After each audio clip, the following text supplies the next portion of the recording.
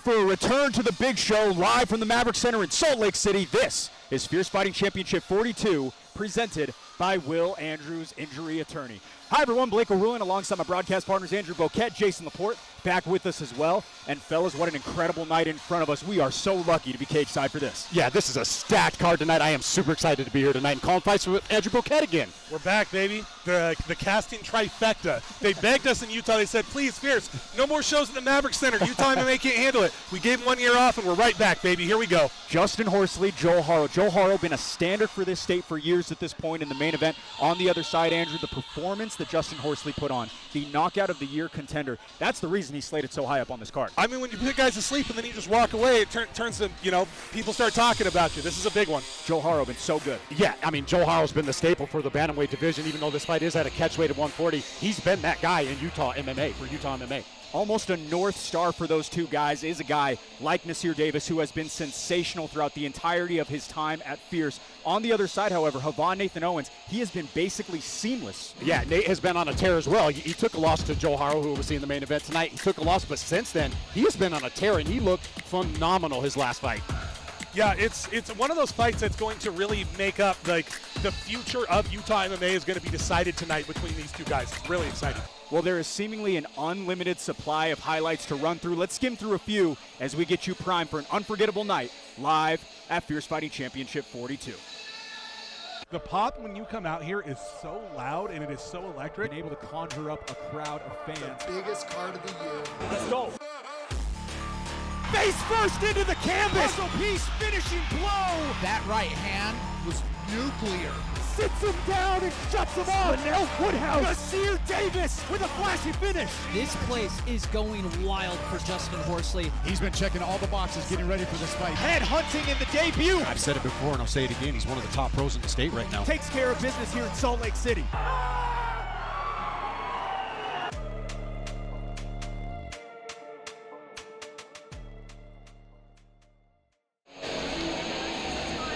Fierce fans, for those of you tuning into the pay-per-view, and for those of you in attendance here at the Maverick Center, welcome to Fierce Fighting Championship.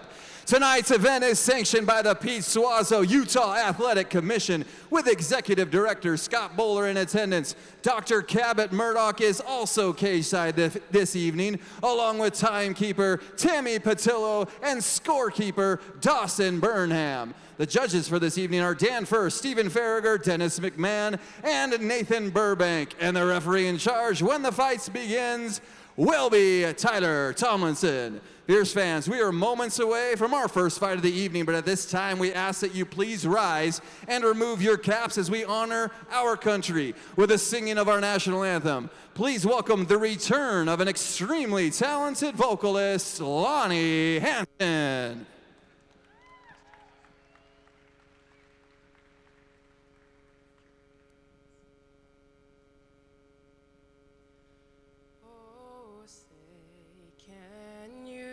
See by the dawn's early light what so proudly we hailed at the twilight's last gleaming,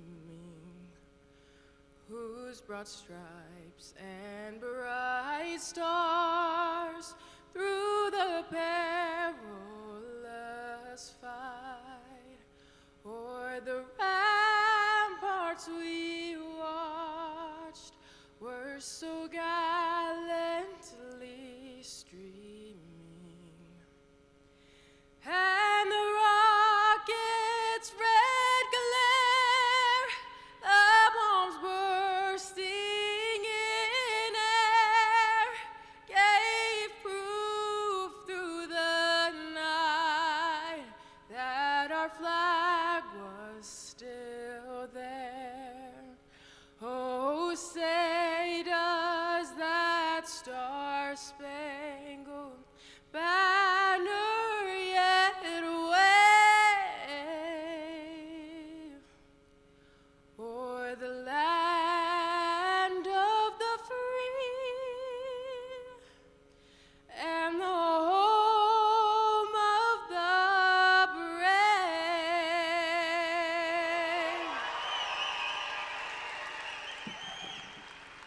Make some noise one more time for Lonnie Hansen. Fierce fans, we have now arrived to what you all came here to see. 28 mixed martial artists, 14 total fights, including 2 title fights for 1 Fierce Fighting Championship evening. So Fierce fans, let the fighters in the back know that you are here. Put your hands together and make some noise! Our first fight of the evening is brought to you by FightCon. Join the Combat Sports Expo October 3rd and 4th with tickets available at fightconexpo.com. Fierce fans, make some noise and welcome our very first 2 fighters, Brock Adams and then Aspen Kobayashi, to the cage.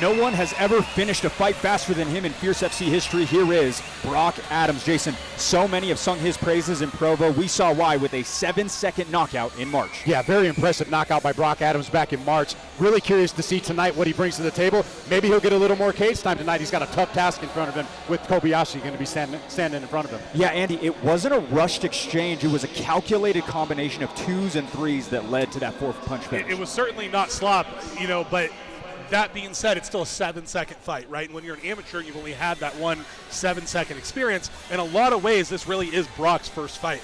We'll see if he can get it done in the same fashion, though. Brock Adams grew up on the court and the field at Duchesne High School. It was a longing for competition that got him in the doors of Agema in the first place.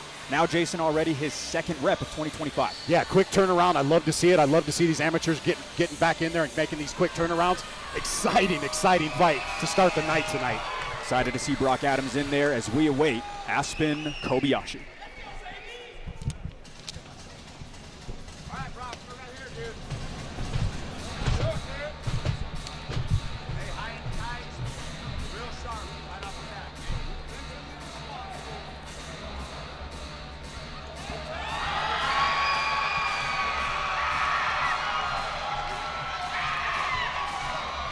Trying to keep the record unscathed is Aspen Kobayashi. Andrew, he's got a lot of promising attributes. Anxious to see his upgrades from the last 9 months. Yeah, this is an exciting fight. You have 2 young guys, both of them are 1-0, and I've heard a lot of really good things about Aspen from, of course, promoter Zach Partridge over at One Hit. He says the kid's awesome, says he's a natural athlete, super strong, super powerful, so this should be a good fight. Jason, highly impressed with his ability to audible in real time to turn a striking battle into a wrestling match to get that first win just a couple of months ago.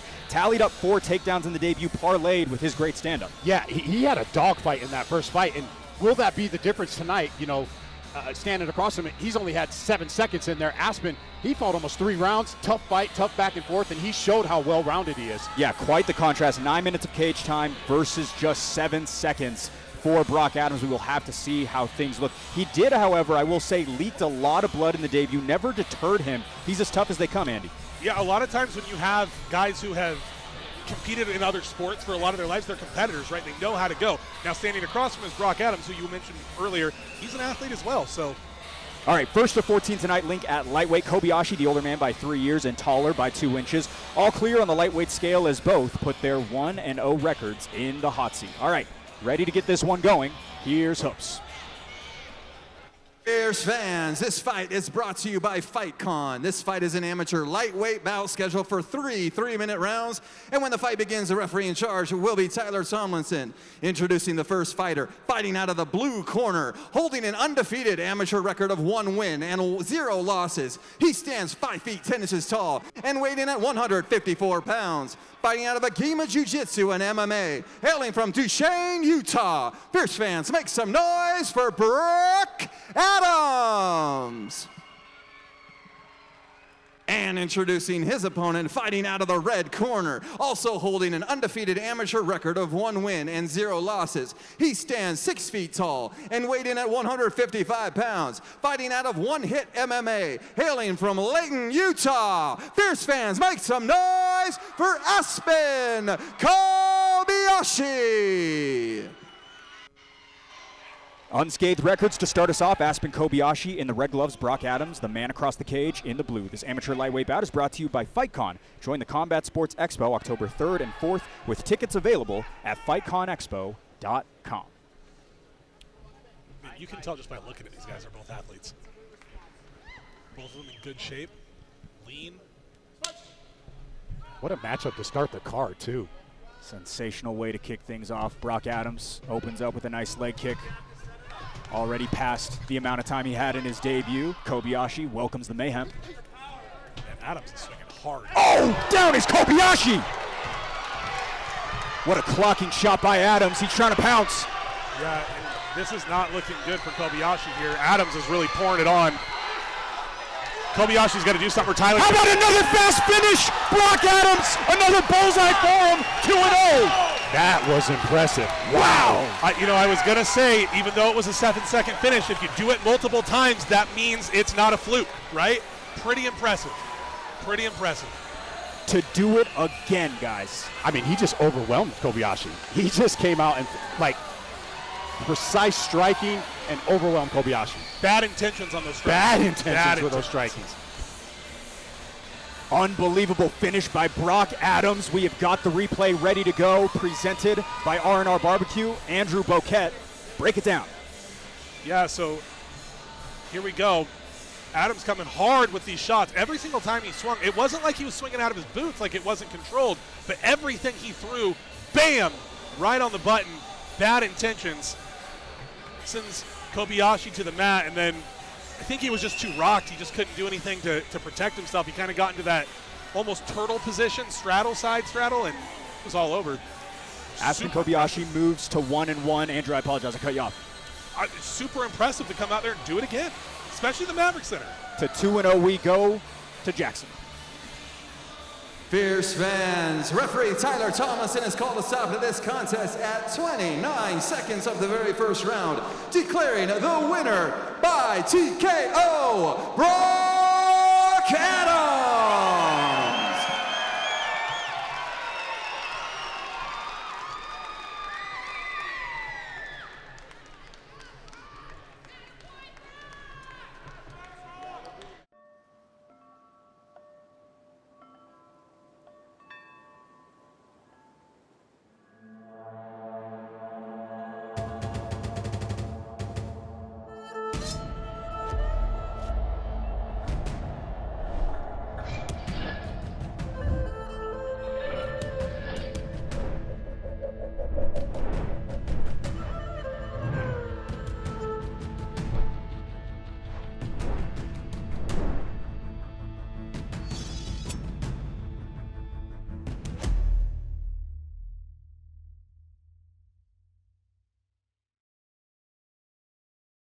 Live from Garden City in Bear Lake, Utah, this is Fierce Challenger Series. Walker Pelto couldn't look better. Adam Easley. Future plans for you? I'm gonna go back to MMA for sure. More fights. Alan Aragon finishes this one on the feet. Pinpoints the perfect shot and pops off. Beautiful striking. How can you not love a kid like that? This is what it's all about. Holy cow.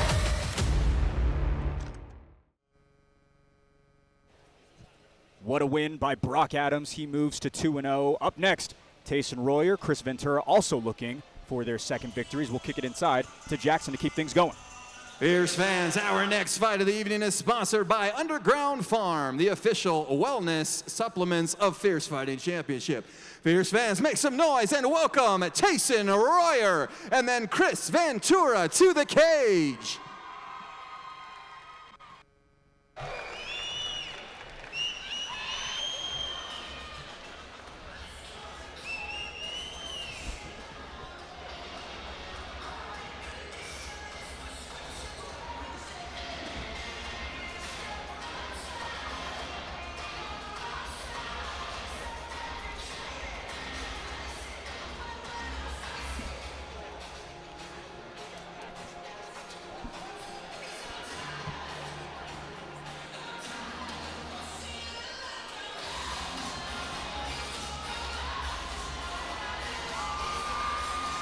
All right, making his Maverick Center debut is Tyson Royer. Andrew, we have called all of his fights over the past 11 months, and despite a pair of losses, his passion for MMA is what fuels him. Okay, I love watching this kid fight. He brings it. Jason's nodding his head at me because he does too. It doesn't just matter who you fight and if you win or lose. It matters who you fight, right? The guys that he have fought, I believe, are collectively 7-0 since fighting him now. 6-1. Okay, so pretty damn good record, right? It's not like he's losing to chumps. He's losing to guys who are also very good. And at amateur, you can't think too much into that. The most important thing is that the kid is staying active and he's obviously not dissuaded. Yeah, and Jason, on that, his fourth walk in just under a year, made his debut in September of 2024 with a beautiful first-round knockout over Ben Evans. Since then, hasn't been able to get his hand raised, but again, like Andy said, has been putting together some incredible performances against tough guys. Yeah, he took the words right out of my mouth. I love to watch the kid fight. He always brings it. He's tough as nails. There's zero quit in this kid. Really excited to see him fighting again. Tyson Royer didn't get the chance to garner up much offense in February, but claims he has learned a lot of lessons from that loss. Looking forward to showcasing it here tonight. Tyson Royer alongside Chris Ventura, his first time at the big show. I go tick for tack, I go blip for get. You a fat ass rat, you go chip for chat.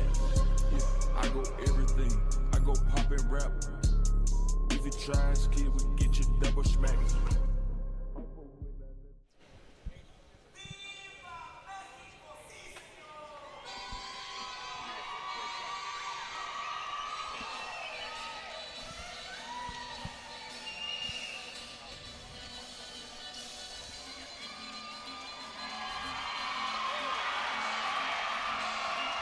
All right, looking to secure a second straight is Chris Ventura. Jason, he has been so impressive as an amateur and looked better than ever when he got win number 1 in March. Yeah, he looked phenomenal. He trains out of a good gym, Rise Boxing out of Park City. Very well-rounded, great striking. This is a phenomenal matchup as well, man. 2 fights, 2 bangers to start the night. Chris Ventura, lowest number he has ever hit the scale last night at 144, cutting down to featherweight. He had previous walks at welterweight and lightweight. And Andrew, more than anything, you just said it was one of the easiest weight cuts for him. All he had to do was drop the sweets before bed. Yeah, you know, when guys start taking their career a little bit more seriously, you get better results.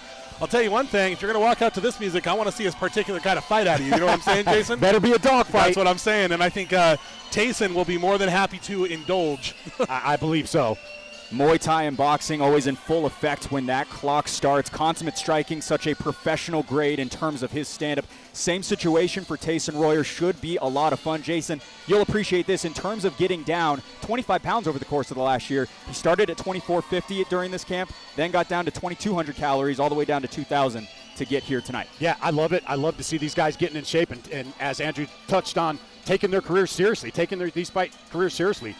All right, side by side we go. Ventura, he is the senior, 24, also a couple of inches taller, is the Park City fighter. Both slide in under the featherweight confines as each end of the cage looks to secure their second victory. All right, mic in hand, we go to hoops. Fierce fans, this fight is sponsored by Underground Farm. This fight is an amateur featherweight bout scheduled for 3 3-minute rounds, and when the fight begins, the referee in charge will be Tyler Tomlinson. Introducing the first fighter, fighting out of the blue corner, holding an amateur record of 1 win and 2 losses. He stands 5 feet 8 inches tall and weighed in at 145 1/2 pounds. Fighting out of TDF, hailing from Preston, Idaho. Fierce fans, make some noise for Tyson, the Phantom Royer. And introducing his opponent, fighting out of the red corner, holding an amateur record of 1 win, 1 loss, and 1 no contest. He stands 5 feet 10 inches tall and weighed in at 144 pounds. Fighting out of Rise Boxing, Classic Fight Team, and the Gima Jiu-Jitsu and MMA. Hailing from West Valley City, Utah, Fierce fans, make some noise for the Chris, the Chosen One, Ventura!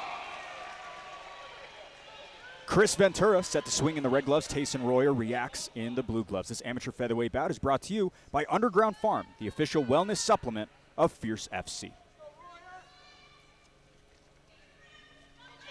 Tyler Tomlinson, third man in the cage tonight. All 14 assignments go to him. He is as busy as they can be. Originally, Dave Sellistead was supposed to be here, but no word as to why he wasn't able to attend. But we will play on here. Ventura, purple trunks, camo for Royer.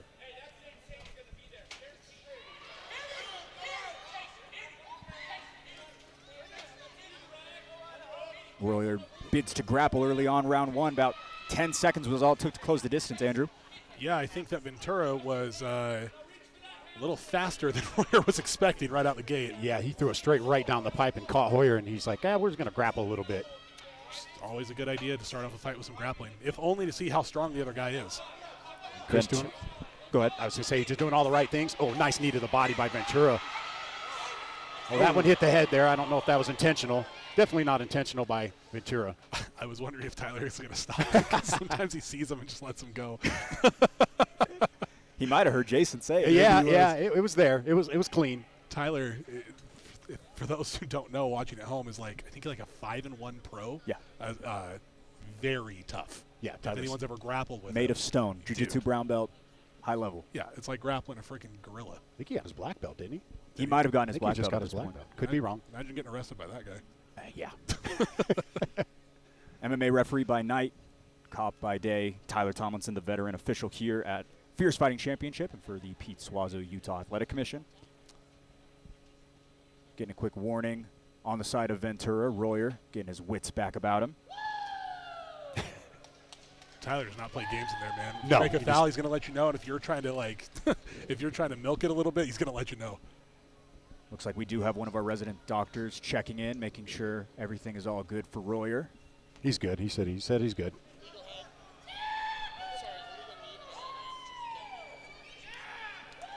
Tyler Tomlinson coming over here, clarifying everything. We are spot on. A legal knee to the head. Setting us straight as well, huh? Yeah, legal knee to the head, guys. We're listening, Tyler. We're listening.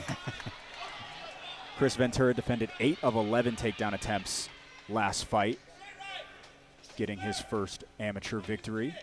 Back to the standing exchange as we go. Tayson's got really good leg kicks, but could get him in trouble here versus Ventura if he's throwing that hard and that fast right down the middle. Ooh. Nice head kick lands. Beautiful question for Royer. Nice dexterity by him as the inside leg kick lands for the Park City fighter. Nice feints from Ventura. Clean striking from Ventura tonight. I think the speed is giving Royer some difficulty there. I was thinking the same thing. A couple of bludgeoning blows puts Royer backed up against the cage. As this fight plays out, I don't think that this style of fight is in Royer's best interest. Now Royer needs to make it ugly. He needs to tie it. Boom. Nice 1-2 by Ventura.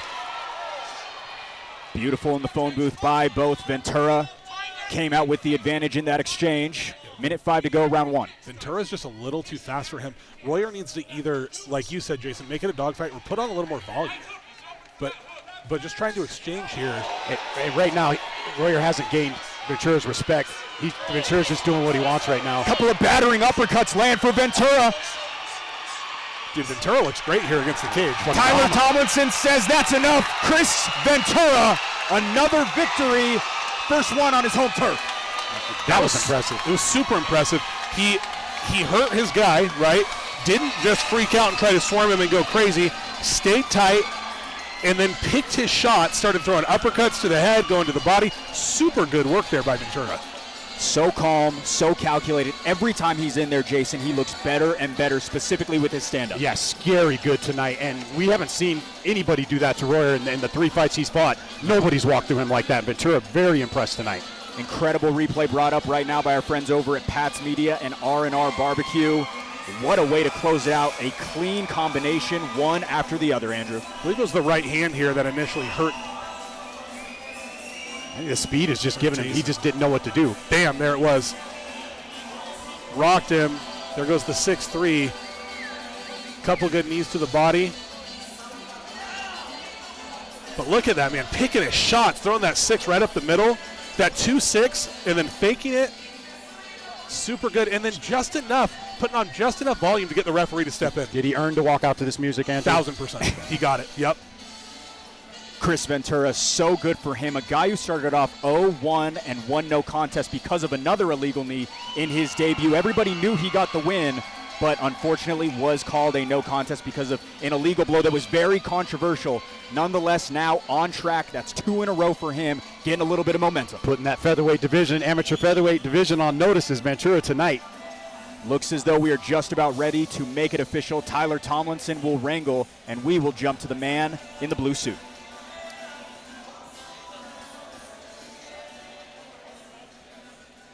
Fierce fans, referee Tyler Thomason has called a stop to this contest at 2 minutes and 12 seconds of the very first round, declaring the winner by TKO, Chris, the Chosen One, Ventura!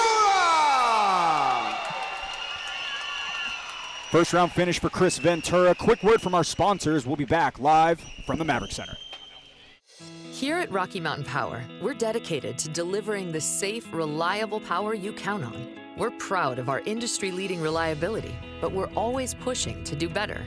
That's why we're out working every day to ensure that everything is operating smoothly and ready for all seasons, from winter weather to summer heat and everything in between. It's all part of honoring our commitment to you and delivering the power you need. See how we make it happen at rockymountainpower.net/reliability. Come on, check this out.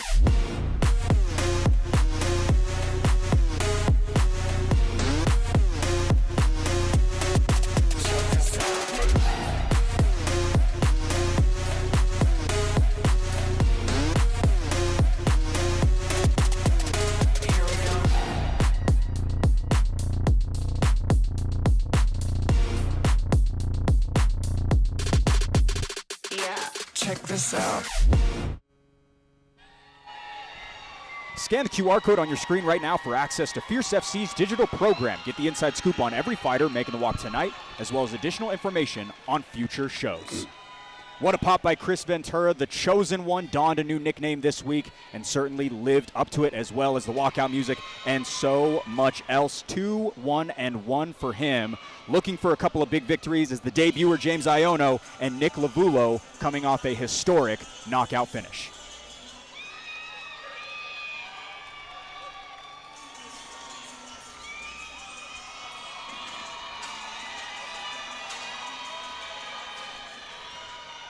Fans, our next fight of the evening is brought to you by Pat's Media Productions, the official pay-per-view and media partner of Fierce Fighting Championship. Fierce fans, make some noise and welcome Nick Lavulo and then James Iono to the cage.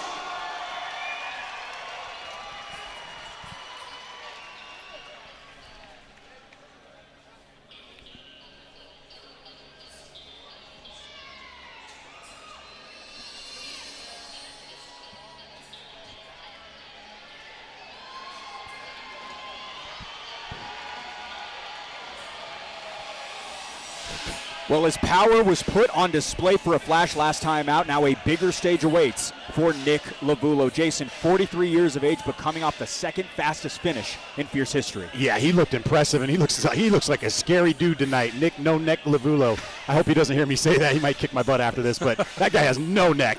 Yeah, Andrew, he said his last bout in September 2024 was a matter of redemption for him. Now an opportunity to continue to shock the Utah fandom. Feels there's a fire that's been placed in his heart to fight in his 40s. So far, so good. Yeah, it certainly is. His first loss in his first fight came over a decade ago. Kenneth Breck, who's May a of 2020. training partner of mine. Kenneth Breck, a lot of people won't know that name. I think at one point was like 9-0 as an amateur. I mean, he was beating up everybody. So Nick losing to a guy like that, again, it doesn't really matter, right? Again, it was over 10 years ago, I think. So, yeah, Nick's been on a tear since then. Funny story about Nick Lavulo, actually. I didn't know this. I was looking through some of my old pictures on Facebook. Nick and I got into an argument. I was fighting one of his teammates, and Joe Rodriguez, who later went on to fight in Bellator. Nick commented on the picture and said, this guy's going to kill Andrew, and him and I started going back and forth. Nick Lavulo out of Absolute MMA in West Jordan, Utah, training jiu-jitsu for the past 5 years consistently, but a lot more in terms of martial arts activity prior to that. Just turned 43 a couple of weeks ago, but still has profuse power at 205. He's got profuse power, as we saw in his last fight. He's going to be bringing it tonight. That guy's a freight train, and I love to see him doing it for the over 40 guys. 1 minute and 36 seconds of total cage time in his 2 fights combined. Might have another flashy finish on deck as Nick Lavulo faces opposite the debuting James Iono.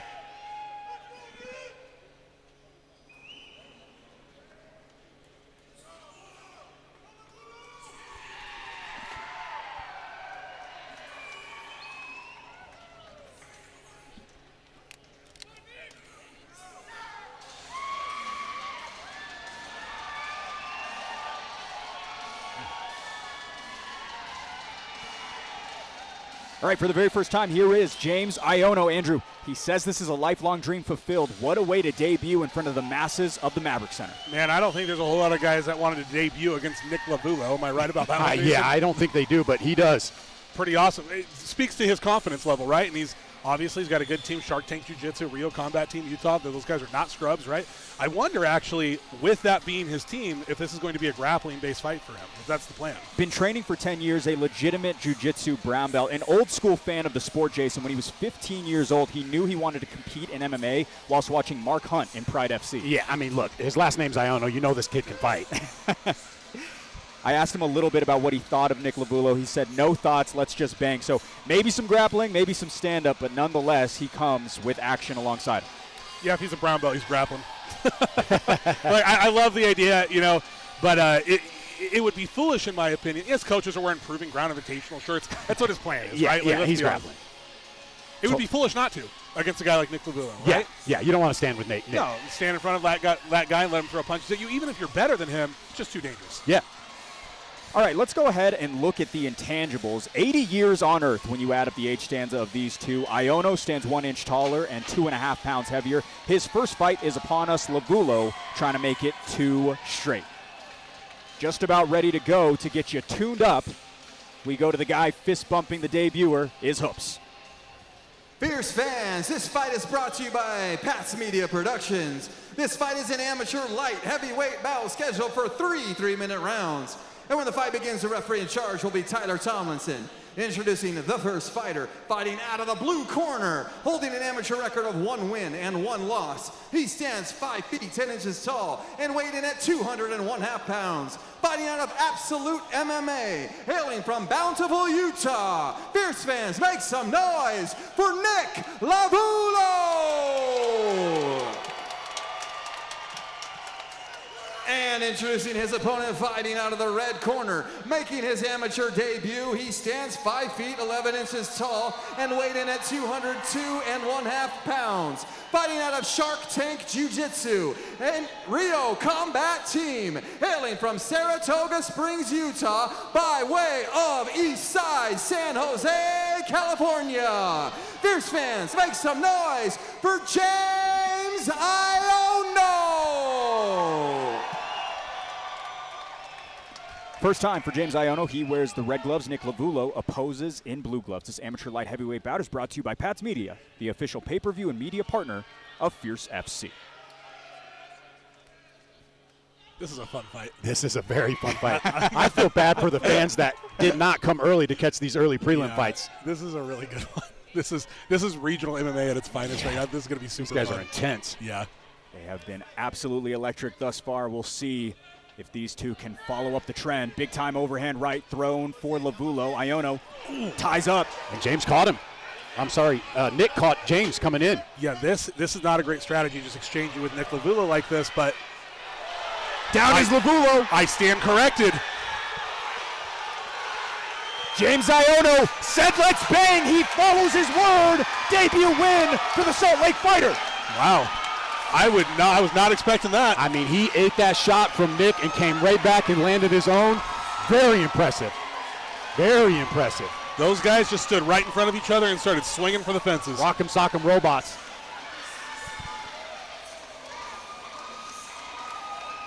Intense. You hear the war whistles in the crowd from the Polynesians. Oh, he's got quite the crowd here too. Got the finish right here, Jason. Go ahead and break it down for us a little bit, Andrew. I'd love your input as well. Yeah, so Nick catches him and then gets caught, gets pushed up against the cage. And I didn't see what he caught him with up against there, but he caught him with something. Well, it was either an overhand right or an overhand left. It might have been an uppercut. It might have been an uppercut. Maybe if we go back again. We'll see if we can identify it. Yeah, it might have been an uppercut. By the way he dropped, just a short uppercut on the inside. You know, James' coaches came into the cage. Looked like they were holding their breaths. It's exciting, but from the coach's perspective, it's not what you want to see, right? Okay, here we go. James leaning forward, uppercut, right overhand right. I think there was two punches. I think it was kind of a delayed knockdown, it almost seemed like. All right, let's go ahead and make it official with hoops. Fierce fans, referee Tyler Tomlinson has called a stop to this contest at 26 seconds of the very first round, declaring the winner by TKO, James Iono! James Iono, a debut victory. Fierce Fighting Championship 42 continues on the other side of these messages. Hi, I'm Jason Laporte, Fierce Fighting Championship commentator and General Sales Manager at Performance Honda in Bountiful. We are the fastest growing Honda dealership in the state, and we have one of the largest certified pre-owned inventories in the state of Utah. Our service department has master technicians with over 100 years experience collectively. Bienvenidos a Performance Honda Bountiful, donde los atendemos en español y les ponemos una sonrisa todos los días. Visit us at 2215 South 500 West or performancehondabountiful.com.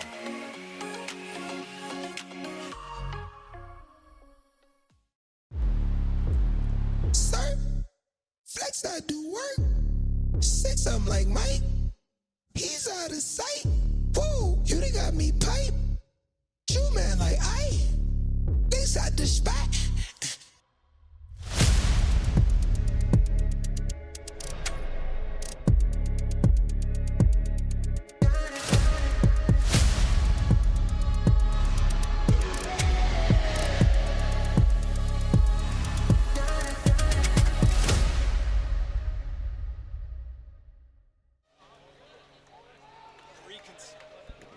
Three consecutive first-round finishes to Brock Adams, Chris Ventura, James Iono III. As we move forward to bantamweight, Nico Braswell, Brayton Jorgensen, the next two to make the walk. Fierce fans, our next fight of the evening is sponsored by Cage Punch, the official cleaning solution of Fierce Fighting Championship. Fierce fans, make some noise and welcome Brayton Jorgensen and then Nico Braswell to the cage.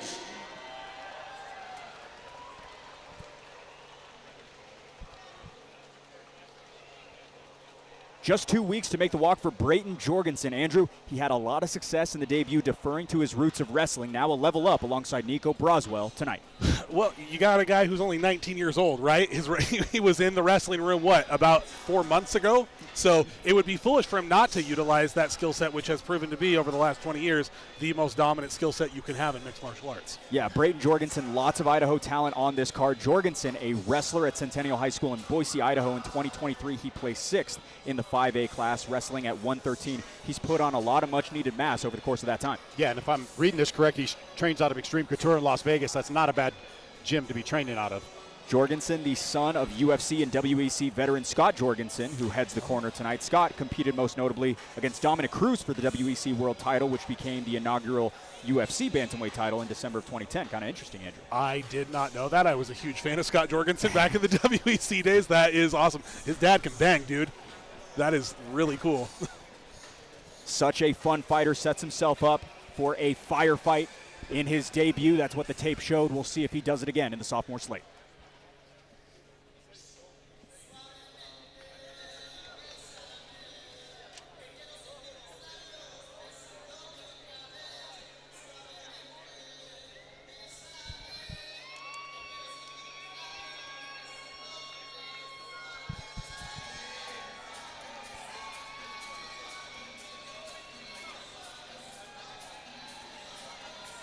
All right, back to the drawing board at bantamweight. Here is Nico Braswell. Jason, he's coming off a title loss, but not without a perfect pair of performances prior to it. Yeah, you look phenomenal up until that title fight. Look, you took a loss. This is what the amateurs are about. Let's regroup. Let's work on what we failed at in that title fight, and let's see if we can make some changes in this fight. Yeah, and Andrew, the lowest he has ever been on the scale at 135. He's attempted to compete at bantamweight before, but last-minute replacements have forced him to move up in weight in the past. 75% of Braswell's opponents have stepped in on short notice to fight him. Brayton Jorgensen, again, inked this matchup just 2 weeks ago in replacement of Zach Streitzer. Yeah, and that's hard, and it can be really frustrating, right? Because you're preparing for certain guys, and guys are constantly falling out and coming back. And it's one of the things, honestly, you just have to deal with in the sport in general. But it can be really frustrating. Sometimes that frustration carries over into really good performances, though. Yeah, we're going to find out here in a couple minutes. Nico Braswell, 1-0 in the Maverick Center, made his debut here in February of last year, Jason, in one of the top debuting performances of all 2024. Oh, he came in here like a fireball, just coming in here and taking over the Maverick Center. I'm really curious to see how he's going to represent tonight and what changes he's made. All right, here's some of the numbers on paper, powered by Will Andrews, injury attorney. Nearing the late 20s for Braswell, late teens for the Las Vegas fighter. The height advantage sits in Jorgensen's box as they are stalemated on the scale with a 2-1 record for Nico, 1-0 for Brayton Jorgensen. All right, to get it off the ground, we go to Hoops. Fierce fans, this next fight is sponsored by Cage Punch. This fight is an amateur bantamweight bout scheduled for 3-minute rounds, and when the fight begins, the referee in charge will be Tyler Tomlinson. Introducing the first fighter, fighting out of the blue corner, holding an undefeated amateur record of 1 win and 0 losses. He stands 5 feet 8 inches tall and weighed in at 134 1/2 pounds. Fighting out of Extreme Couture, hailing from Boise, Idaho. Fierce fans, make some noise for Brayton Jorgensen. And introducing his opponent, fighting out of the red corner, holding an amateur record of 2 wins and 1 loss. He stands 5 feet 4 inches tall and weighed in at 134 1/2 pounds. Fighting out of Agima, Jiu-Jitsu, and MMA, hailing from Provo, Utah, by way of Chandler, Arizona. Fierce fans, make some noise for Nico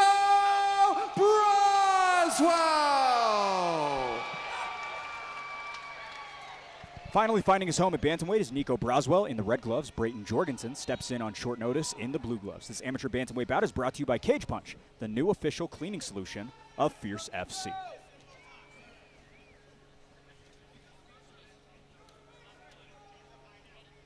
Forecasting a quick start in this one. Both fighters in the white trunks. Jorgensen gets straight to the center. A lot of pressure on you when you're Scott Jorgensen's son.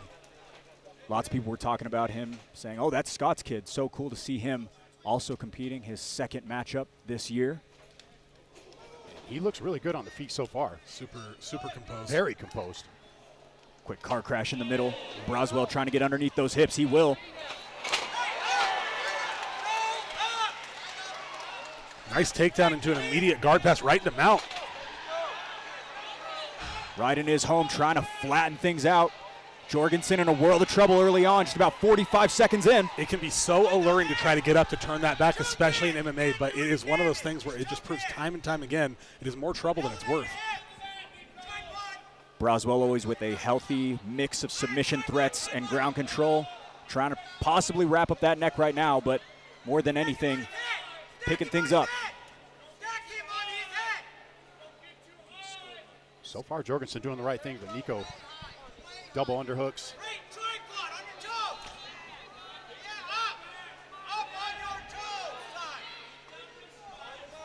Braswell does have a rear naked choke victory. It was his last win in January of 2025. Jorgensen's corner is calling for him to stack Braswell up to see if he can get him to fall off of the top. It's hard when Braswell looked like he was grapevining his feet there for a second, making it hard.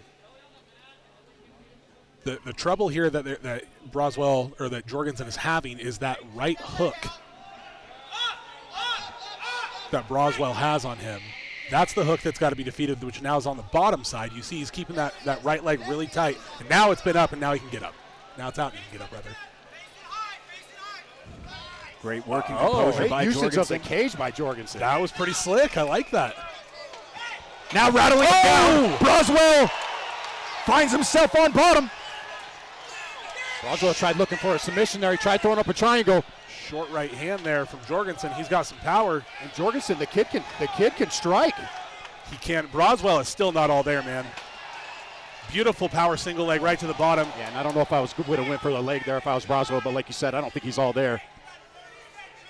Very impressed with the 19-year-old Jorgensen so far tonight. We saw mostly grappling in the debut, but he did have crisp striking in the small windows in which we saw him standing up. We saw it right there, cracking Broswell to the bottom and really shifting the tides late round 1. And that really wasn't a big shot. It really wasn't. It was just right on the butt. Yeah, sort of a short inside right hand and just put his guy right down. Impressive. If I'm Jorgensen, I'm letting him stand back up and striking with him. Broswell trying to wrestle, but some big moments for both as we head to Barstools for the very first time. As we head into round 2. Wow, what a night so far. These fights have been crazy. That was an awesome first round. Broswell did a good job there after being rocked by making sure the fight got to the floor. Whether he was on top or bottom, right? Just don't be standing up to get knocked out. And Scott Jorgensen's like, look at him over there sitting down. He is intense.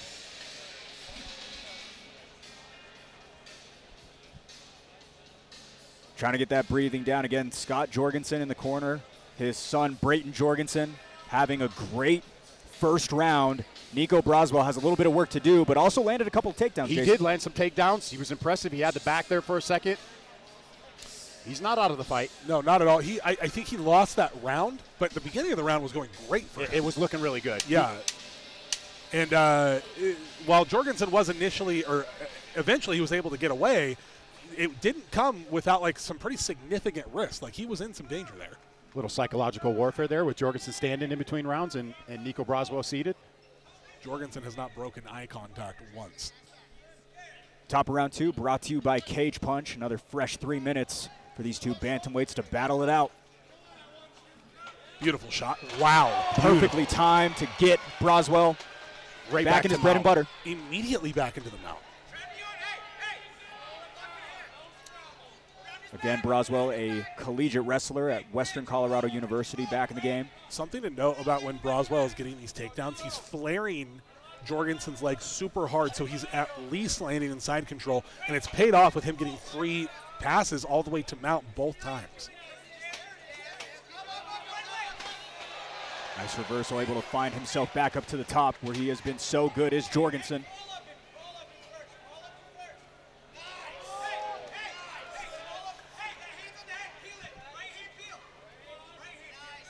An absolute firecracker out of Extreme Couture, Jason. I'm very impressed with the 19-year-old tonight. This kid looks like he's been in here for years. Born February 1st, 2006, Andrew. You trying to age me, Blake? It's always interesting. It's so crazy. Broswell tried to isolate that arm for a second. Jorgensen privy to it.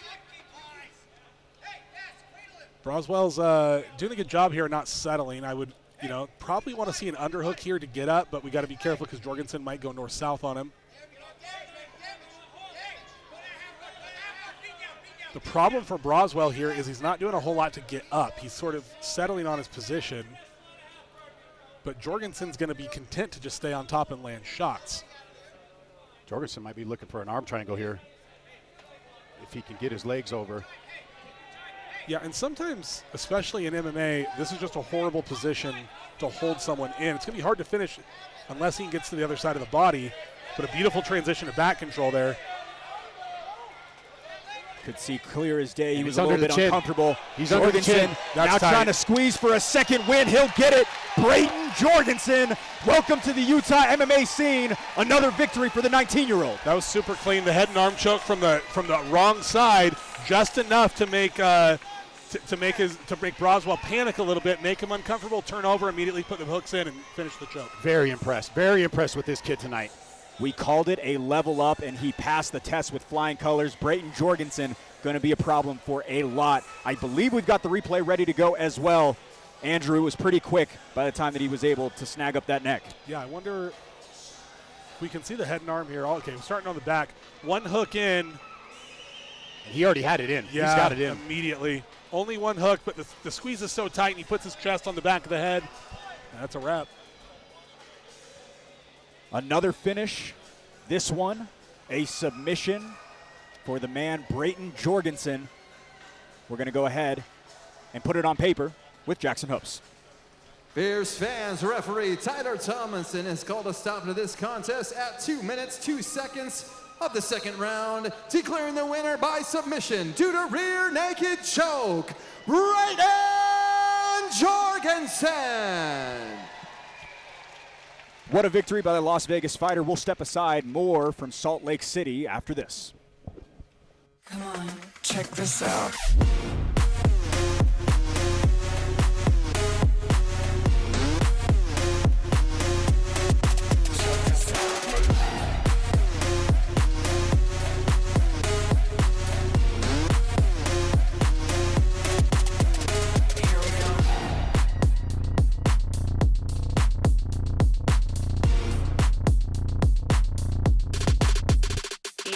Check this out. Hey Fierce fans, Kibble Davis here with Prime Labs. We are now the official lab testing partner for all of Fierce Fighting Championships fighters. We provide a combat trio for all fighters across the Wasatch Front, as well as if you want to get in the best shape like one of your favorite fighters, we provide many comprehensive blood panels. All you have to do is click on the link or text 385-645-7400. Whether you're a fighter or just someone that wants to take charge of their own care and looking to address a lack of sleep, fat gain, or even muscle growth, Prime Labs has different panels for all financial situations. So please shoot us a text at 385-645-7400, scan the QR code, or please go to the website and come check us out.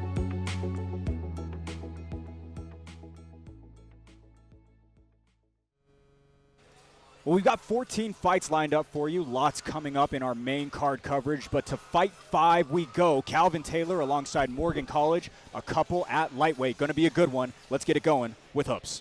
Fans, our next fight of the evening is sponsored by Prime Labs, the official lab partner of Fierce Fighting Championship.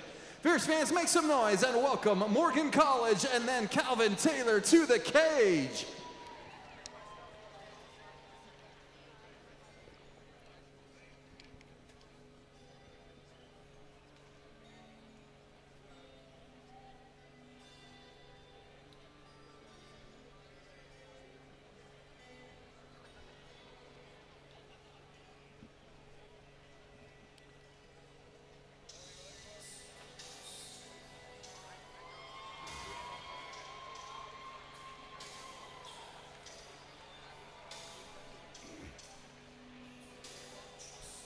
Lots of love from the family coming all over to see Morgan College. Not a lot of guys have reps like him. Jason, limited time to get to his spots in January, but it's always back to action as soon as possible for the St. George fighter. Yeah, one of the most experienced guys we got on the Fierce Fighting Championship roster.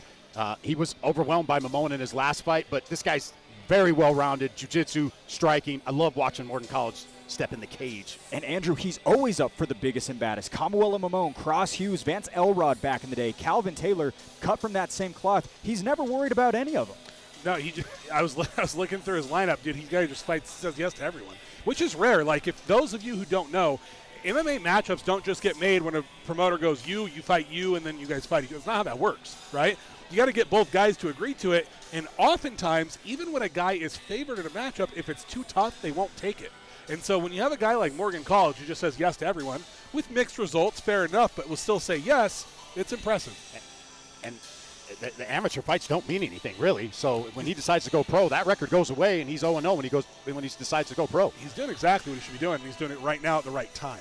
Already the 5th fight for the St. George MMA crew this year. Hannah Silva, his fiance, fighting over in Price, Utah a few weeks ago, securing another submission. College had another walk on the calendar, but fell ill near fight week a few weeks back, but has been so active over the past couple of years. Jason, we remember he had a long layoff, came back to fight Cross Hughes 2 years ago, and since then has really not stopped getting repetitions in. Yeah, he's been getting in. We've got him, it seems like every card he's on there getting these reps in, and you know, let's see what he brings to the cage tonight. He's got a tough task in front of him because Taylor is no joke.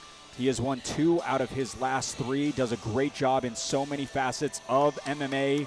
Been at it since 2017. Back once again is Morgan College.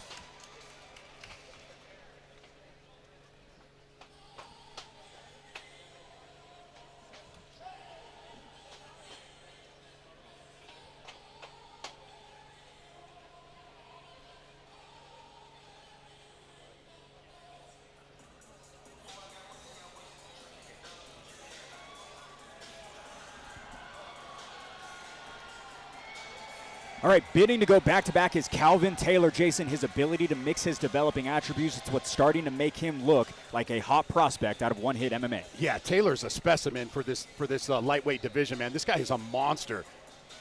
Why does he look so big? He's a monster for this weight class. Dude, he's huge. Look how big he is walking next to Aldo and everybody. Tipped the scales at 156 last night. Starting to see things really come together in his game, Andrew. He ducked under for a perfect 3-for-3 in the takedown column last fight versus Isaiah Randall. Looked so good in that one.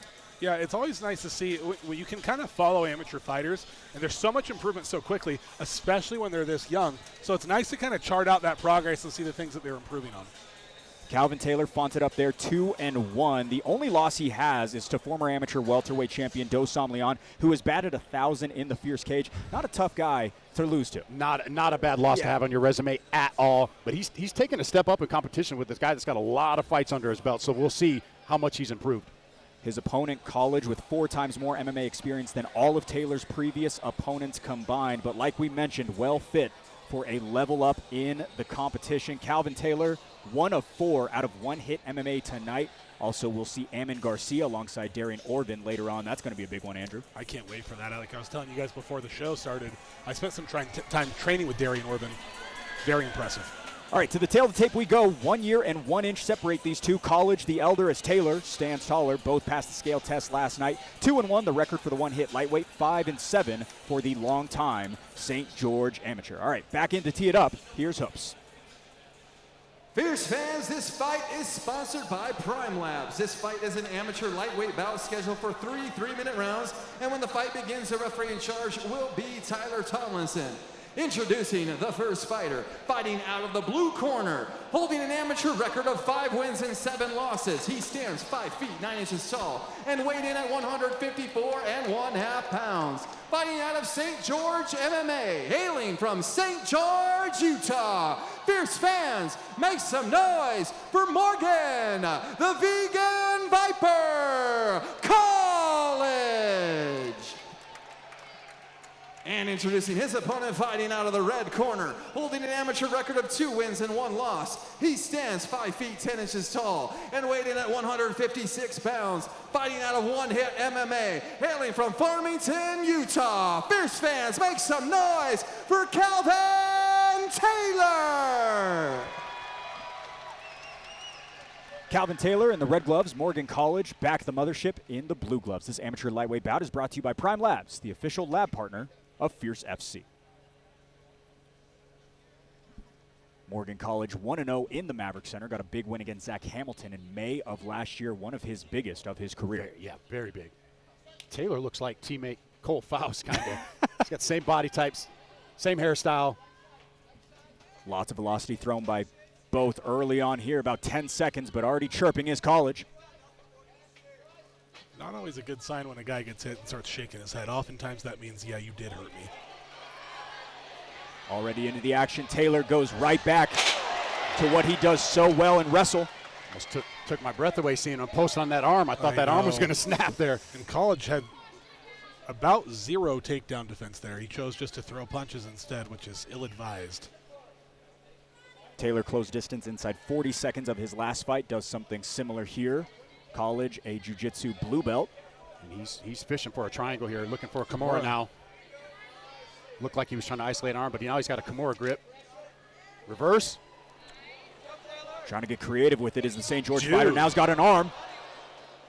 Must be training with his fiance, Hannah Silva, there with those arm bars.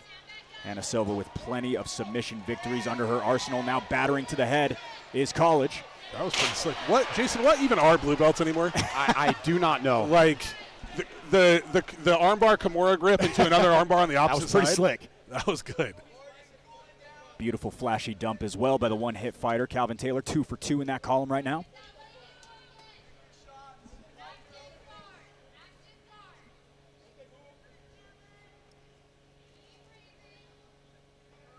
Half guard, always an interesting position in mixed martial arts as well as jiu-jitsu. College works his way back into a full guard, trying to isolate an arm here. Yeah, you can hear Hannah saying, there he goes. And that woke him up. That in and of itself is the problem with jiu-jitsu. Taylor, that's tight. That's tight. And the tap. Trying to put it together, he will. Calvin Taylor, another finish, comes away with win number 3. And what I was going to say was the problem with jiu-jitsu on the bottom, because the repercussions for it not working out is brain damage, right? But beautiful choke, got locked up there. Really quick tap, That was quick. He might have done something to his shoulder. It looks like he hurt his shoulder. Not taking anything away from Taylor because he slapped that choke on with the quickness. What a win for Calvin Taylor. His first ever submission. Looks like he's been pulling him up a lot in the practice room, Jason. Yeah, he's looking like Cole Faustner in there. That kid, that's a big win for him. That's a guy with a lot of experience, and he looked good. He weathered the storm early on, fought through some submission attempts, and yeah, once he got that locked, it was over. Oh, yep. Nice and tight, chasing the legs. Yeah, I don't know, shoulder or not, I think that was about the night for him. What a finish by Calvin Taylor to move to 3-1 against a veteran like Morgan College. And now you got to start wondering, 3 victories, 2 in a row, maybe some title implications might be coming for the amateur lightweight. Yeah, I'd love to see it. I'm here for it. He looked good tonight. Looked good, looked big, looked strong, good wrestling, powerful jiu-jitsu from the top, landing good shots. And capitalized on the opportunity. Yeah, it's awesome. Just about ready to make this one official. We'll wait inside with Hoops. Fierce fans, referee Tyler Tomlinson has called a stop to this contest at 1 minute and 56 seconds of the very first round, declaring the winner by submission due to a Darce choke, Calvin Taylor! Calvin Taylor successful in his Maverick Center debut. Back in 60 seconds after this word from our sponsors.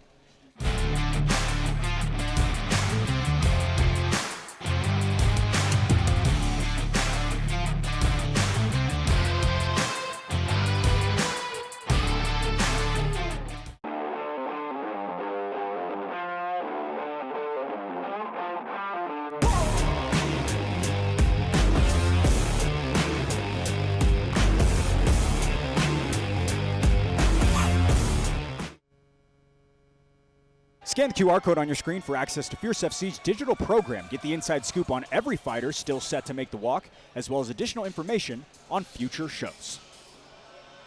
5 fights down on these prelims. That means that 2 left go to titles. Michael Pfeiffer and Linnell Woodhouse will be on in just a little bit, but for now, we shift our focus to the amateur lightweight title between Kenzie Kessel and Nicole Funga.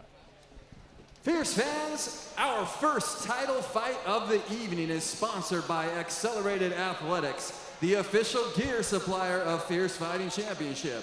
Fierce fans, make some noise and welcome Kenzie Kessel and then Nicole Funga to the cage.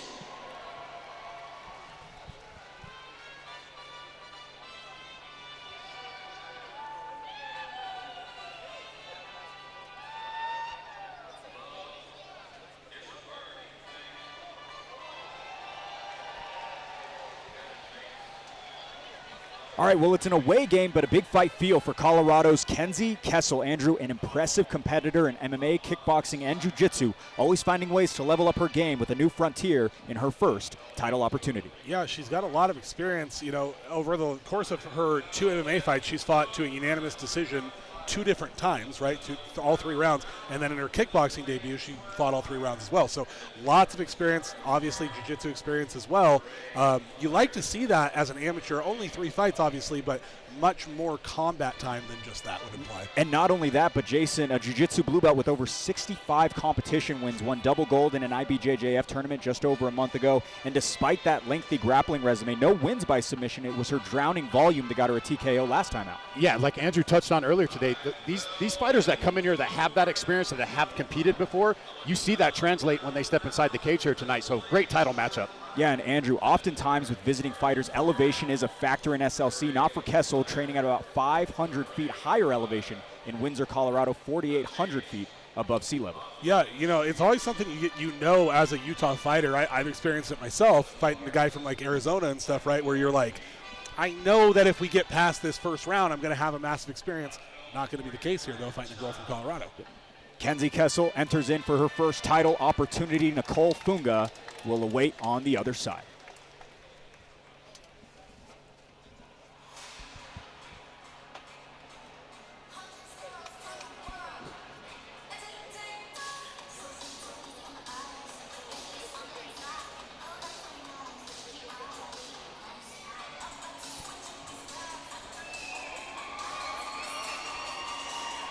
All right, back-to-back wins. Back in a championship bout for Utah's Nicole Funga. Jason, she has been red hot since her return to the cage earlier this year. Stakes heightened as hardware is now on the line for her. Yeah, she's been on a tear. Her striking has looked good. She's got knockout power. She's been looking to finish fights. Really excited to see her fight for a title tonight. Andrew been working closely with UFC welterweight and coach Court McGee on dictating where this fight goes. Going to be important against someone like Kessel. All right, so then I guess she's going to wrestle. No, only joking. Nicole is a much more prolific finisher here than Kenzie, and so that's an interesting thing to point out here is that we may have a stylistic clash here where Kenzie is looking to draw this out maybe into the 4th and 5th round. Nicole might go out there right away and just try to kill her. Third walk of 2025 for her most active calendar year since her debut year in 2022. She went 1-2 in that year. She is right now 2-0, and again on the cusp of a title. Yeah, and she's finishing these fights too. So, like you mentioned, on the cusp of potentially getting the belt wrapped around her waist tonight. Couple of lightweights looking for a title with this tail of the tape. A dozen years divide them. Funga is 1 inch taller. Championship weight was made by the pair last night. A 3-3 record for the local, juxtaposed by 2-1 for the visiting Kenzie Kessel. All right, Mike is hot for this one. Inside, here's Hoops. Fierce fans, this fight is sponsored by Accelerated Athletics, and when the fight begins, the referee in charge will be Tyler Tomlinson. This fight is scheduled for 5 3-minute rounds for the Fierce Fighting Championship Amateur Lightweight title. Introducing the first fighter, fighting out of the blue corner, holding an amateur record of 2 wins and 1 loss. She stands 5 feet 5 inches tall and weighed in at 154 1/2 pounds. Fighting out of Catalyst Jiu-Jitsu, hailing from Windsor, Colorado. Fierce fans, make some noise for Kenzie Kessel. And introducing her opponent, fighting out of the red corner, holding an amateur record of 3 wins and 3 losses. She stands 5 feet 6 inches tall and weighed in at 155 pounds. Fighting out of Agima Jiu-Jitsu and MMA, hailing from Alamo, Nevada. Fierce fans, make some noise for Nicole Funga. Title fight digs for Nicole Funga, sporting the red gloves. A new face to Fierce, and Kenzie Kessel responds in the...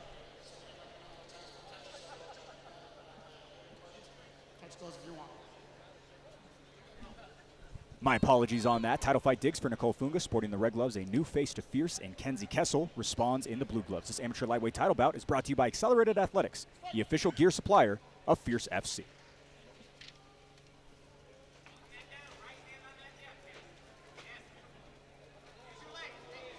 Nice jab from Funga. And there's the takedown. Good wizard defense by Funga there. Trying to close this one out quick. Nicole Funga rolling downhill early. She's landing some decent shots, but I don't know if this is going to be enough to finish it. She needs to calm down here a little bit. We got a 5-round fight. There certainly seems to be the striking advantage on Funga's side, though. She's already got her busted up. A little bit of blood leaking from the beak already for Kessel. Funga been so active early on. Typically, Kessel is the one who is the aggressor early on in rounds.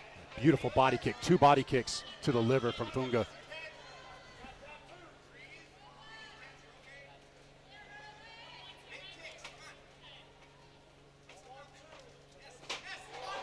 Quick trip by Funga. Kessel closes in distance. Good urgency by Nicole to get right back up to her feet and immediately start striking again. Absolutely, because you could tell right away Kenzie looked to get in there. That was her opportunity. I will say, Kenzie seems completely unfazed, even though she kind of got busted up right at the beginning of the fight. Like you mentioned earlier, been to decision 67% of the time in her career. Yeah, she's staying calm. She's weathering the storm. And in those fights, that's enough time to get hit, to get hurt, to be like, I'm fine. She can't keep eating these punches from Nicole, though. No, you're absolutely right about that. Nice knee up the middle lands as well. Kessel bids to grapple. Nice knees to the body. 2-3 knees to the body, and a nice right hand by Funga. I was going to say, it's actually a really good entry on single leg by Kenzie, but Funga was having none of it. I don't know how Kenzie is eating these shots from Funga. She's landed about 5 overhands. That one stumbled her. She may be hurt here.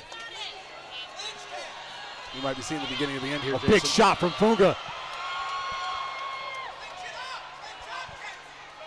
Tyler Tomlinson giving a stern warning, but Kessel able to weather the storm for now. Kenzie is still trying to. Did you see her go for that Kimura? She's still looking for opportunities to win the fight. She which is is tough because Nicole just threw everything but the kitchen sink to her, and it has not phased her at all. And see, this is the problem when you do something like this, and Fuga looks fine. She doesn't look exhausted, but doing that enough times will cause you to will.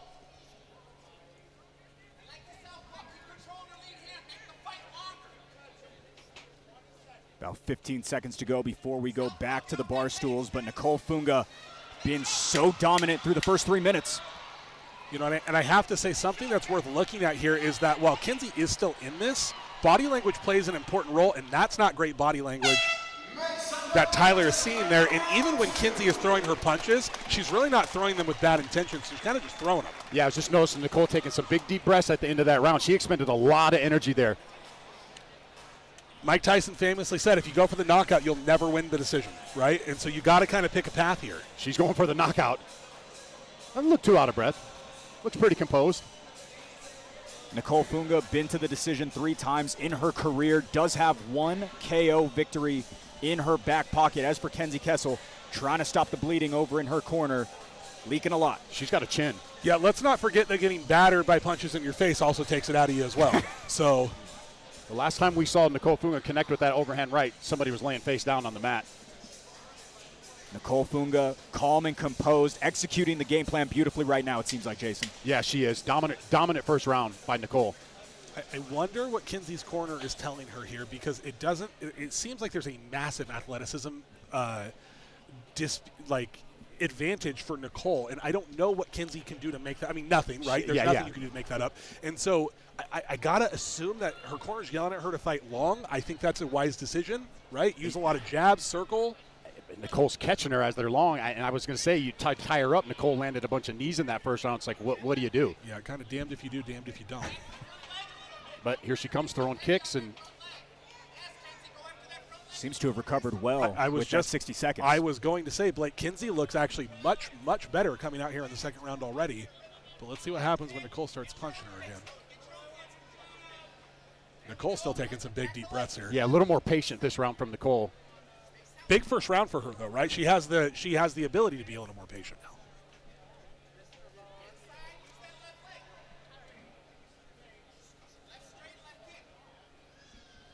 Some nice distance management between the two. Kenzie Kessel, names up high once again. If you notice now, Kenzie's the one moving forward this round. And this is the pace of the fight that Kenzie needs. And Nicole's kind of letting her dictate now. Nice uppercut lands, but returned quickly by the Colorado fighter. That was pretty slick.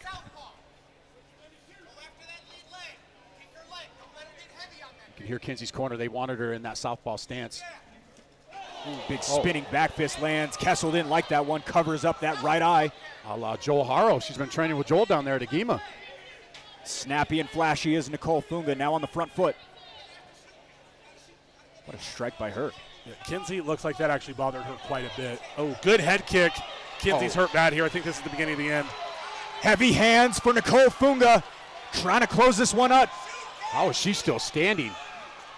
Well, she's not now. Now, Nicole's got to be careful because Kenzie's dangerous on the ground. How is she taking these shots? Because she was out on her feet essentially. Looked just about finished up. You probably can make an argument that fight could have been stopped there. Yeah, a couple of times. With the way she turned to the fence like that, normally that fight gets stopped. I love the way Tyler referees fights, though. Just let him go. Let him fight. But to Kessel's defense, she fought back and was throwing punches back. She's still there for sure. Nicole looks like she's looking to maybe wrap up a Darce choke here.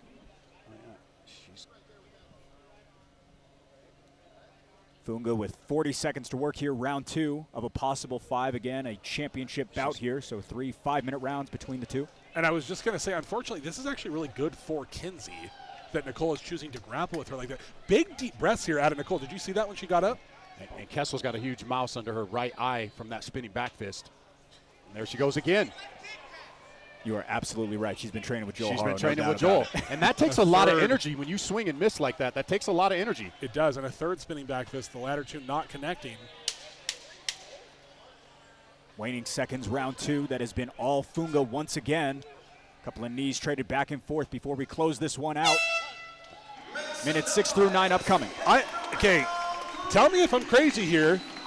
I'm kind of liking Kinsey's chances as we're getting here into the later rounds. Are we 5 or 3 rounds? 5 rounds. 5 rounds. We're going yeah. into 3. Am I nuts? I mean, she's not going away. She is not going away. Yeah, I mean, Kinsey Kossel tougher than a $3 steak, Jason. Nicole has landed everything. She's had her rocked. She's had her pretty much out. And I will tell you from experience, when you are landing shots on like that, and she hit her with some good stuff, and the person doesn't go away, it can really defeat you mentally. Over in the corner of her deep breath, but I think she seems composed. Ajima fighters don't typically show up out of shape, right? No. So not with Court McGee in your corner. Oh, the fight's over. Apparently I am crazy, boys. I think her right eye. Tyler Tomlinson calls this one off. Kenzie Kessel's corner retires, and with that, Nicole Funga is your new amateur lightweight champion. What a victory by her. She looked good, Andrew. She did, and I like the decision by Kinsey's corner here.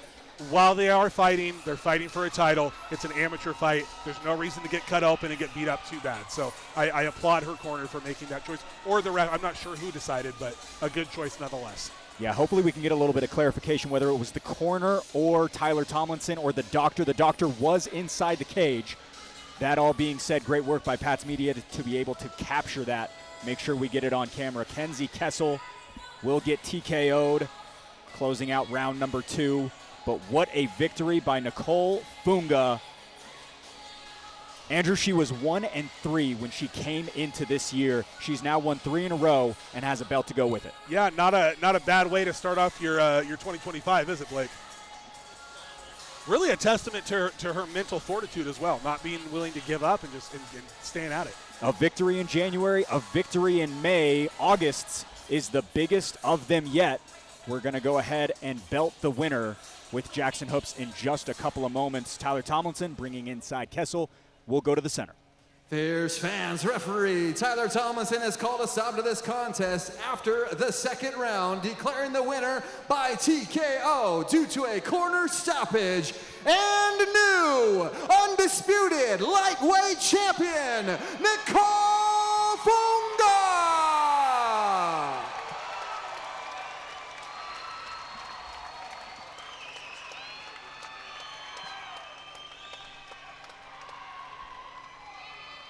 How you doing, Nicole? Great, exhausted. That was a phenomenal performance. You came out to finish the fight tonight. Was that your intentions, was to come out and finish her tonight? Yes, sir. I didn't want to go all 5 rounds. We don't have time for that. No, you made quick work of tonight. Did you think it was done when she went back to the corner? No, I didn't know. She's really tough. She was taking those hits. Even though she was eating them, her coaches were yelling at her to come back at me, and she was defending. So, yeah, no, I didn't expect it to be done. Yeah, we talked about it on the broadcast. She just kept coming forward no matter what you threw at her. You get the finish. You're the champ now, 3 in a row. Where do you go from here? I'm going to take a little bit of a break and spend some time with my family. My husband has been an amazing support. So just a little break, nothing too crazy. But we'll be back, hopefully to defend the title, maybe come after another. Well, congratulations on a phenomenal performance. Ladies and gentlemen, give it up for your winner and new lightweight champ, Nicole Funga.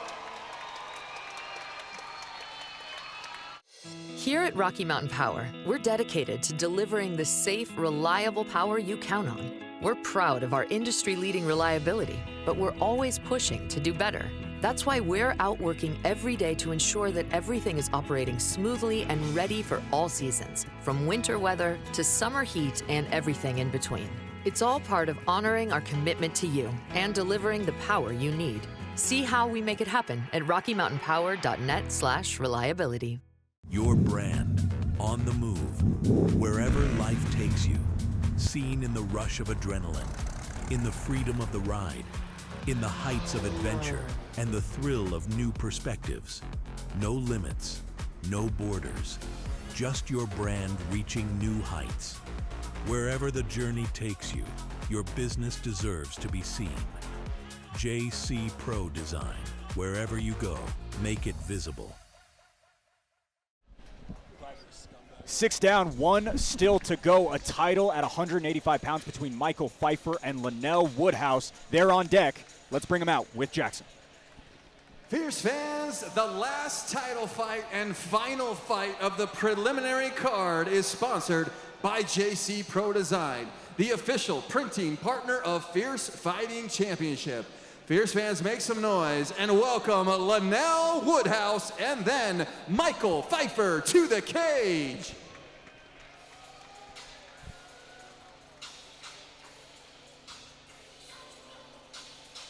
I'll have to see how that turned out.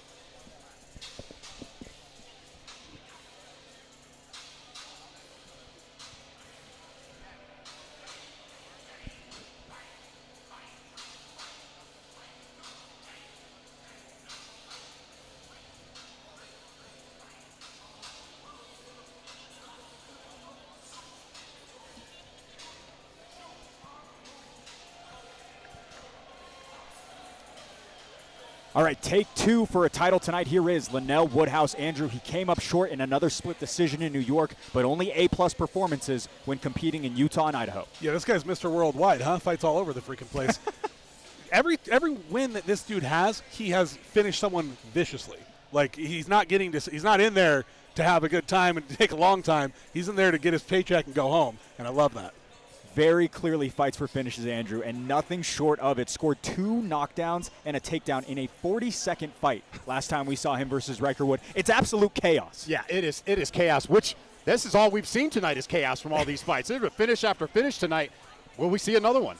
He's for sure got a willing partner in Michael Pfeiffer tonight, That's what I was going to say. Well, and Andrew, this stat does tell a little bit of a story for Linnell Woodhouse. All of his wins are in the first round. All of his losses are by split decision. So even though maybe it is a gas tank situation, they're still close fights because he is so dominating in that first couple of minutes. Yeah, what that means to me is that even if you beat him, you're going to have to go through hell to get there, and so it's not fun. It's kind of one of those interesting things where you tell your kids, right, or your students, if you're a martial arts instructor, you know, if you had a bully, sometimes you just got to fight, and it's only just to let them know that you will fight. If you're fighting Linnell Woodhouse, you're fighting, right? You're fighting. And like we were talking about earlier, sometimes guys won't want to fight you if that's the kind of fighter you are. Michael Pfeiffer, not on that list. He is not on that list. He said he was disappointed in his performance back in May versus Nicholas Sabato. Promised there would be improvements to becoming sharper and smarter.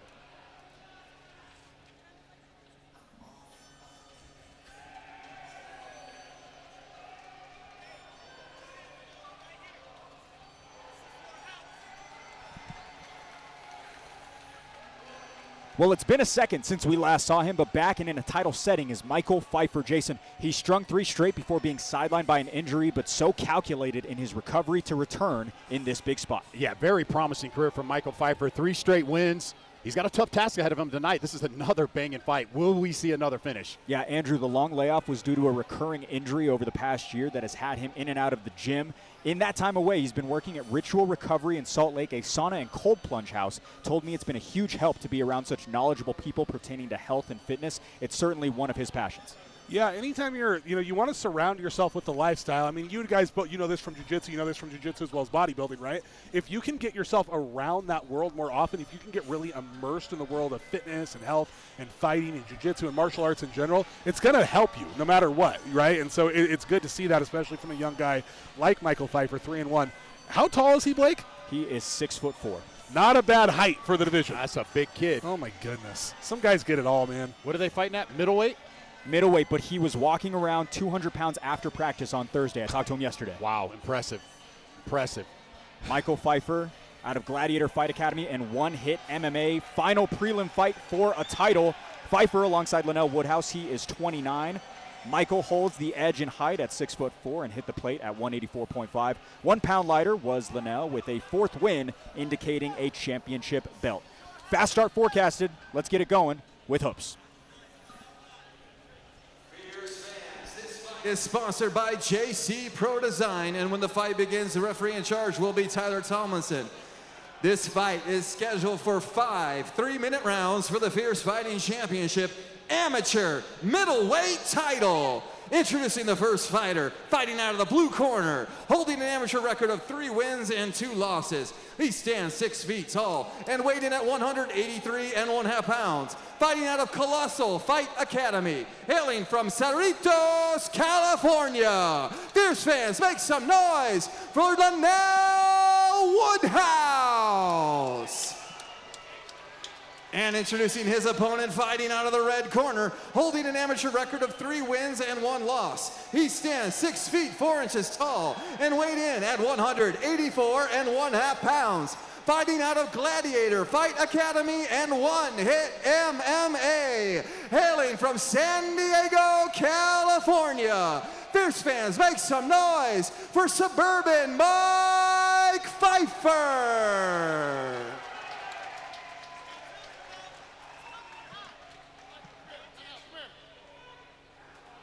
All right, guys, amateur fight, amateur championship. Listen, obey my commands at all times. Protect yourself at all times. Do not hit the back of the head. Do you guys have questions? Touch gloves if you want, back up. Back after over a year away is Michael Pfeiffer, strapped in the red gloves. Linnell Woodhouse battling for a belt in the blue. This amateur middleweight title bout is brought to you by JC Pro Design, the official printing partner of Fierce FC. I like the no glove touch. Pfeiffer's like the choose your fighter in the video game. He's just bouncing around. So much intensity out of both of these guys yesterday at weigh-ins. We're going to start things off quite quickly. Linnell Woodhouse goes to the body. Good work here early by Woodhouse. This is exactly what he needs to do against a guy who's 4 inches taller than him.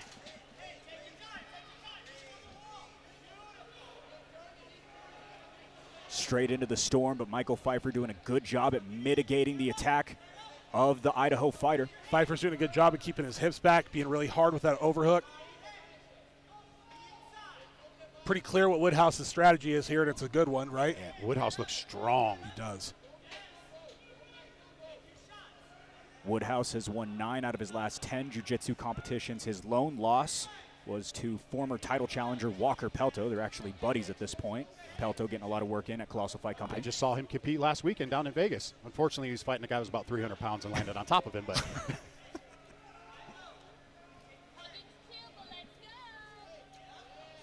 Walker Pelto, another one of those guys on that list of does not pick his opponents carefully. Now, Pfeiffer looking like he's fishing for a guillotine right in there. Yeah, he's looked for it a few times. Woodhouse with that plastering pressure. Pfeiffer has to let go of the fish hook. Now trying to find that trip. Great takedown defense from Pfeiffer, but Lionel all over him. Really good technique by both these guys, and finally gets him to the mat, but right back up as Pfeiffer. And how much energy are you using picking up a guy the size of Pfeiffer? A lot, but Pfeiffer's using a lot too, holding off Woodhouse here. So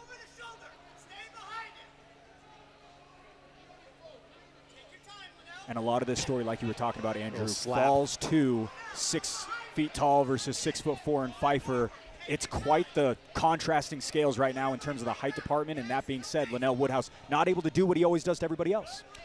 Yeah, he's certainly making Pfeiffer work, definitely, but Pfeiffer's doing a really great job of staying up here.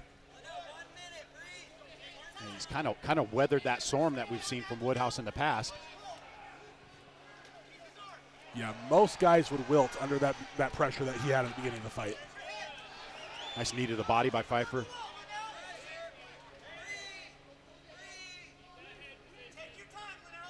About 2 minutes and 20 seconds just trying to calm the storm of Linnell Woodhouse. Michael Pfeiffer passing the test right now very well. One thing to keep in mind is that the way that Woodhouse is choosing to fight is a very cardio-intensive style. I'm assuming if he's doing this at the very beginning of a title fight, he can do this for 5 rounds, or at least he thinks that he can. But I will tell you, it is exhausting to hold someone up against the cage, especially someone that's 4 inches taller than you. So if the round ends like this, you got to go with Woodhouse, but you also have to take into account the cardiovascular input that was required to get to that point. 4 rounds still as well to work with, and a lot of time trying to bring Pfeiffer down. We will see stools in this one. I don't know if a lot of people expected that to happen, but Michael Pfeiffer able to keep things at bay. Pfeiffer looking more frustrated than tired. Definitely not how you want to spend the beginning round of a title fight. I mean, I'm assuming, I haven't been in the cage, but I'm assuming it's probably difficult when you have a guy just charging forward and grabbing a hold of you and holding you up against the cage. It's one of the most annoying things that you can deal with because you want to fight and it feels like the other guy's not letting you do it. Breathing deeply over in the corner is Linnell Woodhouse. We will see how he looks in this second round. Not a lot of offense garnered up by either side. That being said, plenty of time still to work, about a dozen minutes between these two, if we should so see it. Linnell Woodhouse again out of Pocatello, Idaho. Davey Gorham, Tyler Hardin, Caleb Jordan, all in his corner. Aldo Aregia, the one-hit corner as well. And if I'm Aldo in the corner, you know what I'm saying? That's as bad as it's going to be. That's as bad as it's going to get. That's as strong as he's going to be. That's as fast as it's going to be. It's going to get easier from here on out. I mean, who has the advantage right now? It could go either way at this point. Definitely 1-0 in favor of Woodhouse, but I agree with you. Calm and composed demeanor. Pfeiffer so long snapping out that jab. Woodhouse's corner being very careful to tell their fighter not to follow Pfeiffer. Good advice when a fighter is 4 inches taller than you. Yeah, Woodhouse needs to close the distance just like he's doing. Pfeiffer doing a good job here, circling off and throwing shots. A little bit of a almost illegal knee. Trying to go for that hip toss was Woodhouse. Pfeiffer able to get his back to the cage.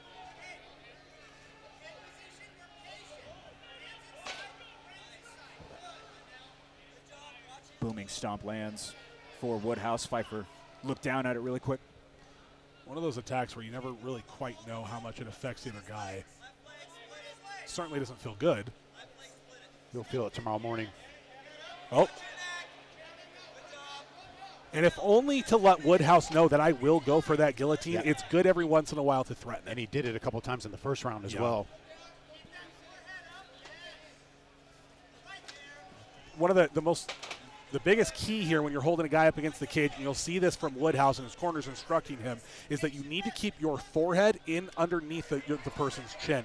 And he's being really disciplined here about keeping a high underhook and keeping that head pressure on his guy. And it can be really hard when a guy's 4 inches taller than you to keep that pressure there. So he's being very good. He's staying disciplined and keeping his spot. A couple of nice open hand strikes from Pfeiffer. Yeah, giving him a Pfeiffer, Stockton slap. A couple of them, yeah. And there's another one.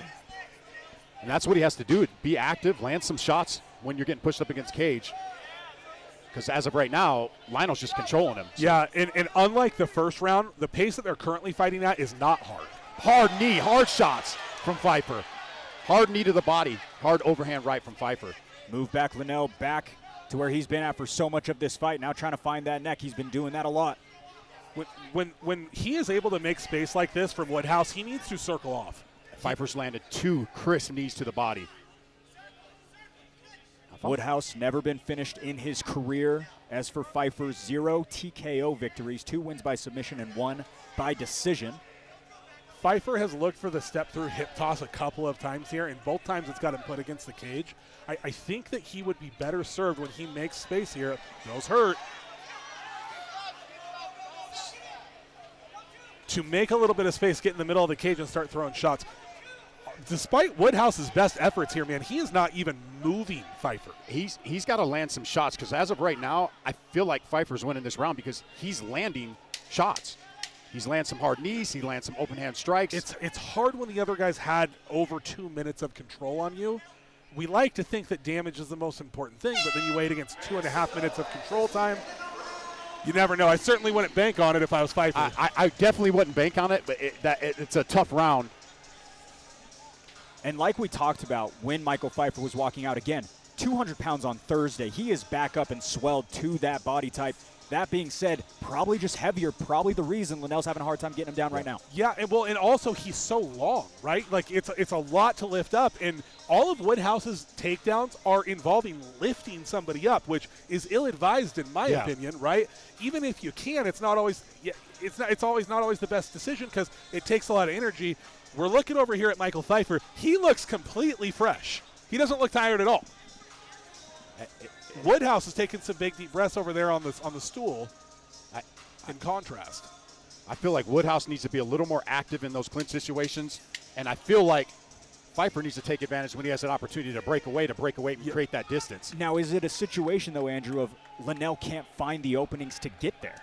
Yeah, very potentially, right? But I would love to see some more from Woodhouse, single leg attacks, try to drag him to the floor, go to the low ankle, something like that. But just trying to lift Pfeiffer over and over and over again is going to be so exhausting. Ooh, blistering leg kick by Pfeiffer. That didn't feel good. No. Big time shot lands for Pfeiffer so long, keeping him at range. Linnell Woodhouse trying to get into close quarter positions. Now, if I'm Pfeiffer, I'm trying to peel him off and peel away and create that distance. 1,000%. And Woodhouse is absolutely feeling the pressure here that he needs to get to the clinch and get his guy to the mat. And I was going to say, Woodhouse doing the right things, closing the distance because he was getting tagged. Every time they have been on the outside, Pfeiffer has landed something that hurts. Every single time.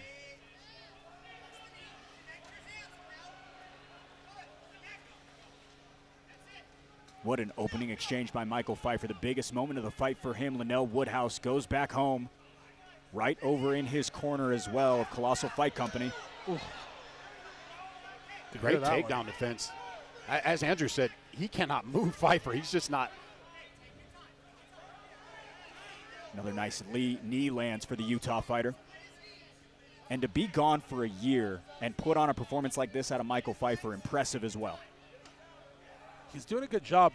The difficult thing here is the thing that he's doing a good job at is defense, and defense does not win you fights. Although just as I say that, he begins an onslaught with knees from a tie clinch. A couple of weighty knees thrown.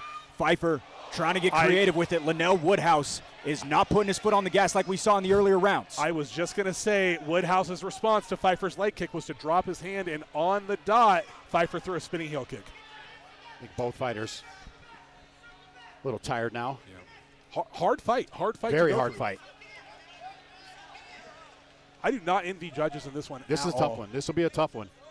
This round possibly a little easier to score so far. The sport has really gotten away from just holding someone against the cage will win you fights. I just saw it on a Steel Fist fight a few weeks ago. I rewatched a fight that was super controversial, and it's same situation. One guy dominated the clinch. The other guy dominated with striking.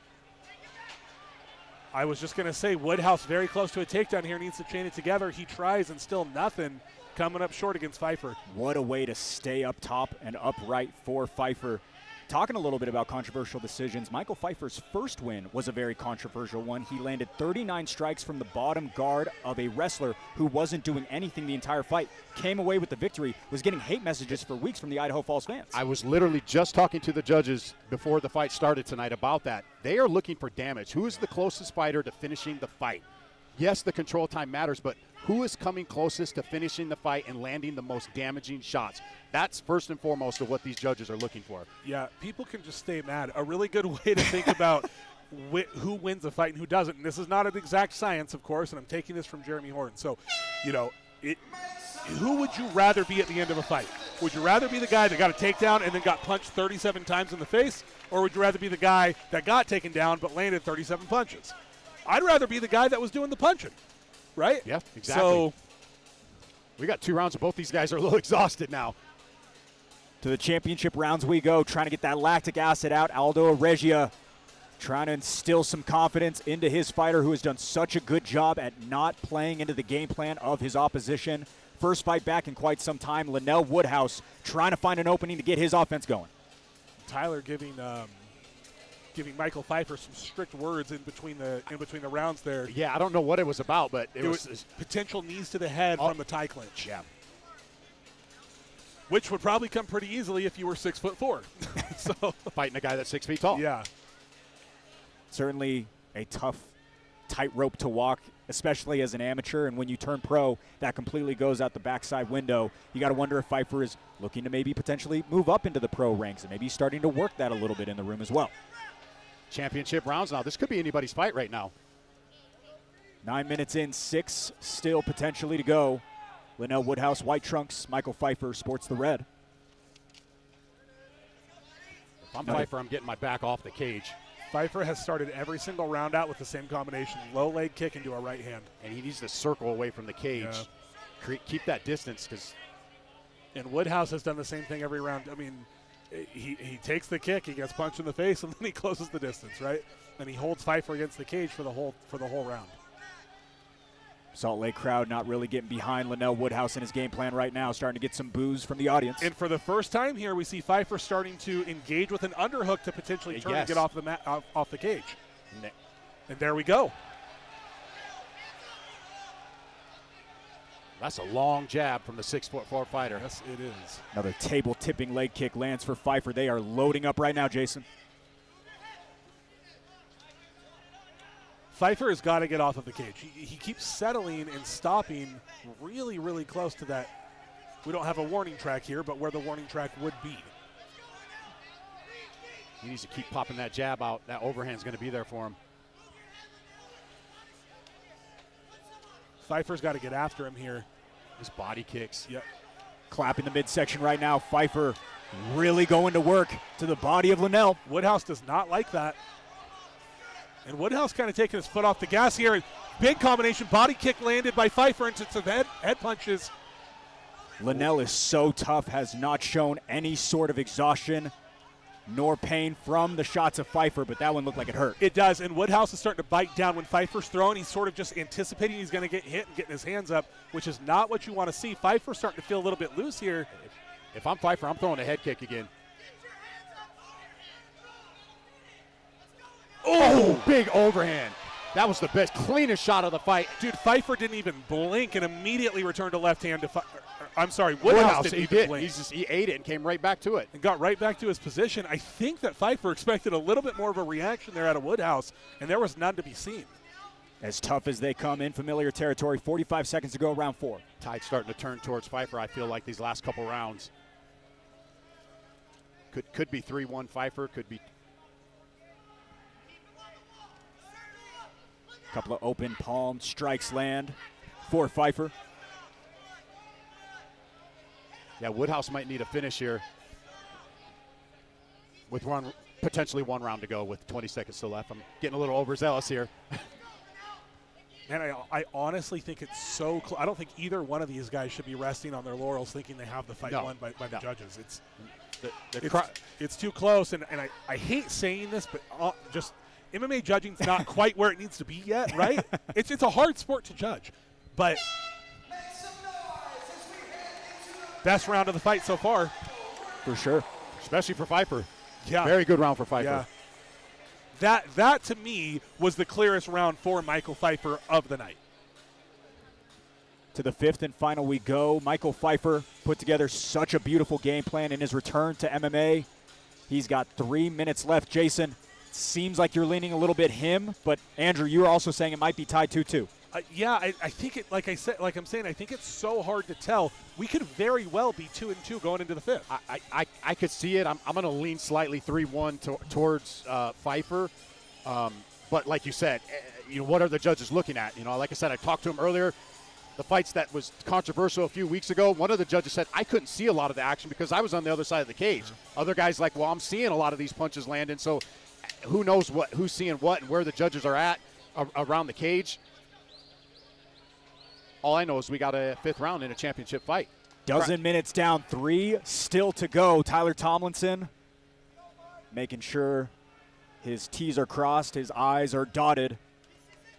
Middleweight title on the line between these two amateurs, presented by JC Pro Design. Crowd a little antsy because we've been 6 for 6 with finishes. Well, and this was a fight that we were expecting an early finish out of. There's Woodhouse fighting. Now he's starting to fire.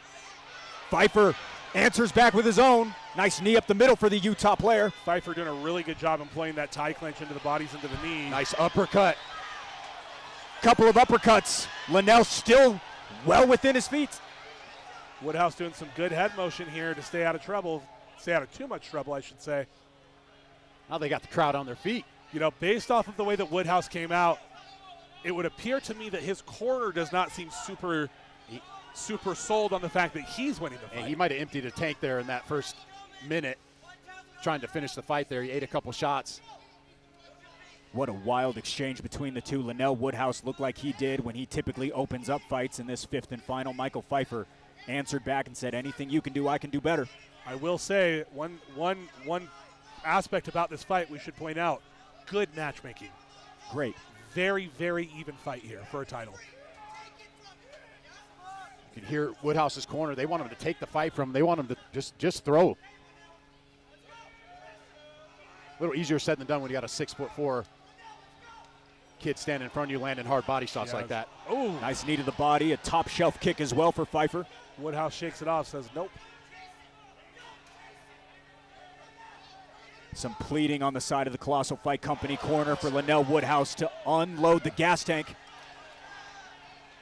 And Pfeiffer starting to run away with this one as we get into the last minute of this third and final round. Yeah, these last 2 rounds have been clearly Pfeiffer. Oh, nice spinning back out fist. Pfeiffer chirps a little bit with the middleweight. Again, Linnell Woodhouse 0-2 when going to the decision. Lost a title fight a couple of months ago in similar fashion. That one was split. The one prior was as well. We'll see what the judges say in about 50 seconds, unless Linnell Woodhouse can pull something out right now. Good body shot there from Woodhouse, but little too late here. He's got to go up top and get a finish, I think. Both fighters leaving it all in the cage this 5th round. I love it for this championship fight.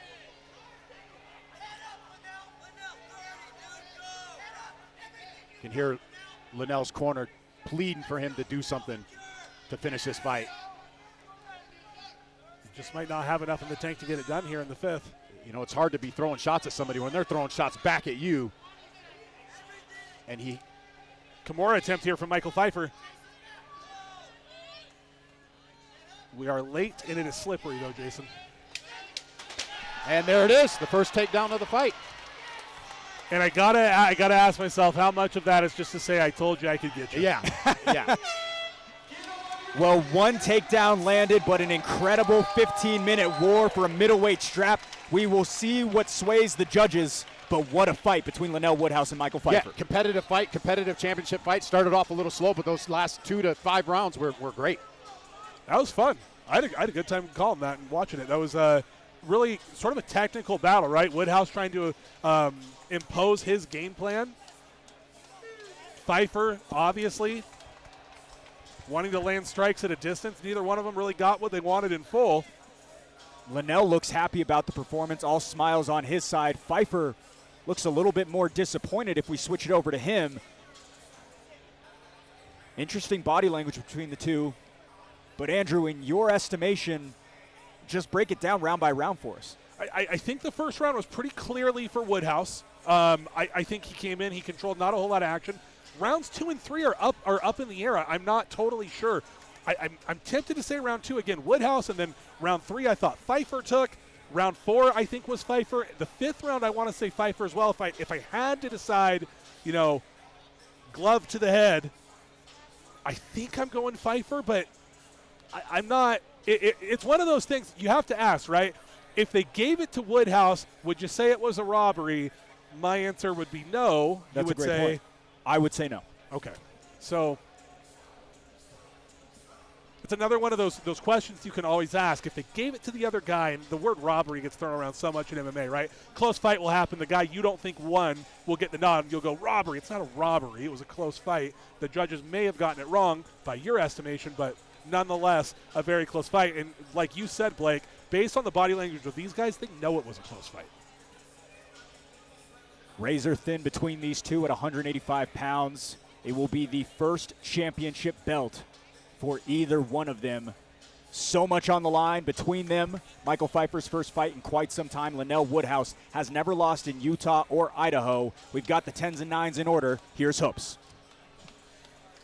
Fierce fans, after 5 incredible rounds, we go to the judges' scorecards for a decision. All 3 judges score this contest 49-46, declaring the winner by unanimous decision and new undisputed middleweight champion, Suburban Mike Pfeiffer.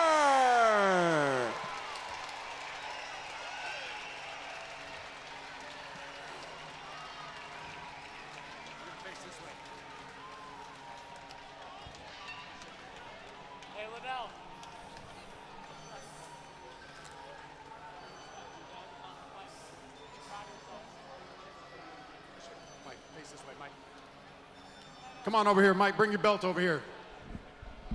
Mike, little layoff since your last fight, about a year layoff and recovery. You come in here, perform phenomenal in a 5-round fight. Was that what you expected tonight? I have no idea what I expected, but respect to Linnell, he's a hell of a fighter. What a fight that was. And I'm just proud of myself, to be honest. I felt like I did well, and,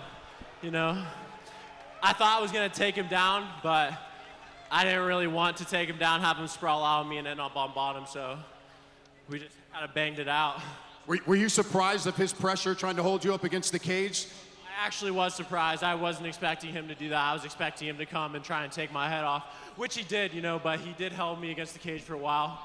But, I also obliged. I should have been more trying to get off the cage, So you're the middleweight champ. Are we going to see you back in the cage to defend your title? Absolutely. I'm trying to be back here in December. I'm healthy right now. I'm trying to stay healthy, keep training, and I'll be back in the Masonic in December.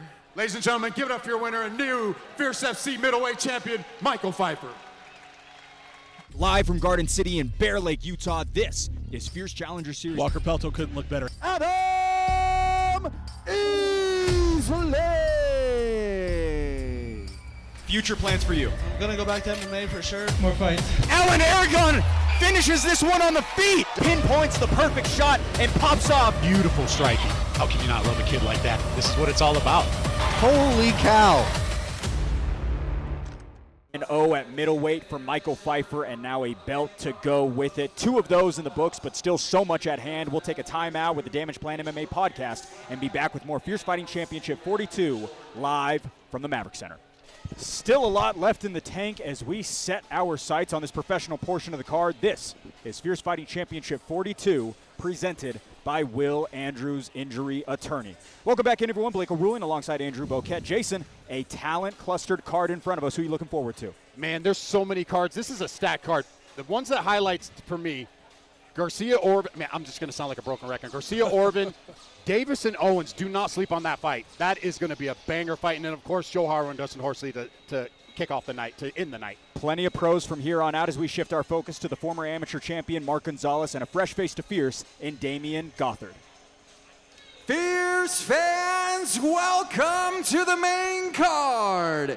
Everyone tuning into the pay-per-view and everyone here inside the Maverick Center, put your hands together and make some noise.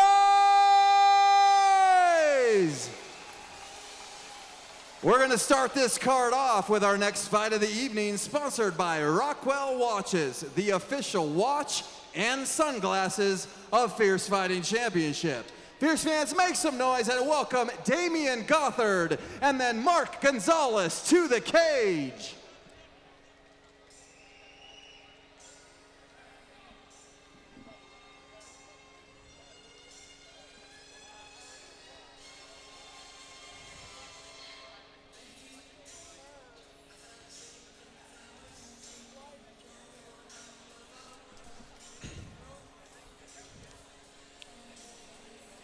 First fight in nearly 2 years for Damian Gothard, Andrew, a grappler at his core who has been so dominant when things get matted, makes for a solid stylistic clash with Mark Gonzalez. Yeah, I got some insider baseball for you guys here. So there was apparently some messages that were sent accidentally to the Fierce Fighting Championship Facebook page from Damon's side of things.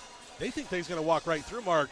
They're looking on to the next couple of fights and onto the Dana White Contender Series. Might not be a good idea to bypass the Kung Fu Panda, Mark Gonzalez. Damian Gothard out of Elite Performance Training Center in Chicago, Illinois, not the one 20 minutes down the road in Sandy, Utah, just over on the Midwest side of things. He had 7 fights in a 14-month span from 2022 to 2023. He has slowed down his output with competition, but happy to have him back in his return. He's also been competing in wrestling a bit this year, really honing that craft on the ground. Yeah, that could come in handy tonight against a guy like Mark Gonzalez, but it's going to be a tough fight for him tonight. Very interesting with Damian Gothard, a jiu-jitsu blue belt, also 1-0 in Muay Thai, so already an established grappler, also can strike. We'll have to see how he fares alongside the former amateur champion, Mark Gonzalez.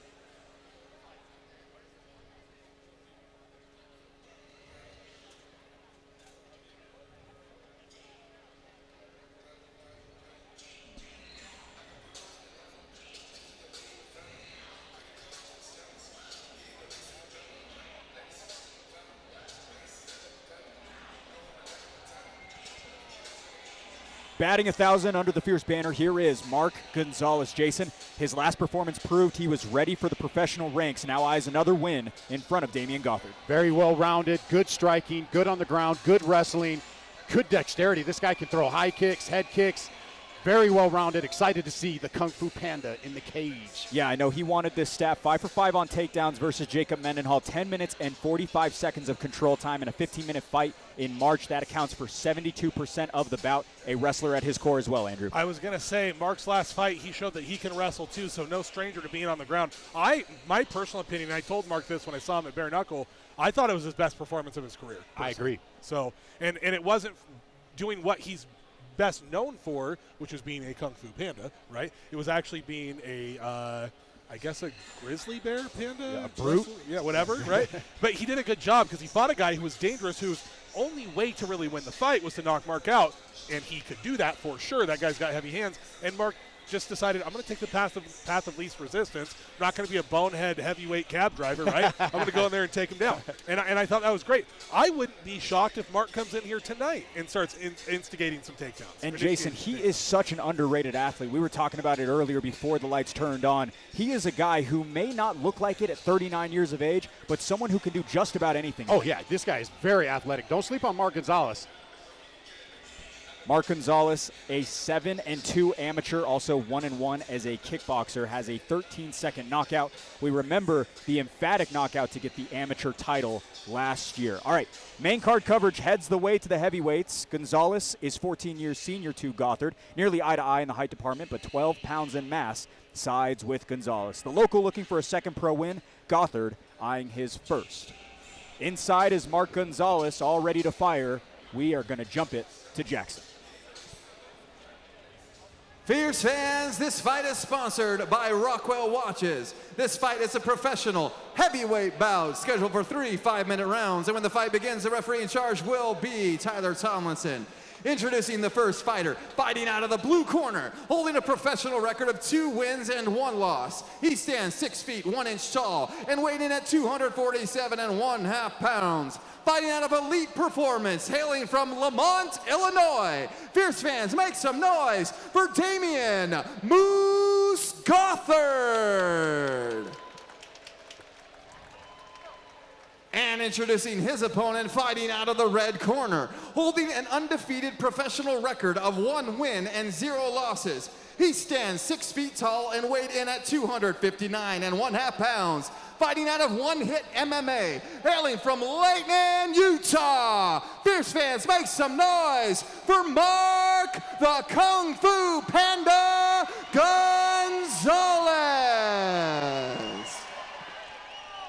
Sophomore showing for Mark Gonzalez in the red gloves. Damian Gothard answers in the blue. This heavyweight bout is powered by Rockwell, designing the official champions watch of Fierce FC. This is one of the fights I've been more excited for the night. Always exciting down the heavyweights. Are you eyeing one of these guys in a potential future fight? No. You and Zach grappling match, from the online talk, I see. Yeah. First of 7 professional matchups here on our main card, live at Fierce Fighting Championship 42. Blake O'Ruling alongside Jason Laporte and Andrew Boquette. Mark Gonzalez trying to get inside the range. Damian Gothard trying to do the same. As you touched on, Blake, Mark for his size is very quick. Super fast. Hits very hard as well. Swings for the fences there as the one-hit fighter. 2 knockouts as an amateur, none posted as a professional just yet. But Mark Gonzalez trying to throw and find that range early on. Damian Gothard hasn't thrown too much just yet. Damian looks very calm and composed. Really good entry. Hard takedown right to the mat by Damian Gothard. Gothard, nice level change by him to get inside, a state runner-up in high school back in the day. His corner is not telling him to advance position. His corner is telling him to finish the fight. I mean, you get a big guy like that on top of you. That's a dangerous spot to be in if you're Mark Gonzalez. Curious to see. I don't know. Have we seen Mark on the bottom? Not at Fierce Fighting Championship, no. Okay. So it'll be interesting to see what he does here. He doesn't have the underhook, and he's trying to get up, which could get his back taken. Damian looks to go to mount, quarter guard. Tough spot to be as Gothard continues to climb up Yeah, and Mark's got to be careful here because if he posts on that bottom arm to try to get himself up, he could very well get wrist-ridden here and get flattened out. And just like you said, trying to get underneath that chin. Damian Gothard only been working for about 2 minutes, but so far so good for the visiting fighter. Damian's doing a really good job of not getting overzealous and trying to land shots too early. He's taking his time. They want him to finish this fight. You can hear his corner. And he's only punching enough to where Mark starts to escape, and then he goes right back to holding position. Gonzalez trying to find a way out of this trap. Gothard smothering right now every position Mark goes. He has an answer for it.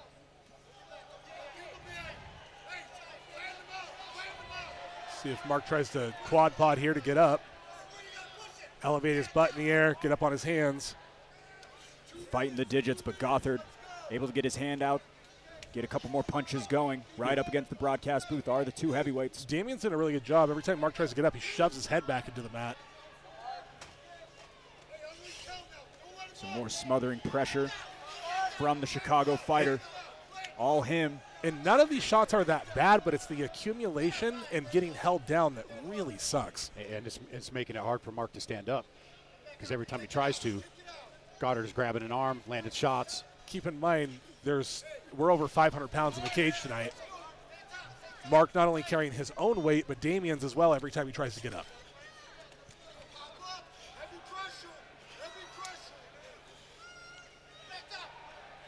Damian looks like a grizzly bear in there. He's a big guy. Polar bear, maybe.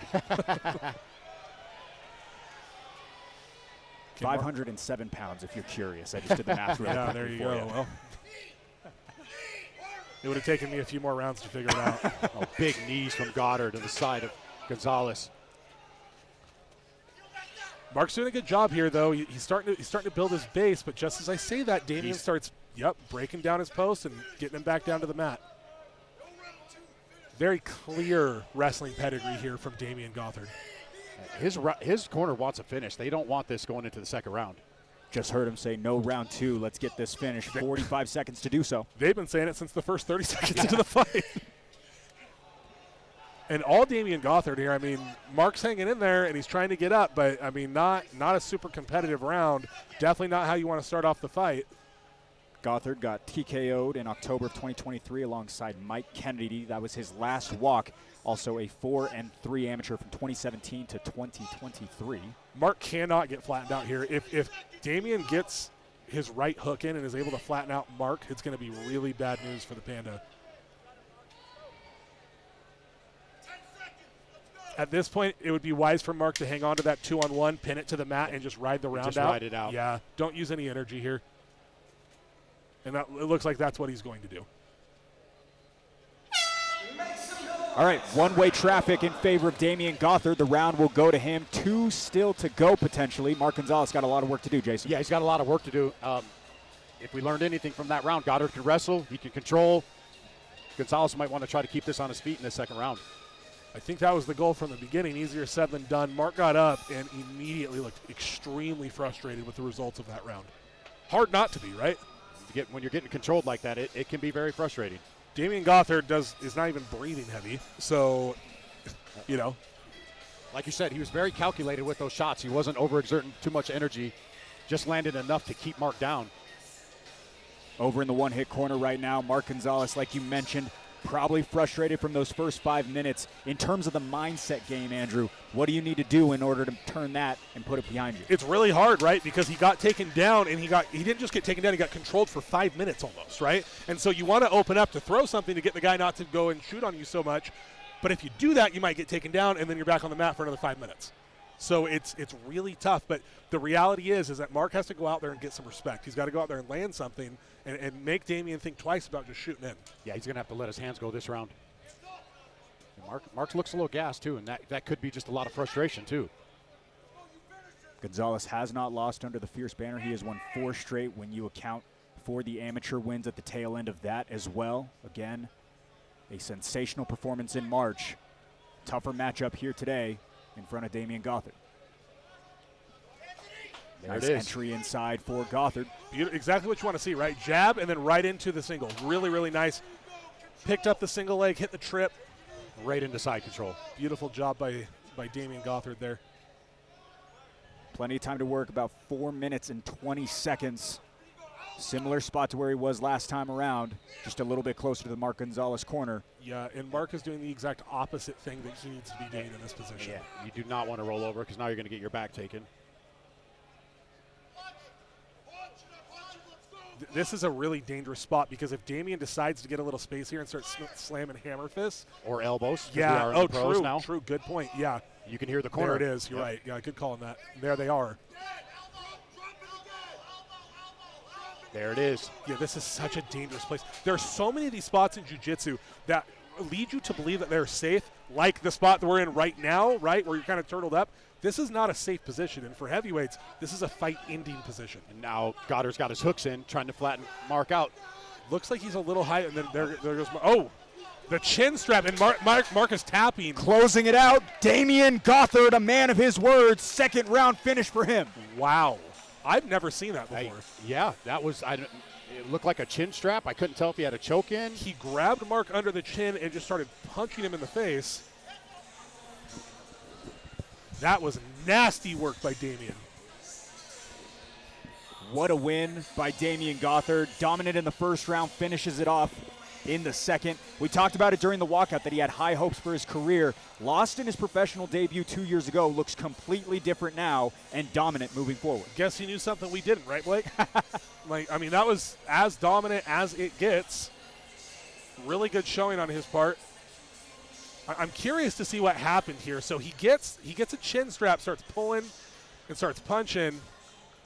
Man, it's hard to say. It's a really uncomfortable position, not one you typically see get tapped from. The hips down was probably a big part of it. The hips being heavy as well as pulling up. Getting it does stretched out. Create a terrible stretching out. Yeah.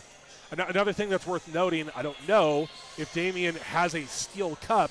We've actually seen that submission. DeMarcus Johnson submitted Vladimir Matyushenko in the UFC by pushing his steel cup into the spine. That could be I'm not sure. Big time win for him. Mark Gonzalez just about ready to make his way over to Tyler Tomlinson to make this one official. Damian Gothard about to go 1-1.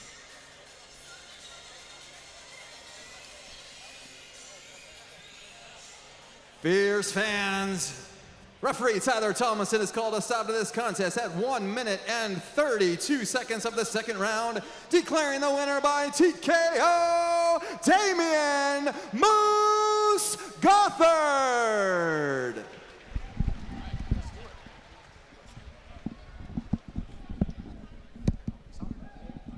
All right, ladies and gentlemen, here with your winner, Damian. Damian, dominant performance tonight. You come into Utah, get a big win against Mark Gonzalez. Was that the plan tonight, come in here and use your wrestling? Yeah, 100%. We know he's a good striker. He got some real heavy hands. Didn't really want to play with that game with him. So we figured we'd come out here, abuse some wrestling to the best of my ability and get it done. Well, that was a dominant performance. Are we going to see you back here in the Fierce Fighting Championship cage? Hopefully someday. I don't want to make any promises. I'm not saying I'm going to be here at the next one, but I'd like to come back. I like the atmosphere. Promotion's been really nice, helping me out a lot. So if I can come back, fight again, I'll do it gladly. Congratulations again on a dominant performance. Ladies and gentlemen, give it up for your winner, Damian Gothard.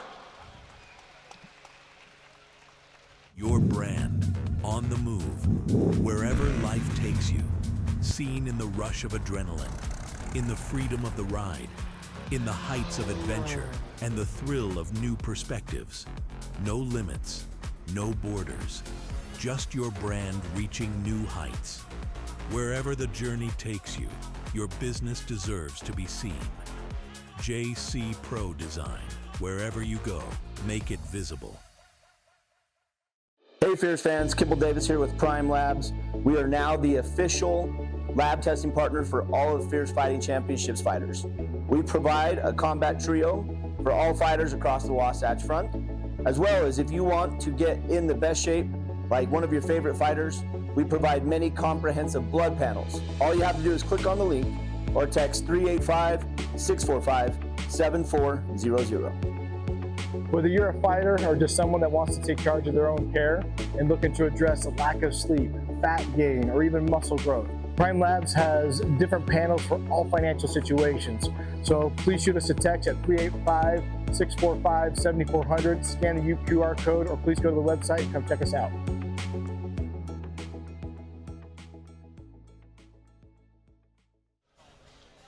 So he won't necessarily be on the next one, but maybe down the line we get to see Damian Gothard travel out here to Salt Lake City once again to take on another high-level professional. But an incredible performance by him. Trying to match it is Amin Garcia and Darian Orvin at 155 pounds. We'll bring them out right now.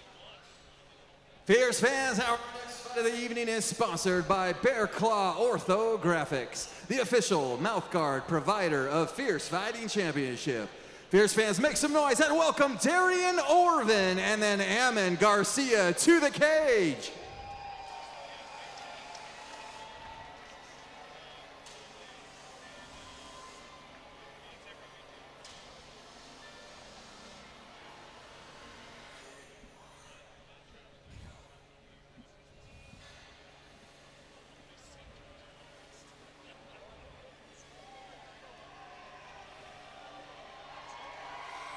Fresh coat of paint in the record book for Utah's newest pro, Darian Orvin. Andrew, the first Fierce walk didn't go according to plan, but not without learning a litany of lessons. Now another steep hill to climb opposite Amin Garcia. Yeah, and his first fight didn't go as planned because I think he fought what might have been potentially the best amateur performance we've ever seen from Logan Taylor. I mean, it was ridiculous, right? I'm not saying his best performance. I'm saying it might have been the best amateur performance I've ever seen, period, right?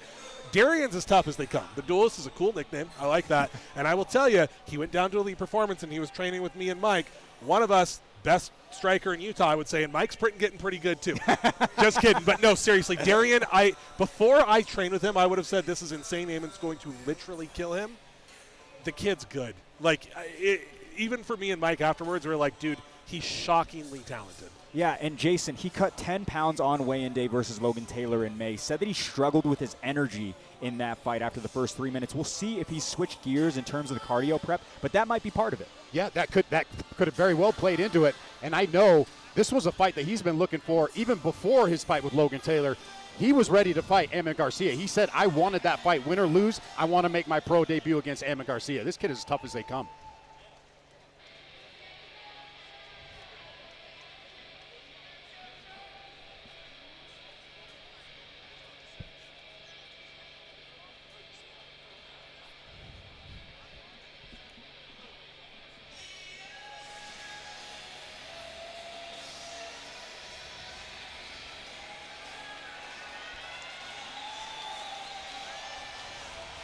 All right, trying to occupy some space in the win column is Amin Garcia. Jason, he fell flat in February, but as advertised, was right back in the gym prepping for another walk as soon as possible. One of the most violent fighters in Utah. I love watching this kid fight. He brings it every fight, zero quit. We've seen this guy in positions where most guys are tapping and quitting, and this guy just fights through it and keeps fighting back. Love watching Amin Garcia fight. Yeah, teammate and Fierce FC matchmaker Zach Partridge subscribes to the idea that Amin has had a rocky start to the career, but that has only fueled the fire for the ultra-competitive lightweight. It's hard to not agree with him. Dude, in his last fight, his eye was completely sealed shut, and he just kept trying to knock this guy out. The doctor said he couldn't see, and Amin said, no, I can see. I'm fighting this last minute of the fight. I am not quitting. Yeah, don't ask Amin if he's okay. The answer you're going to get is going to be the same no matter what. His eye could be hanging out of his head, and he's still going to be going for the finish. Amin is potentially the most violent fighter in Utah.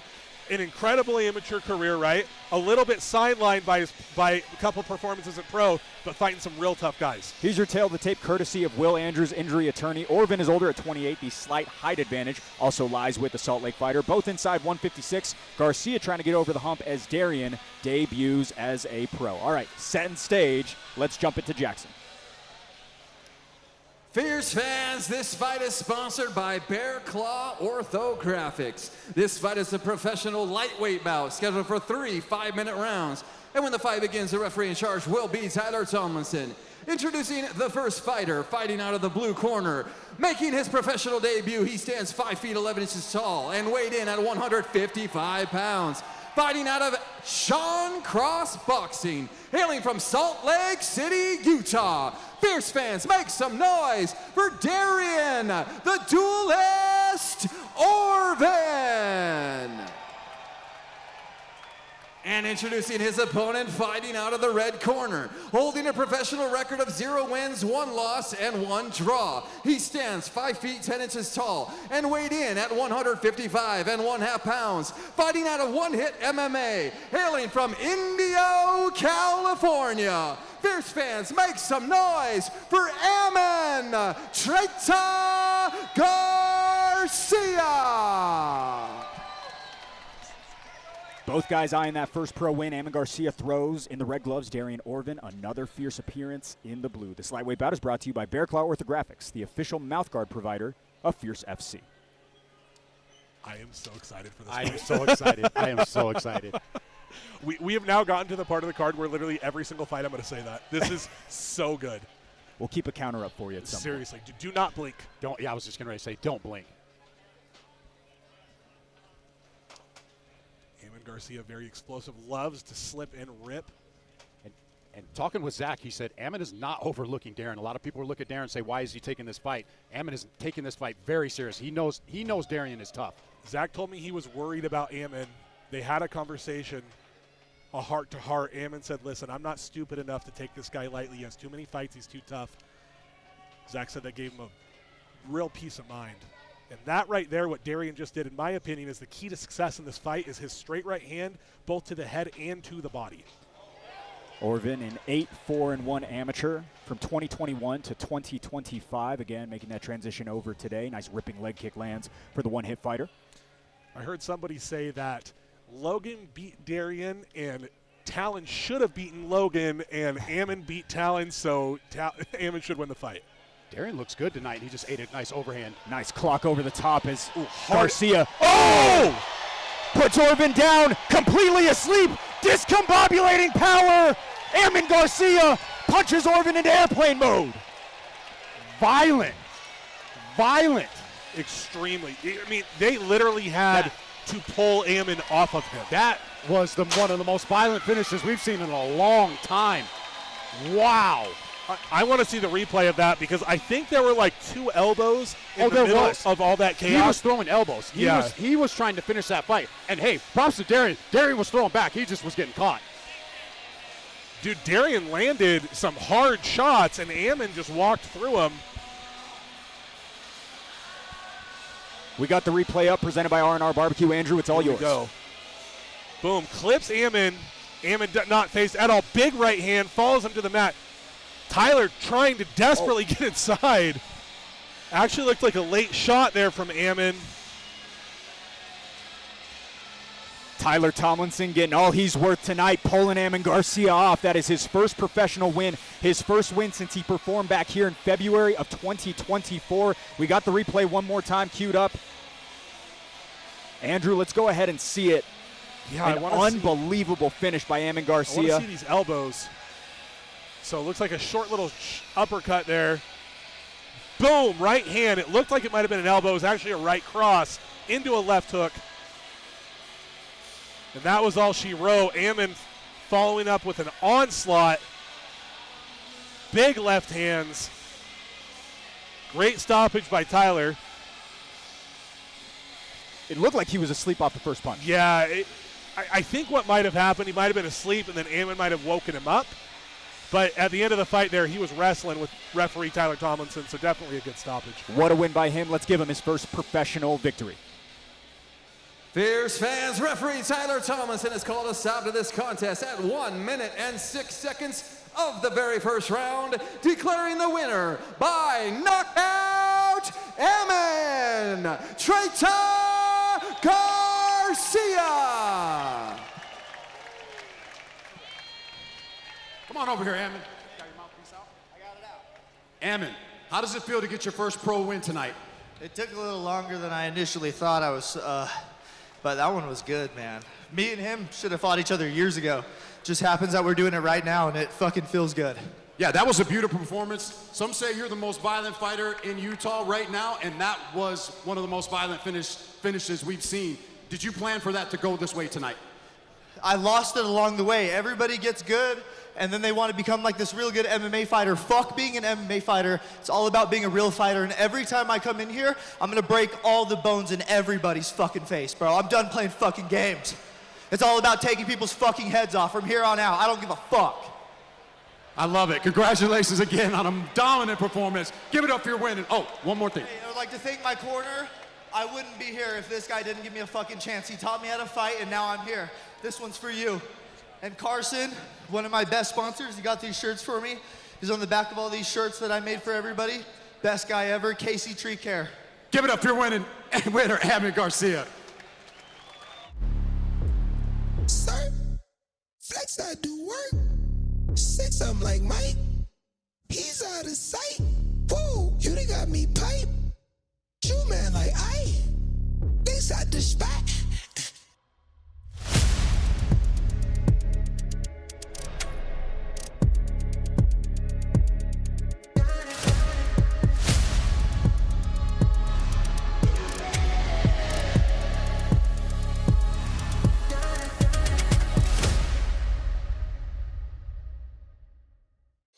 Here at Rocky Mountain Power, we're dedicated to delivering the safe, reliable power you count on. We're proud of our industry-leading reliability, but we're always pushing to do better. That's why we're out working every day to ensure that everything is operating smoothly and ready for all seasons, from winter weather to summer heat and everything in between. It's all part of honoring our commitment to you and delivering the power you need. See how we make it happen at rockymountainpower.net/reliability. Scan the QR code on your screen for access to Fierce FC's digital program. Get the inside scoop on every fighter making the walk tonight, as well as additional information on future shows. Quite the colorful post-fight interview by Amon Garcia. Lots to look forward to moving forward.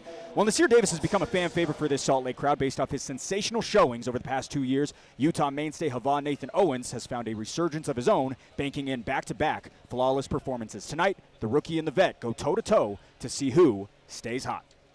And still the undisputed flyweight champion, Nasir, the real deal, Davis.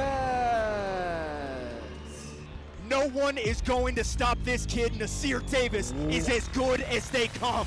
Nate Owens is a dog. He's got great boxing. He's got good jiu-jitsu. We've seen him get better and better every time he steps into the cage. Love watching Nate Owens fight. There's nothing quite like this guy. He lights up the Fierce cage like no one else can. Nasir Davis punctuates the pro debut with a flashy finish. Easily a fight of the year contender. A fight, and the crowd is on their feet. Wow.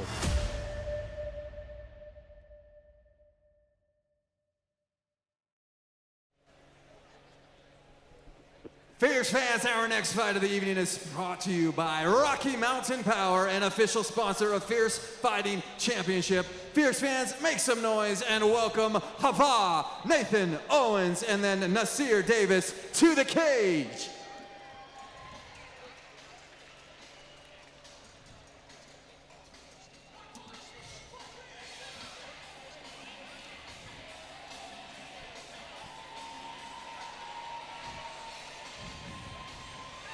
Well, his performances prove that he is getting better with each walk, which makes this one so exciting for Hava Owens. Andrew, it was an all-out masterclass last year against Steven Steyerwalt that had most MMA fans locally considering him for a title shot in the near future. Yeah, it's interesting because Nathan Owens is someone who, like, everyone sort of had their eye on throughout his amateur career, went pro, hit some major setbacks, and just didn't perform to the level that a lot of us thought he was capable of performing.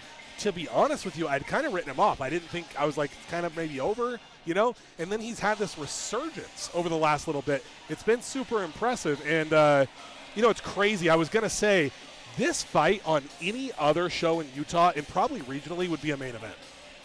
And the fact that it is, I mean, where are we at? 1, 2, 3, we're fifth fight from the main event is crazy. But it's phenomenal card.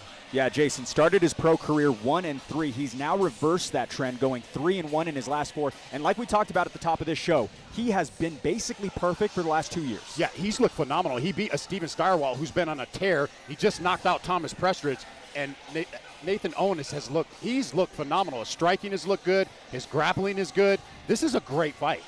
Hava Owens been fighting for over 10 years at this point, made his amateur debut against George Patino in June of 2015. For anyone keeping track at home, Nasir Davis was 12 years old when he made his first amateur fight. That's wild. You know, something else to point out here, I feel like doesn't get mentioned enough. His coach, Maury, has an ADCC world champion that he has trained from the time she was a white belt in Amy Campo. For those of you who aren't in the know, ADCC is like the Olympics of jiu-jitsu. It is as good as it gets. If you win that, you are the best in the world, period, stop, no argument can be had.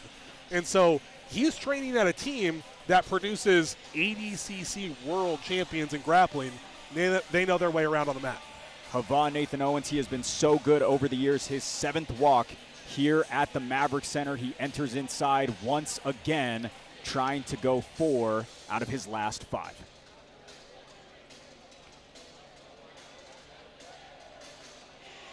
Nasir Davis on the other side of the curtain. He has been so good as well. We will see who stays hot as the veteran out of Utah enters inside.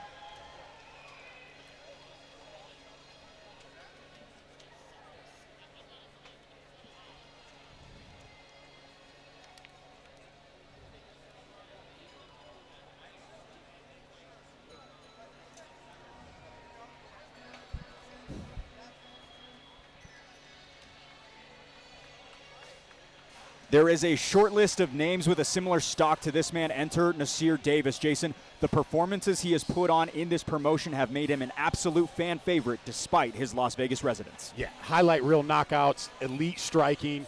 He's a training partner of Merab Dallasvili that we've seen him helping him get ready for his last fight. This kid, I love this kid.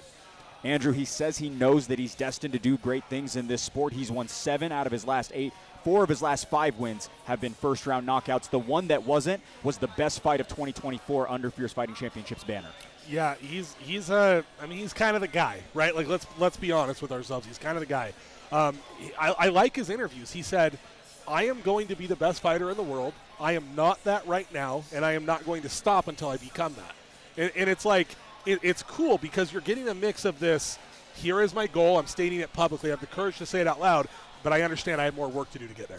Let's see what jumps off the film at 135 pounds. Davis is 22, 8 years younger than Owens, identical in height and weight. 1-0 the record for Davis. A little bit longer in the tooth is Owens, who is 4-4. All right, cue cards in hand. Let's kick it over to Hoops. Fierce fans, this fight is sponsored by Rocky Mountain Power. This fight is a professional bantamweight bout scheduled for 3 5-minute rounds, and when the fight begins, the referee in charge will be Tyler Tomlinson.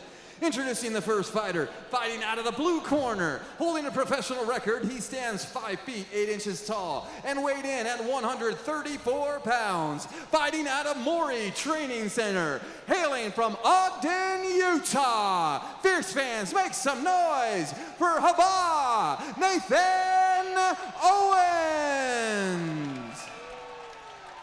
And introducing his opponent, fighting out of the red corner, holding an undefeated professional record of 1 win and 0 losses. He stands 5 feet 8 inches tall and weighed in at 134 pounds. Fighting out of Syndicate MMA, hailing from Las Vegas, Nevada. Fierce fans, make some noise for Nasir, the real deal Davis.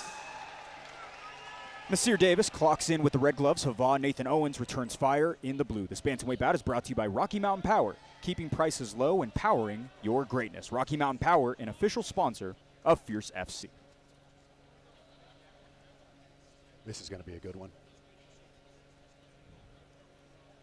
Always excited when these two guys enter the cage. The fact that they're both in there together sets up for quite the matchup here in Salt Lake City. Nasir Davis out of Syndicate MMA, Havon Nathan Owens, the Ogden, Utah fighter. Does Nasir know how to have boring fights? No. So far on the film we have, no, absolutely not. Owens taking it right to him, though. A couple of nice snappy jabs land for him. Will he be able to handle switched? Yeah, will he be able to handle the speed of Davis? Davis is super quick. Owens landed a really good overhand right there. And we saw Owens in his last fight with Starwell using that jab effectively, and he started off this fight using it effectively. Nair. Oh my goodness, man, he is kind of eating up. And he's leading off that jab. Yeah, he is. He's looking really clean out here. A couple of nice quick uppercuts landed for Hava just moments ago. And he switched stances there too. I was going to say the stance switch in the middle of the combo shifting. Nice inside leg kick lands, as well as one over the top for the Las Vegas fighter. Every time Nasir throws, he's so fast, man. Steer throwing that uppercut that made him a little famous there against Brendan Myers. Nasir just touched his nose. I wonder if that's bothering him. He's a little bit cut up actually already. Looks like it might be bruised up a little bit. Owens is eating him alive with this jab, man. Very composed, Nate Owens tonight.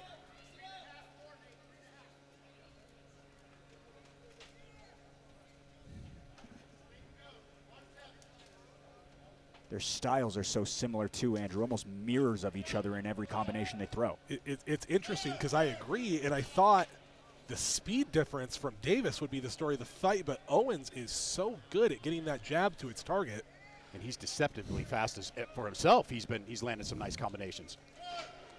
And he's not falling for that trap. He's covering up as Davis comes in. And then firing back with a left hook after he shelled up. Very nice work here from Owens early on. Yeah, Davis is going to have to set these punches up. He can't just rush in there on Owens like that. Owens is privy to it. Underrated durability by Hava Owens. He has never been knocked out in his career. Looking good so far. About 20 minutes out from the halfway point, round one. Nice feint by him. Goes to the body as well. Nasir Davis lands a beautiful knee. Nasir looks like he finally got some type of reaction out of Owens there.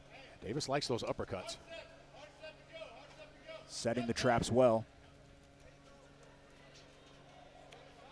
Nice Owens, back. Yeah, Owens is doing a really good job of covering and then immediately throwing back. He is not letting anything from Davis go unanswered. A little bit of blood populating from that left eyebrow of Owens. Going to start seeping into that left eye as well. Nice combination lands as well for Nasir. Owens is so calm, not rushing any of his shots, just kind of picking his points.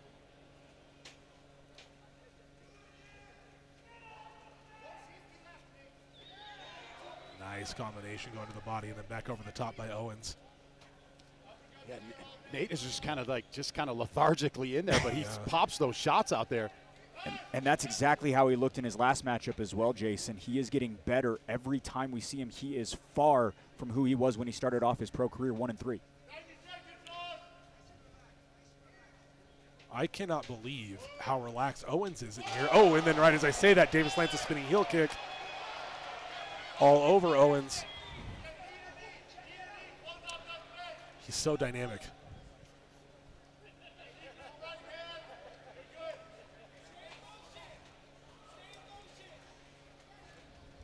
Nice work by Nasir. Really piling it on. About 65 seconds to go, round one of a possible three. Good right hand there by Davis, rather. Yeah, Davis is slowly starting to figure out that range. Again, outside of the one by Jackson DeGray as a kick to the body chimes through the Maverick Center. All of Nasir Davis's Fierce Fighting Championship wins have been in the first round, trying to close it out early right now as well.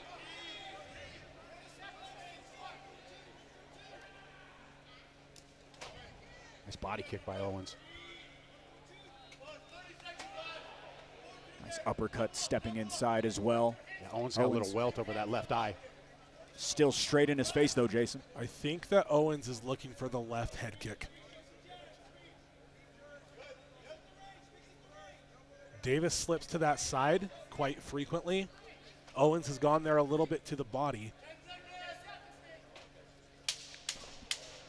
Yeah, I think he's trying to counter him too off of one of those uppercuts.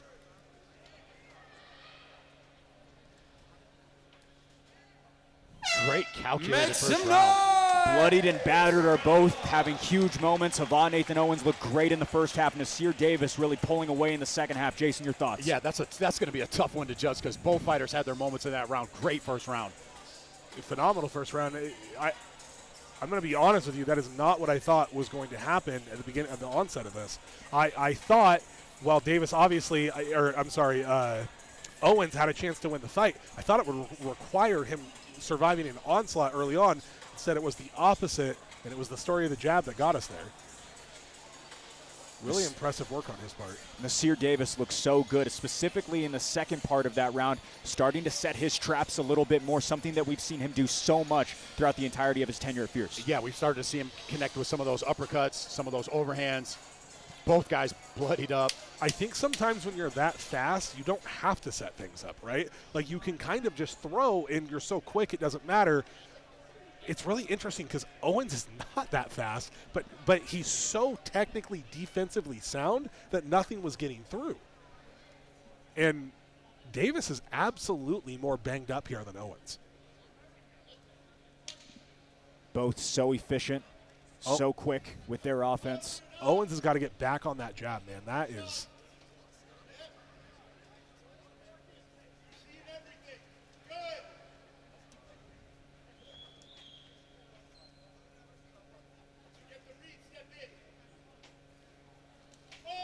Beautiful knee. Nasir Davis now starting to debut some spinning attacks as well. Second knee lands as well for him. And those are great and flashy, but they also require a tremendous amount of effort. Potentially a low blow there. Nasir Davis shakes it off. Just one step ahead right now. Making his reads well, Andrew. Yeah, absolutely. It feels like Davis is starting to pull ahead. It seems like Nate's trying to set up something. They're both kind of standing in the phone booth just looking for combinations and counters. Looks like we might have a potential inadvertent eye poke. I did not see it. And it's kind of up in the air in terms of whether it was a punch or a finger. Looks like it was a punch. Nasir Davis targets right back to it. Davis throws with bad intentions. Every time.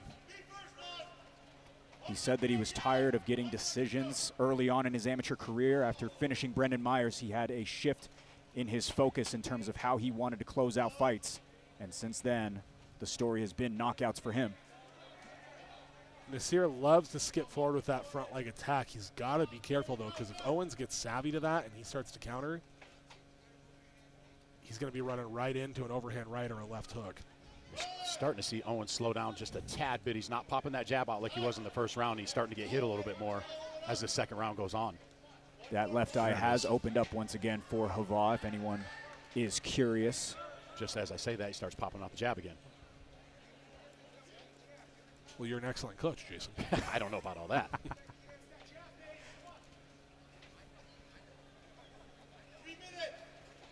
A bit of a chess match playing out here, but I do think that Davis is on the lead foot, sort of dictating these engagements. Yeah, I would agree. So far, I feel like he's dictating the pace of the fight, especially in this second round.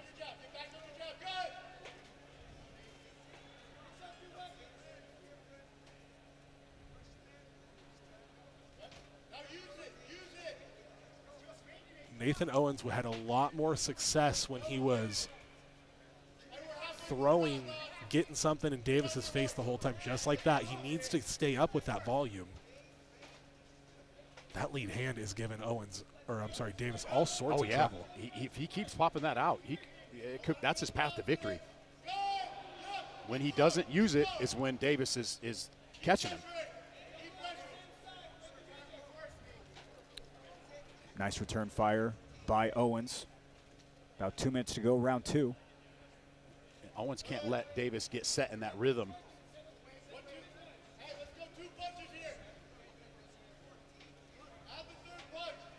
I'd love to see just a bit more activity here from Owens.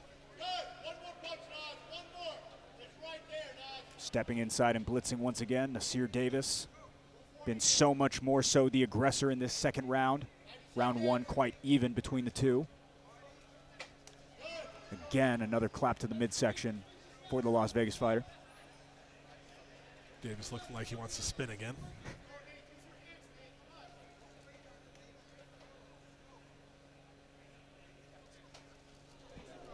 There it is. Read it like a book, Andrew. Good exchange of body kicks there. Big deep breath there from Owens, though.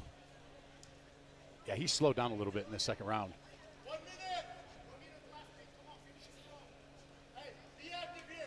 Beautiful nice combination. That was so beautiful. Little off rhythm jab into a right cross was very nice work. Both of these guys so high level. And Andrew, when you think about the fact that at one point Looks like another low blow. Two of the nicest guys in that cage, too, as well, if I may say. I You was had a gonna potential say, eye poke, yeah. a potential low blow. Both of them shaking it off and moving forward. A lot of respect from our fighters here tonight.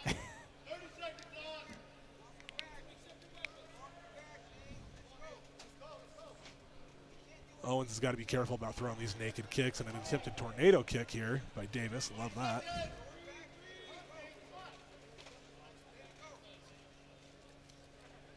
Right in the phone booth. Owens doing a good job getting his shots off, but Nasir Davis, head movement is on point tonight.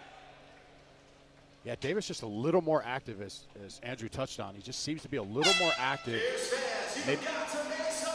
Maybe not enough in the judge's eyes from Owens in that second round, but he had his moments as well. He landed some jabs, he landed some combinations, landed some body kicks.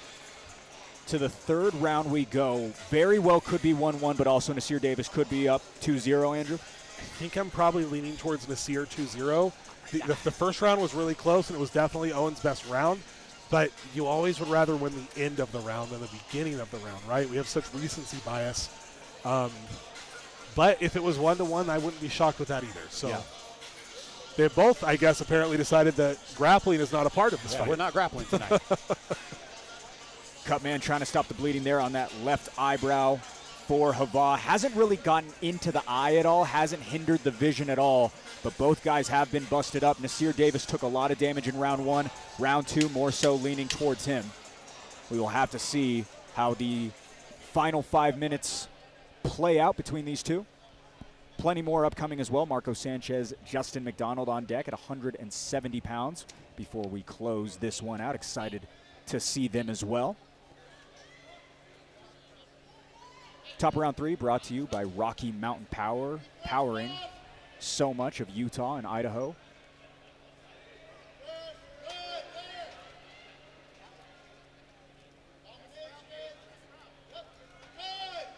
And Andrew, you said the word earlier, a chess match, absolutely calculated in every step from both of them so far through 10 minutes. Chess matches with dire consequences. Yeah. Yeah, both guys have just been standing right in the front of each other tonight, too.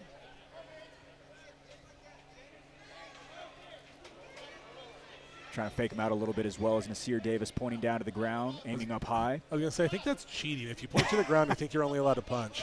We'll have to consult Max Holloway on that one.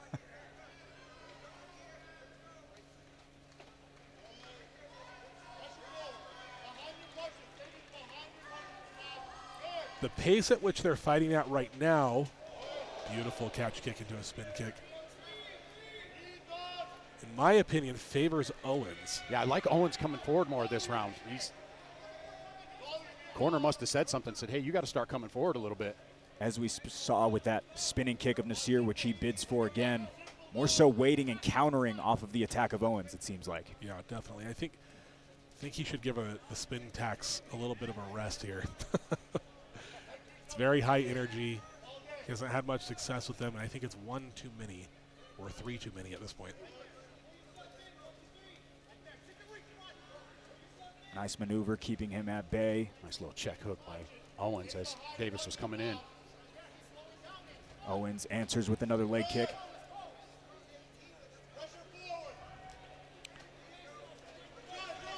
Chasing now towards the back, Nasir Davis, first grappling exchange we've seen through 12 minutes. I had to say it. Big time spinning elbow lands as well for Davis. Oh, I see. He uses his takedowns to set up spinning elbows. Very smart, very smart. Nice knee up the middle. Owens looks like he's just at a walk on the park, but he throws with bad intentions.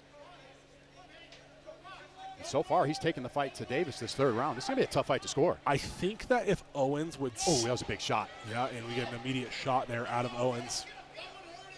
Nice sprawl by Nasir. A knee on the way up. Another one as well. Now another spinning attack.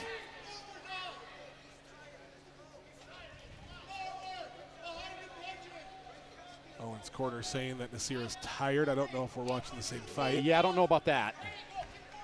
Both have been so durable throughout the entirety of this matchup. Round one could have put out a lot of guys with some of the strikes that they landed as we go to the final two. Nasir's starting to feel himself a bit here.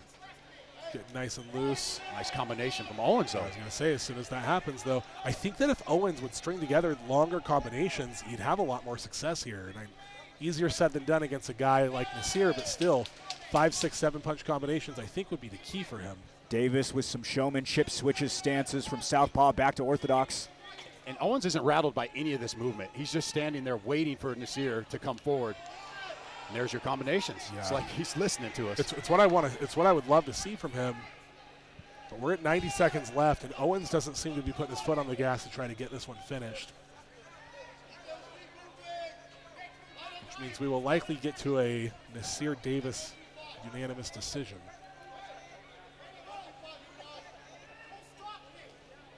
Beautiful blow lands by Owens on that uppercut. Nasir Davis pushed back by it a little bit. I feel like a slight lean for Owens this round. But as Andrew touched on in previous fights, body language.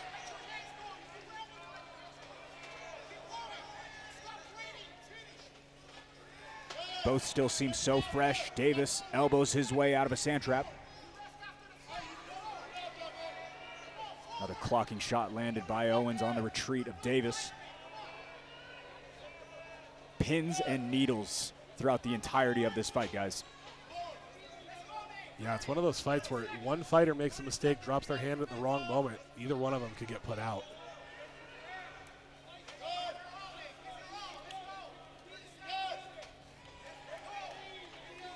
Both fighters banged up. What a war. See an explosion out of Nasir here when he hears the 10-second clapper. Davis points down, wants to go blow for blow. They will. Oh, and it looks like Owens caught him. Initiating the grappling, and this will close it out. Judges' scorecards decide this one. Nasir Davis, Hava, Nathan Owens lived up to all the hype. Calculated performance by both fighters. Great striking. That was a great fight. It's really fun. It was super, super fun. Really, really technical on the side of both guys. It's gonna be curious how they score that first round. Are they gonna give the edge to Owens? Because I think that third round goes to Owens. That first round could be interesting. I slight lean to Davis with the way he finished, but Owens was kind of giving it to him in the first. It's gonna be a tough one. It's a close call. Over in the corner of Nasir Davis. Again, he has not lost here at Fierce Fighting Championship. He had, coming into tonight, 4 first-round finishes, 1 decision win. We'll see if he can get a second. But again, he has been so good, but met by one of the toughest names and one of the most unassuming as well, Andrew, in that man, Hava Nathan Owens. Yeah, you know who he reminds me of is like a Diaz brother. He sort of just walks forward, picks his shots, doesn't go super fast, right? And just anything you hit me with, nothing phases me. You're not going to hurt me, and I'm just going to keep sticking you. Always been stoic in the way in which he approaches fights, but when you think about what he's been able to do, and even coming off of tonight, whether it's a win or a loss for either side, so much learned in there, facing someone who has almost similar stand-up to the other. Yeah, absolutely. Great fight for both of these guys. A lot of really good experience for both of them as well to go through a fight like this. A win for Nasir Davis would make him 2-0. A win for Hava Owens would make him 5-4. And what an odd record to have if he were to get his hand raised to get something over a guy like Nasir, who is so highly touted. He dances his way towards the center of the cage. Actually picked up dancing to improve his rhythm with his striking. After the Jackson DeGray fight, he broke his hand and was unable to compete. He competed tonight, did pretty well. We will see if he gets his hand raised. Fierce fans, give it up one more time. Make some noise for these two fighters. After 3 incredible rounds, we go to the judges' scorecards for a decision. The judges score this contest 30-27, 29-28, and 30-27, declaring the winner by unanimous decision, Nasir, the real deal, Davis.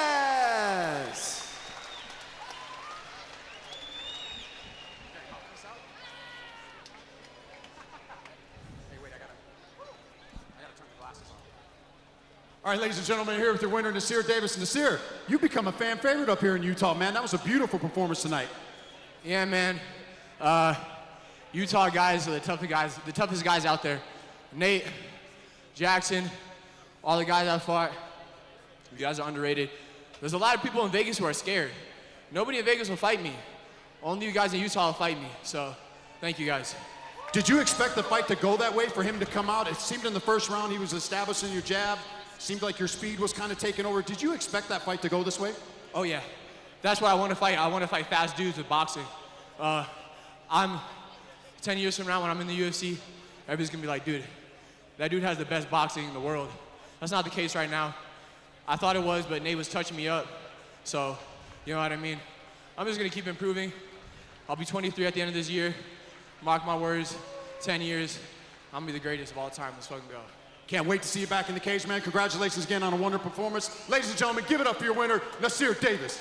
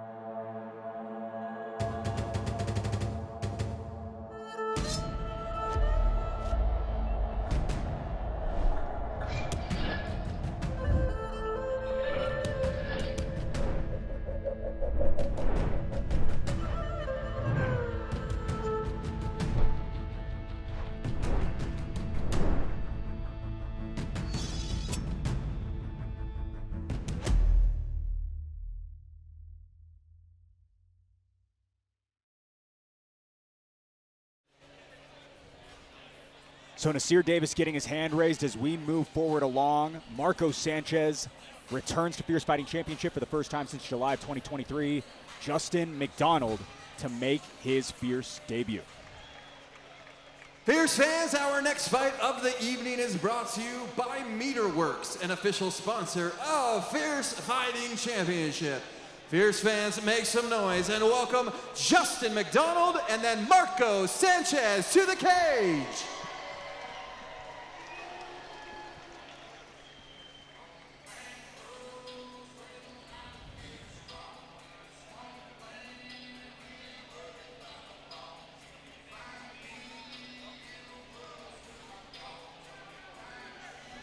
All right, first time for Fierce, but a well-known name amongst the fans of Utah MMA entered Justin McDonald. Andrew, he's won 3 in a row with his gritty style, looking to find W number 4 tonight.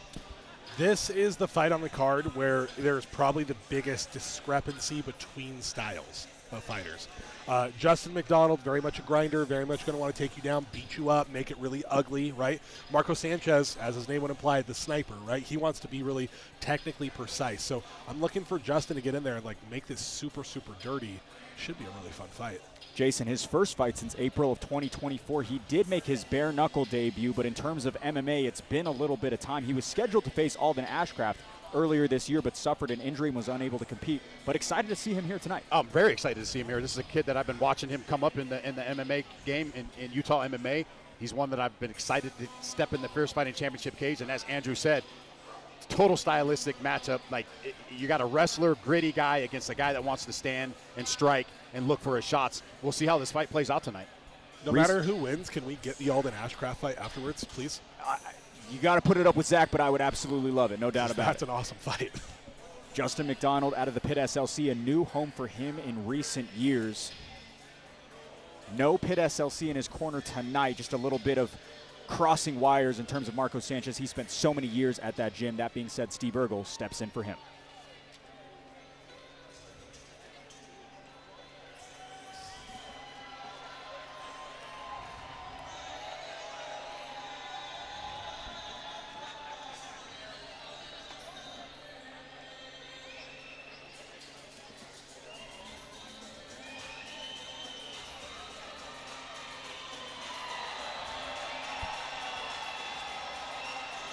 2 years since we've seen the sniper in the fierce cage. Here is Marco Sanchez. Jason, regarded as one of the highest level coaches in the state, also can dish it out when we refer to the devastating elbows he offered up last time we saw him. Yeah, last time he was in cage, he delivered some brutal elbows. Phenomenal striker, well-rounded, black belt in jiu-jitsu. This guy's good everywhere. We'll see if he'll be able to handle Justin McDonald's grittiness tonight, because we know what Justin McDonald's going to want to do. He's going to want to take this fight to the ground and pound. Yeah, and Andrew hasn't hit that mark of 170 pounds since 2016 when he fought Quinton Harris as an amateur, but feels as though that's where he should have been the whole time. Was giddy to get on the scale last night. Yeah, sometimes you got to find the right weight class. You know, Marco's one of those guys in Utah where everyone who trains with him will tell you how good he is, just hasn't been able to get those performances that he needs in the cage. Doesn't always translate one-to-one, and so I'm sure he's looking to do that. You know, when we were talking, I'm thinking to myself, Justin getting ready for Alden, who also trains with Marco, and now fighting Marco, they've had a really long time to prepare for Justin. Very long time. Has not fought at the Maverick Center since May of 2019 when he fought Jared Gorder at LFA 66. Certainly excited to be back inside the confines of the biggest place in which we pull on fight nights. Yeah, really excited to see him in the cage tonight. Once again, another banger fight on the main card. To the welterweights we go. Here's your tale of the tape. McDonald the wiser at 35 years of age. He'll give up 2 inches in height and 2.5 on the scale. 2-3 the record for Sanchez, staring across at 3-1 for McDonald. Fun fight in front of us to set the table. Here's Hoops. Fierce fans, this fight is sponsored by Meterworks. This fight is a professional welterweight bout scheduled for 3 5-minute rounds. And when the fight begins, the referee in charge will be Tyler Tomlinson. Introducing the first fighter, fighting out of the red corner. Blue corner, holding a professional record of 3 wins and 1 loss. He stands 6 feet tall and weighed in at 167 pounds. Fighting out of the pit, SLC, hailing from Ogden, Utah. Fierce fans, make some noise for Justin the Lumberjack McDonald.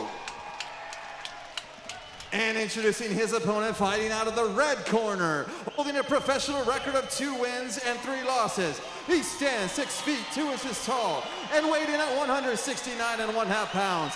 Fighting out of Rise Boxing, Classic Fight Team, and Agima Jiu-Jitsu and MMA, hailing from West Valley City, Utah, by way of Buena Park, California. Fierce fans, make some noise for Marco Sniper Sanchez.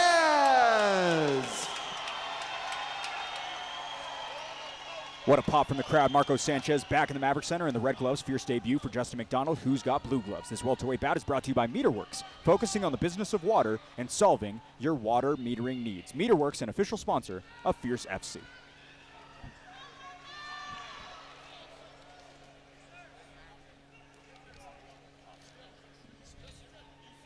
Yeah, Marco does look good for this weight class, 170. There's Justin. Yep, that's bringing about the pressure. That's about what we thought, right? And he better watch this because Marco's deadly inside with these elbows. Dude, that knockout that he got, oh my goodness. Violent. I told him, I commented, I said, this was beautiful. He said, thank you very much.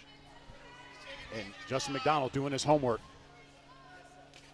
Had it on the scouting report, persistently presses his weight up against his opponents, likes to use his head in order to get solid position up against the cage. He's doing so right now inside of 30 seconds of round 1.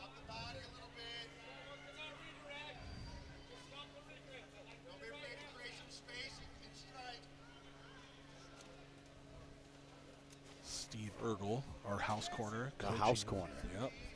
Giving some excellent advice to Justin McDonald over here. You can see the strength of McDonald. Like, Marco's tried to get off the cage a couple times now, and McDonald's is just pressing him up there. Well, he's been fighting this way for a long time, right? Yeah. This is what he does. So you got to love Marco's crowd. The knee doesn't connect, and everyone goes, "Oh!" Yeah, you can't. This is what you can't. You can't. If you're McDonald, you can't give Marco this space, or you're going to be in a lot of trouble. Tying it up and making it messy. Marco trying to find his way out of this. McDonald staying stubborn. This is a really good game plan by McDonald. Very good game plan. This is what I thought he would do, and it's what he needs to do. It's what he does every fight. This is MO. He's going to push you against the cage, he's going to take you down, and he's going to ground and pound you. Again, like we had talked about previously in the Pfeiffer and Woodhouse fight, Justin McDonald being really disciplined here about keeping the top of his head pressed up against Marco Sanchez, controlling his posture. The body follows the head. If the head is pinned, the body will be pinned. Nice elbow lands for Sanchez on the retreat, backing up, lands another knee to the midsection. Justin needs to be careful to not get into like a slinging match here. Nice tie clinch by Marco. He's not really connecting on anything yet. All tied up right now. Sanchez with another one going for the elbow. This is exhausting work. Even going backwards when you have that tie clinch like that, throwing those knees is really, really rough. He just heard Earl yell to go for the ankles. I think he wants a takedown now for McDonald. Look at Justin with that head positioning. Beautiful. High underhook, pushing hard with it, not even trying to get takedowns. Just no. And, you know, this is what I was kind of talking about, what Woodhouse would have been better to employ, right? Yeah. Hold your guy against the fence, soften him up a bit, and then go for some takedowns. But like Woodhouse was doing, McDonald's not doing any damage as Marco through landing the short elbows, the knees. Let's see if he's able to get this. This is going to – I know that Justin's strong, but it's a tough spot to take that. Marco's a big boy. Yeah. And Marco's no slouch either. Like I mentioned, Marco's a black belt in jiu-jitsu. Began training in Southern California with Classic Fight Team. Tyler Wombles was his head coach. Ooh. Nearly the throw. Sanchez finds his way up to the top, now in a dominant position. Oh, big knee by Sanchez. First big window for him to work, making the most of it. Minute 15 to go, round one. Good knee to the body there by Marco. Now those aren't, oh, now that landed. That was a good knee, followed up by an elbow by Sanchez. Two big elbows by Sanchez. Sanchez finished out his last one with a beautiful elbow. How about a knee this time? Marco Sanchez looks as though he's just about finished up. I gotta be thinking this is close to being stopped. There it is. How about it? Marco Sanchez, 2 years away, doesn't look like it. Another victory. That's 2 in a row for him. Impressive, impressive. I apologize, guys. I thought the fight was going to end a little bit earlier. I did too. I think, Tyler wants to let the fans get their money's worth tonight. No, you know what? Justin was covering up, maybe not necessarily intelligently defending himself. However, the shots weren't getting through either. Right? And so he gave him a little bit more time. Can't complain about that stoppage from Justin that you didn't really do anything, right? It was really impressive work from Marco there because he was getting hemmed up and pinned against the cage the whole time. The moment there was space, he finished the fight. That is a second TKO victory in the first round going to Marco Sanchez. What a finish by him. Let's go ahead and break it down. Presented by our friends at Pat's Media and R&R Barbecue.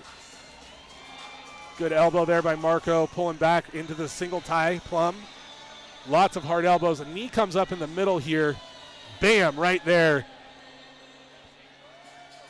That's where I thought it finished, by the way. Yeah, for sure. But you can see these shots aren't landing. You're right. Right? He's blocking them with his elbows, hitting the floor. Not super precise here. And then the elbows start to come in. And there's where Tyler, I say it all the time. I think Tyler's the best referee in the whole region. Yeah. Like, dude, most referees would have stopped that immediately, but the shots weren't landing, right? And he saw that. So I think a lot of that has to speak to Tyler's experience himself being a professional fighter. Obviously, a Utah resident gets work over in Wyoming as well as Idaho. Veteran work by him. Let's give a W to Marco Sanchez. Fierce fans, referee Tyler Thomason has called a stop to this contest at 4 minutes and 10 seconds of the very first round, declaring the winner by TKO, Marco Sniper Sanchez.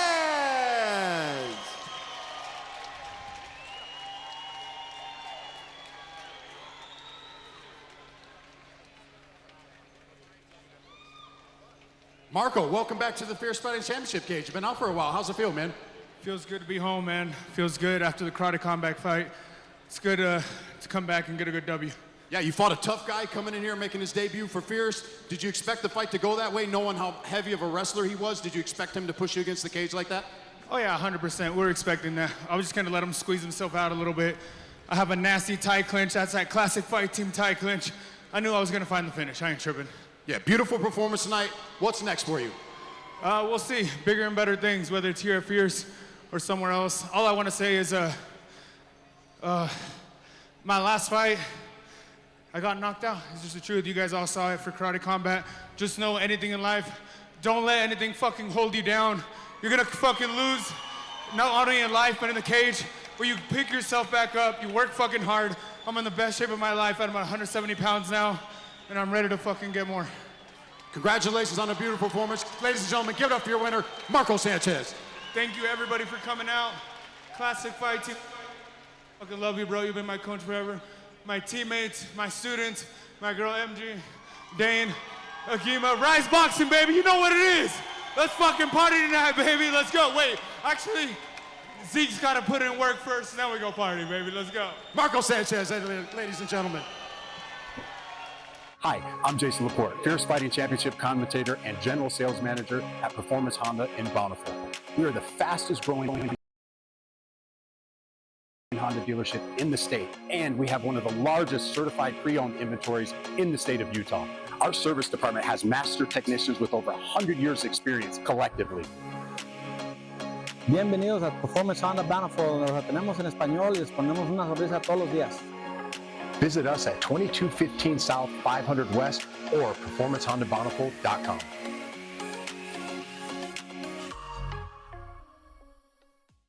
Come on, check this out.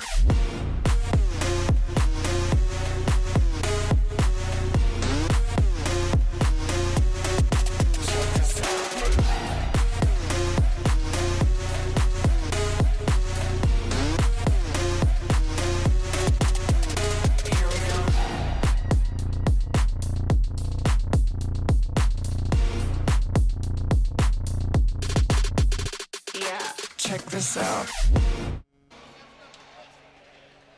What a win for Marco Sanchez. Like he mentioned in there, did compete in Karate Combat last February on just 2 weeks' notice. It was a solid showing, but did get knocked out in the second round. That all being said, that is back-to-back in the MMA rule sets. A big-time win for him at just 32 years old. Great night for Rise Boxing altogether. Chris Ventura getting the victory as well. We will see if Zeke Latu can get his hand raised in the co-main event. But prior to that, a couple of incredible unbeaten prospects in Anthony Castro and Melvin Naranjo. Let's get things moving with hoops.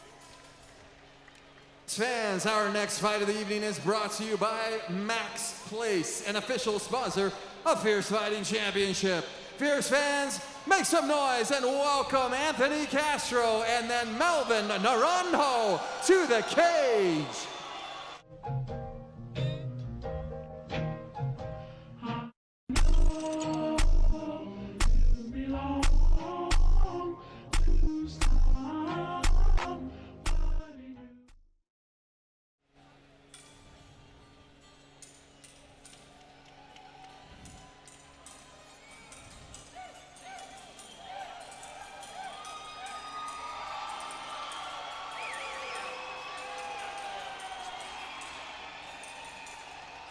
Well, despite being nearly 200 miles from Burley, Idaho, home field advantage is felt for Anthony Castro. Jason, one of the slickest striking performances we have ever seen last November, capped with the knockout of the year. Yeah, that was KO of the year. Beautiful boxing, body, head.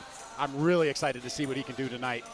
Has not faced defeat in his MMA journey, Andrew, to this point as an amateur or a pro. He is such a spectacular talent.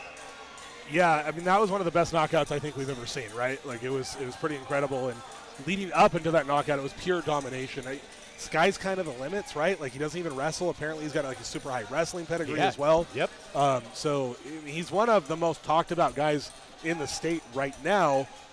This is going to be a good test for him, though. Yeah, collegiate wrestler at Minnesota State back in the day. It'll be interesting to see if we get any of that fold of his game. Typically, he likes to keep it standing. He is a flashy striker at his core. A teammate of Justin Horsley, who headlines later on tonight. Top Dog Boxing, Full Force MMA. They will be busy, but they got some budding stars on hand. Yeah, they do. They got two guys that are coming here tonight to spoil the Utah crowd tonight. Anthony Castro, a perfect record. Same can be said about his opponent, Melvin Naranjo. Will lay out for him.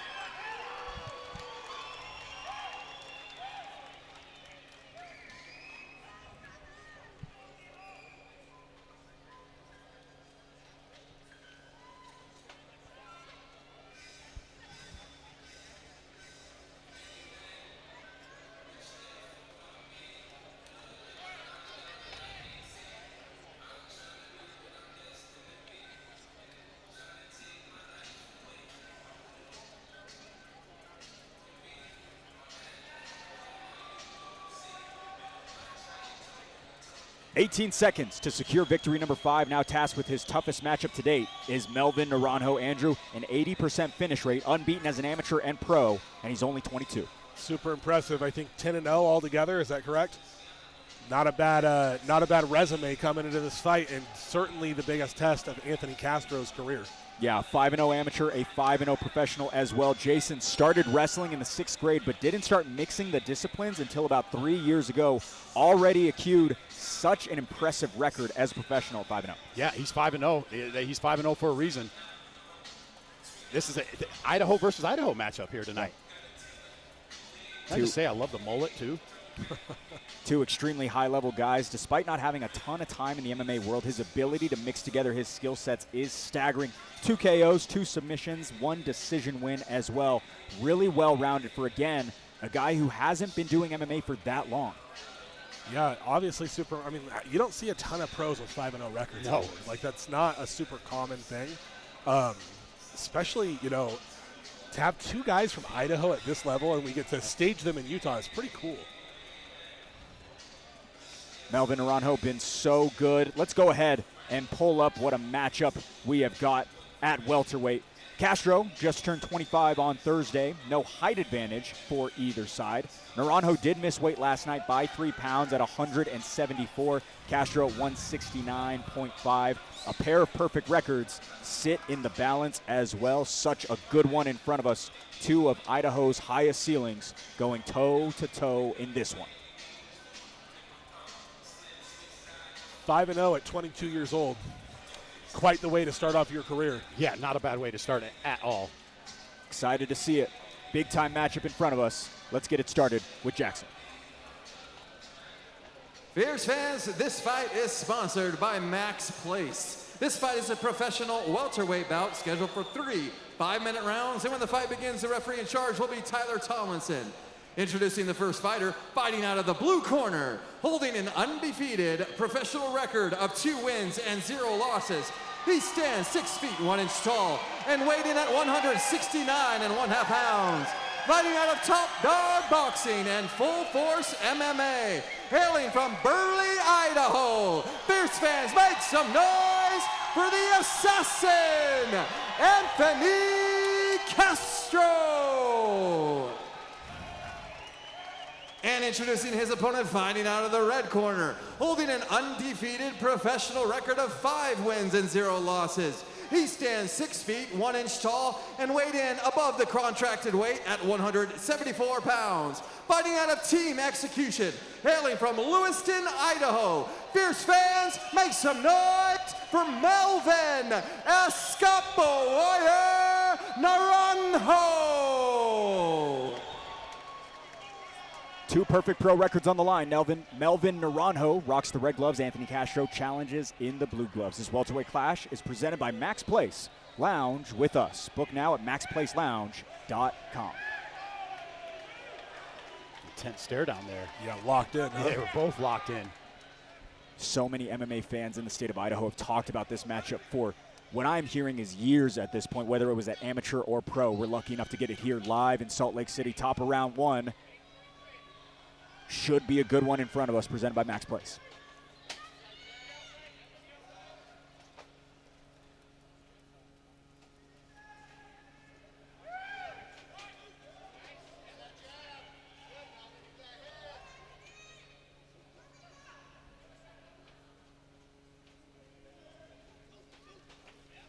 Stepping inside, trying to close distance is Naranjo. Castro minding his P's and Q's. Castro kind of stalking. I was just getting ready to say he's stalking. Yeah.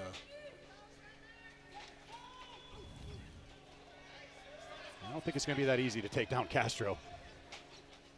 Woo! Went to chop off the block. Anthony Castro just hits air, but quite the scramble between the two to find himself on top. Beautiful. And right into full mount. Yeah, Naranjo just got his mount cut right into by Anthony Castro. This is not something we've seen from Castro yet. You think Castro's just a striker, think again, because this kid is showing that he's got skills. Good job staying on top there, not being overzealous for the rear naked choke.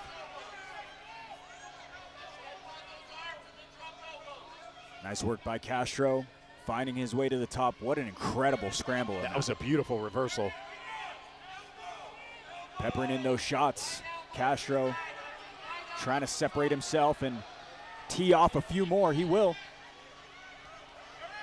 Naranjo's doing a good job of turning, getting himself to the cage, but Castro is being very disciplined here with this rear naked choke attack. Most people would have gone for that there. He gives it up to get better position. Now he's going for this wrist right underneath before switching back to the face crank. Castro putting the MMA world on notice right now. Another so far dominant performance. That wrist ride that Castro is doing right there is beautiful. And he's got it blocked. Yep. This is a bad spot for Naranjo. This could be a fight-ending position. He's got to get out of here. He can't do anything. He's got that right hand pinned. It's a tough spot. You unfortunately are going to have to explode and expend a lot of energy. Completely straight-jacketed. Anthony Castro doing just about anything he wants. Naranjo finds his back towards the cage, but Castro been piling it on thick right now. Showing his grappling prowess tonight is Castro. Yeah, and Castro hasn't really landed anything like super devastating yet, but what he's showing is like, I'm going to attack you the entire time we're here. Yeah, and as you mentioned, staying calm, not rushing anything. I'd love to see him scoop those legs out like mermaid, like the Dagestani mermaid is what they're calling it now. And I think he's listening to you. He's trying.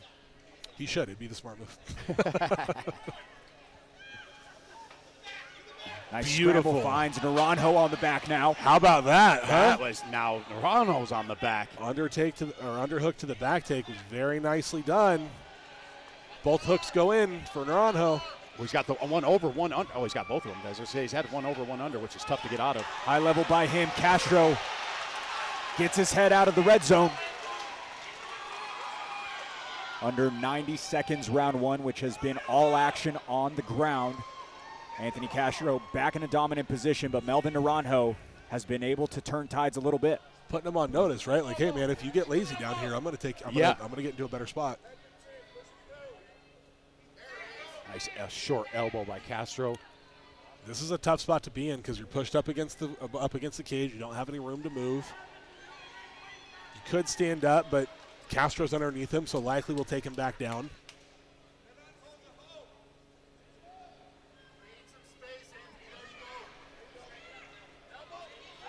Nice work on the ground. Castro battering to the body despite being seated is Naranjo. Nice elbow as well for the burly Idaho fighter. Naranjo's in a tough spot because he's got those double butterflies, which normally would be great, but he can't do anything with it because he can't extend his body.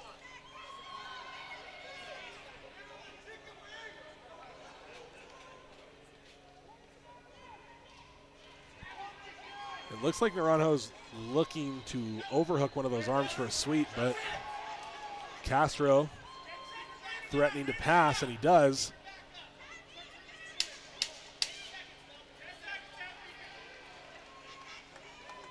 Big first 5 minutes for the burly Idaho fighter, showing his spectrum of skills. We will see a round two.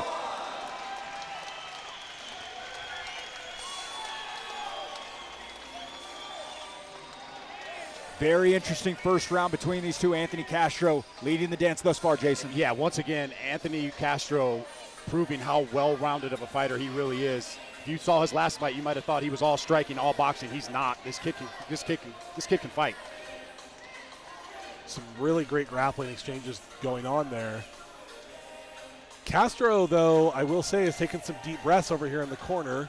And Naranjo seems pretty much under control. Room temperature. Yeah. Yeah. It's always hard to say after the first round. Sometimes guys just get those nerves out. It takes them a little bit, right? That all being said, Anthony Castro came away with a second round victory last time out at the Masonic Temple in November of 2024. We'll see if he can do something similar here. Dominant round one, but Melvin Naranjo did have some slight moments. Co-main event and main event coming up next. Joel Haro, Justin Horsley at 140 pounds headline this card. a historical one live in Salt Lake City.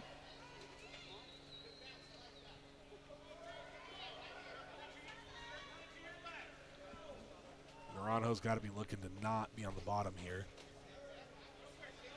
Really sort of a mistake that led him to that position in the first round more than anything.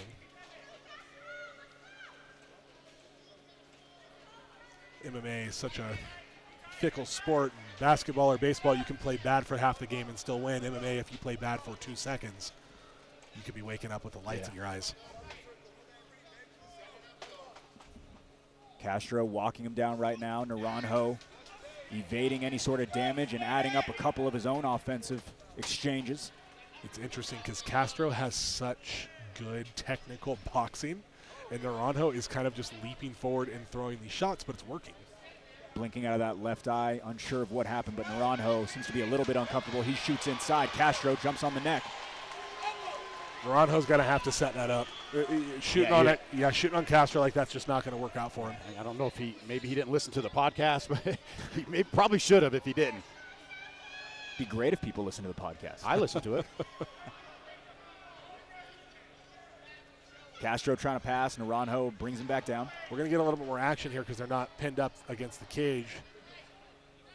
Kind of see what these guys have got. Anthony Castro looking to pass from the half guard position. Great shoulder pressure. Underhook by Naranjo. You heard Naranjo's corner saying he's high, he's high, he's high. Oh. Going for the leg entanglement into the wrestle up. Beautiful stuff here by Naranjo. Very nicely done. The reversals he's had have been A+. Yeah. What can he do with it now? Can he keep Castro down? This is a tough position to hold a wrestler down from because he's got his legs in front of him.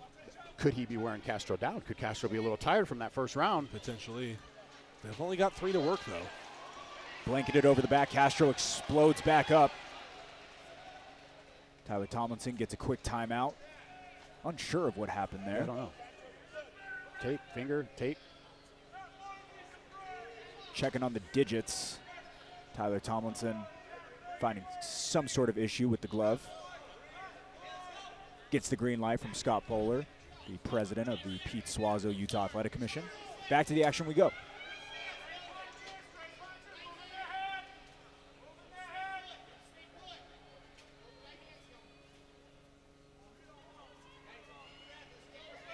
Naranjo doing a good job of circling away from that power shot. He just ate one from Castro. Castro with a shot of his own. Nice. Powering Naranjo to the mat. Perfectly timed as well as Naranjo bit down on a strike. Now melting his hips on top of. Does Naranjo got a Kimura here? He does. He does. We couldn't quite see from our angle, but the way their bodies were positioned, this is tough. Yeah, Castro's in a little bit of danger here. If Naranjo's able to separate that from Castro's hip. And it's, there we go. Naranjo with 2 submission victories, most recently November of 2024. Just got to clear that leg. It's going to be really tough while he's mounted, but if he can pull that elbow up towards his chin and then rotate hard there, here it comes. Now in MMA, of course, you're allowed to grab your own shorts to defend against attacks. Beautiful sweep off of that. Interesting, and he's going back. Man. Interesting. Yeah. Sticking with it, but Castro now able to get to his own spot. Under a minute 30 to go, round 2. Almost in danger of a modified crucifix there, but is able to escape. Naranjo with the half guard all the way up on his hip. Deep half with the underhook. See if he's able to get up to a single leg or wrestle up to a body lock. Castro's looking for that wrist right he had success with in round 1.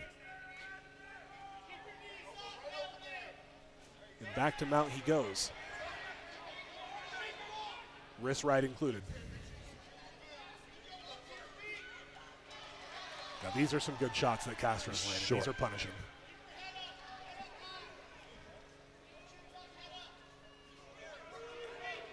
Castro making his weight well known. 40 seconds to go, round 2. As he continues on to pile on a couple of strikes. Melvin Naranjo had a couple of big moments, but for the most part, been Castro through 2. I don't know that I've seen a fight end up in this position so many times where you're like seated up against the cage. I think it's because their wrestling is sort of canceling each other out a little bit. Norano, normally I think against most guys, would be able to get up from here, but he can't, and Castro probably be able to flatten out most guys here, but he can't, and so they're kind of getting stuck in the spot. Castro's got an animated crowd behind us. Very animated. He has a lot of people here in his favor. Expect something about double that magnitude when Justin Horsley makes the walk, as well as Joel Haro. It's going to get loud. It's probably going to be electric. Third and final is upon us. Anthony Castro able to evade any sort of submission attack from Melvin Naranjo. Seems to be in front as we go into the final 5. I got to be thinking Castro's ahead here, Jason. I would say it's pretty conveniently, easily up 2 rounds to nothing. Yeah. He's pretty much dominated. Naranjo's had some good reversals, but hasn't been able to do anything with them. Yeah, I think all the damage really has been on Castro's side. If I'm Naranjo's corner, I'm telling him, hey, man, go for broke here. You know, this isn't working out, so. Castro never been to a third round in his professional career. As an amateur, he did win one fight by decision. Obviously, that was a 9-minute bout. As for Melvin Naranjo, he has gone the full 15 once. It was in January of this year. He is 1-0 as a professional when going to decision. Same situation as an amateur, 1 win by decision between 2022 and 2023. Castro's so game, man. He wants to just get in there. Both and fight. the guys look in phenomenal shape. Neither one of them look like they're tired at all.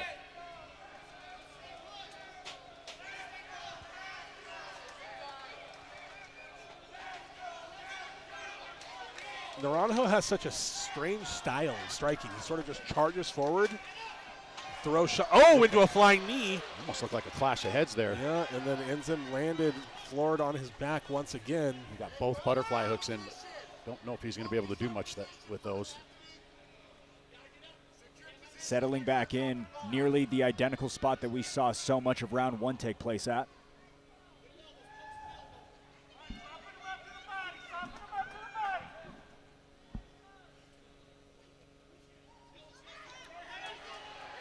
Now a couple of shots land for Castro.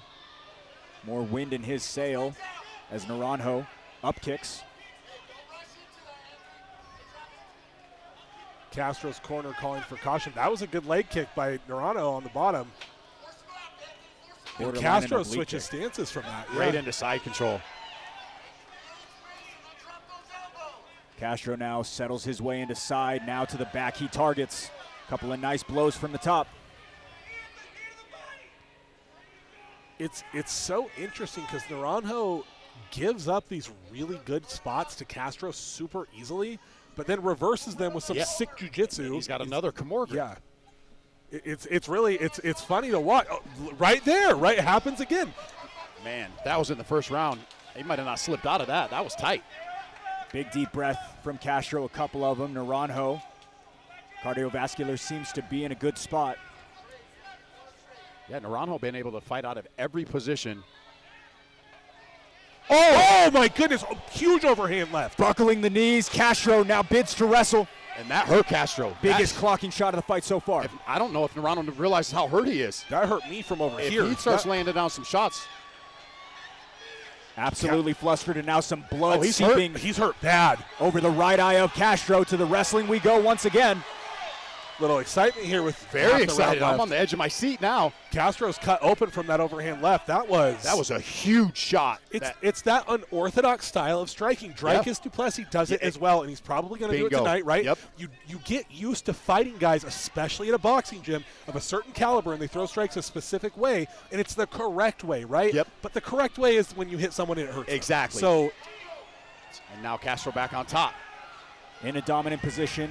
Checking out the clock right now, 2 minutes and 15 seconds to go in the third and final. Over in the corner, Melvin Naranjo, a bullseye lands from Castro. And good on Castro for surviving that and getting the fight to the mat because, man, that That's shook a big him shot. to his ankles. That quieted the crowd. Yeah, it did. Nice drag back down. And, Andrew, this is so much of the reason that we talk about Castro as a well-rounded fighter. Things aren't going right on the feet. He immediately goes into his wrestling and has been dominant since that moment happened. Yeah, he's looking great. I mean, overcoming adversity is a really important part of being a fighter. I was talking to Zach Partridge about it before with some of the heavyweight fights tonight. One of the things that separates okay fighters from good fighters is, dude, when you get up higher, everyone's tough. Everyone hits hard. Everyone has good cardio. Like, those things are not enough, right? Castro's showing he has them all, though. Dragging him back down once again. To the mat we go. Anthony Castro suffocating with his control right now. Castro, probably against better advice, has been looking for a suplex the moment that he got a double body lock there. Now trapping that far arm is Castro. This is a bad spot for Naranjo. Very bad spot. But Castro really can't do anything with it because he's using that far arm to hold him down. And another Kimura attempt here from the bottom. How many times can you play with fire until you get burnt? We're going to find out here in the next 45 seconds.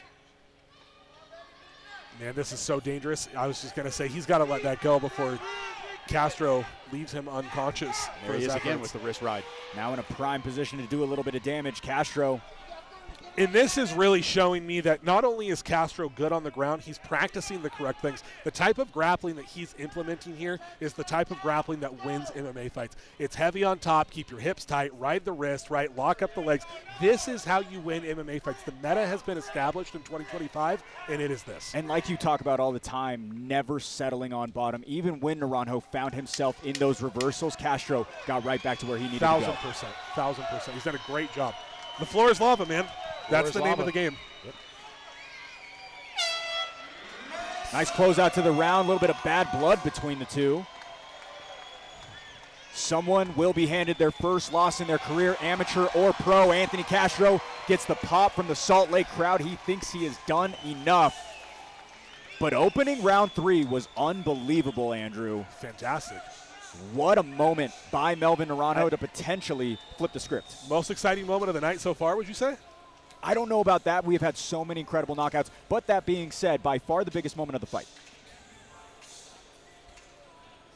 Melvin Naranjo seems a little bit frustrated. Yeah. And it's got to be when you have that big of a moment in the final round, you think maybe I can do something, get taken down the rest of the time you're on bottom. Yeah, it sucks. Being on bottom is one of them. I mean, you know this. You do jiu-jitsu. It's really unfortunate. When you're on top and you feel like you're doing something good or you're winning in the striking, only to be taken down and controlled, it's really demoralizing. Anthony Castro all smiles alongside his father, Hector Castro. He has been in his corner throughout the entirety of his MMA career. Pete Nunez as well. Full Force MMA, Top Dog Boxing again. A big-time matchup later on tonight. Justin Horsley, Joel Haro. Castro seems to be in good spirits. He will likely be in the corner making the walk alongside his high-level teammate. Melvin Naranjo, first time we have seen him out of Team Execution in Lewistown, Idaho, about 10 hours from here, near the coast of the Washington-Portland area. That all being said, looked really good, and Andrew, like you talked about, a little bit unorthodox, but that brings so many new problems to so many who are dialed in, like Castro. Yeah, absolutely. Phenomenal fight from these guys. All right, looks as though we were about to keep someone undefeated. One person gets handed their first loss. Let's find out with Hoops. Fierce fans, after 3 rounds, we go to the judges' scorecards for a decision.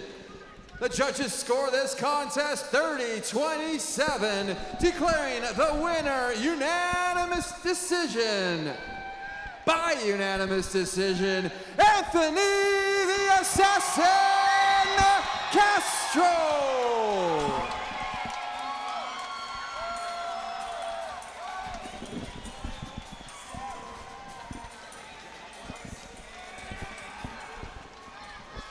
All right, ladies and gentlemen, here with your winner, Anthony Castro. Anthony, beautiful performance tonight. Last time you were in the cage, you showed your striking. Tonight, you showed you can wrestle and grapple. Was that the plan tonight? I just came in here to scrap. I just want to thank my Lord and Savior, Jesus Christ. I want to thank my team, Top Dog Boxing, Full Force MMA, Southern Idaho Brazilian Jiu-Jitsu, System Jiu-Jitsu out in Boise. I want to thank all my family and friends that came here. I want to thank my sponsors, J&L Electric, Haunted Mansions of Albion, 3P Vintage in Boise, Fly Mexico Mob, JJ Auto Shine, Diamond Martinez, my cousin. She got good tats, so thank you, God. Thank you, everybody.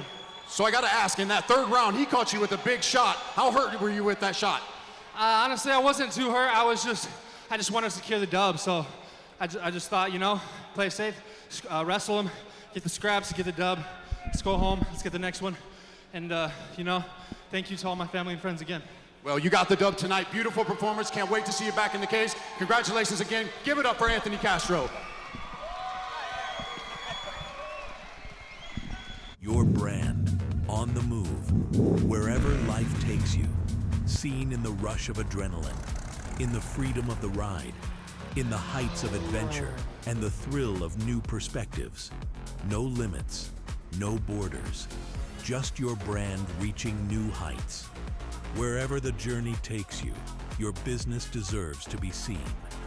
JC Pro Design. Wherever you go, make it visible.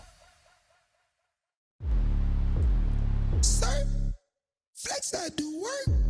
Say something like Mike. He's out of sight. Whoa, you done got me pipe. You man like I. Things out the spot.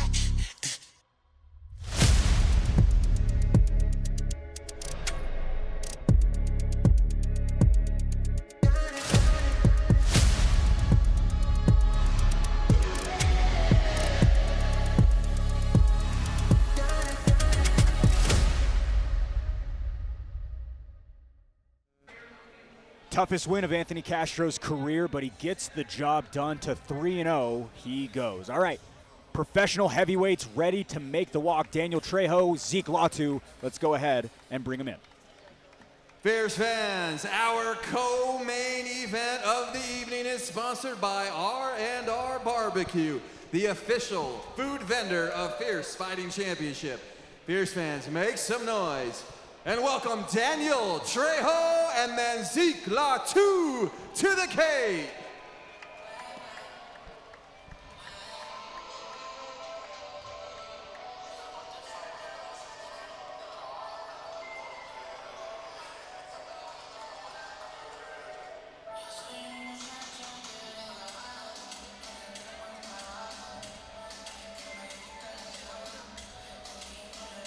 All right, well, he is becoming a boogeyman to the top heavyweights in the West Coast. Here is Daniel Trejo. Andrew, he started the pro stint 0-2, now winning 4 of his last 5, all of them thanks to that power he possesses. Dude, he's deceptively good and he's deceptively fast. I remember watching him weigh in versus Kent at UVU, and I said to Kent when everyone was getting ready, like, this is going to be a wash, man. I can't believe this guy's even fighting you. And then he just about silenced the home crowd that night.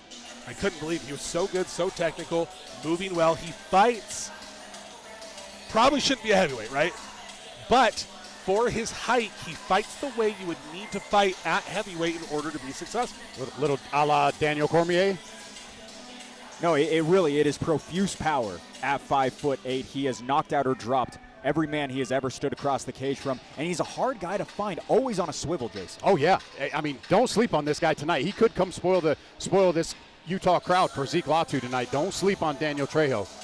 0-2 at Fierce. He fought Zach Cavender in 2021 in his pro debut, trying to shake that trend here as he returns to the Maverick Center.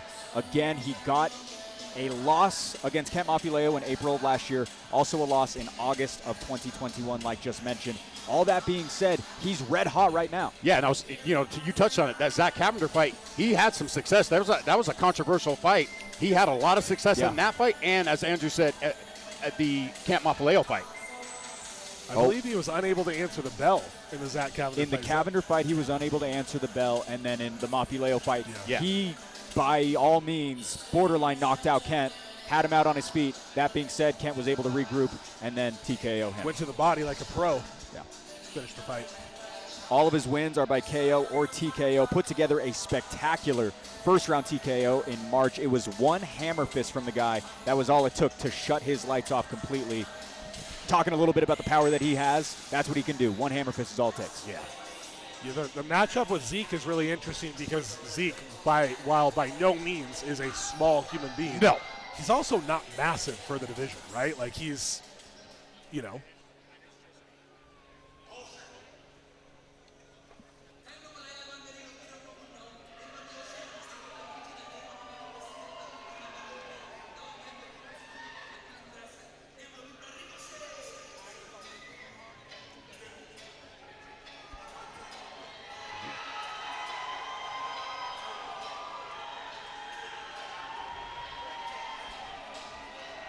Third consecutive co-main slate at Fierce for Zeke Latu. Jason, there's not many that can match the pedigree of power he holds, but well aware he's got to show up in his return to Utah. Yeah, he's going to have to show up tonight, and power he does have Zeke Latu, he's coming out. I don't foresee this fight lasting past the first round.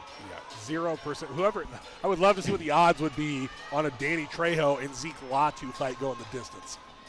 Zeke Latu, 2 out of his last 3 fights have ended in the second round. As for Daniel Trejo, did go to a third in his last bout too. So all that being said, they could potentially, but they are both fast finishers, no doubt about it. Jason, it's 1 year away from the Fierce cage at this point. He had a right foot injury that sidelined him until he got healthy to face Josh Hokett in March.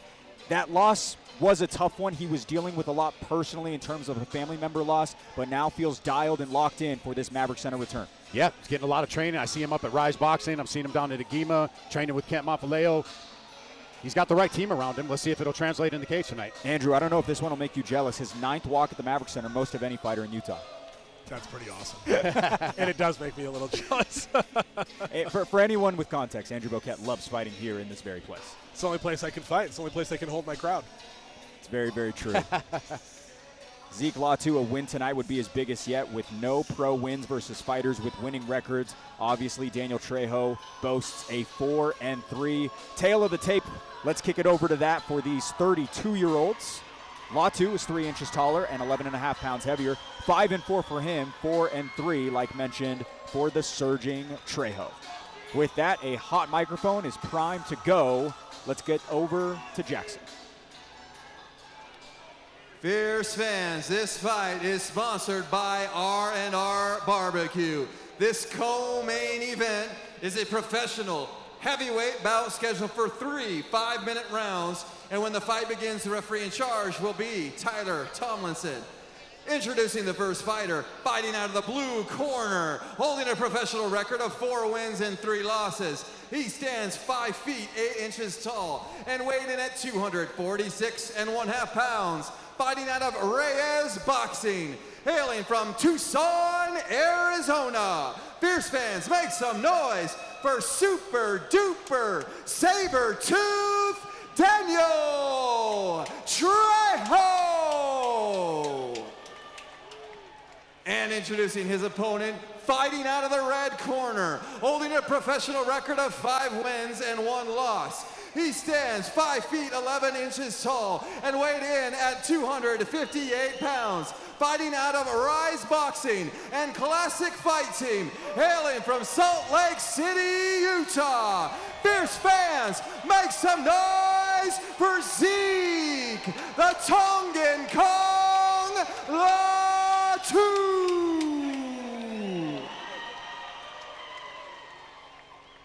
Over a year away from the Utah crowd, Zeke Latu taped up in the red gloves. Daniel Trejo back in the Beehive State in the blue gloves. This heavyweight bout is brought to you by R&R Barbecue, the official food vendor of Fierce FC. Zeke Latu looked over and gave us a wink. He's ready to go. What I was going to say was Danny Trejo is not like 5, 6, 7 inches shorter than his opponent tonight. No, he's not. What I'm thinking, that actually might be a disadvantage for him with the way he fights. Well, same with Zeke. Zeke's usually the shorter fighter as well. Yeah. I got an opportunity. Oh, my goodness. Massive shot. Trejo nearly out on his feet. Doesn't know where he is. The Tongan Kong strikes again. Zeke Latu, welcome home. He did it before I could say it. I was going to say I got an opportunity to train with him. I couldn't believe how fast he was, and he just showed everyone at the Maverick Center how fast he is. And that first shot, he was out. He was out after that first shot. What a finish by Zeke Latu, probably the biggest of his career. Without a doubt, the biggest of his career. I'm back, he says towards the broadcast booth. Zeke Latu fired up. Trejo doesn't even know where he's at, I don't think. Dude, Zeke is so fast, man. That is just, here's the replay. Only about 15 seconds of fight time, but Andrew, we got it for you. Flick the jab, bam, overhand right, catches Danny asleep. Boom, short right hook, and it was all over from here. He had no idea where he was at. Zeke swarms on him, but only thing keeping up Danny Trejo was the cage. He was hanging on to it, but Tyler had seen enough, and you know when he stops a fight that quickly, it needs to be stopped. That man has got a lot of power in his hands. Another victory for him. A very disappointing loss in March of this year against Josh Hokett. Was not happy with that performance. He flips the script, does it to someone else tonight. Back in his backyard, Zeke Latu with his 5th knockout as a professional. By the way, the definition of a gentleman and a gentle giant. Zeke is such a nice guy. He's so generous to people. Love to see him come out on top here. Incredible win by him. Let's make it official with hoops. Fierce fans, referee Tyler Tomlinson has called us out to this contest at 13 seconds of the very first round, declaring the winner by knockout, Zeke, the Tongan Kong Latu.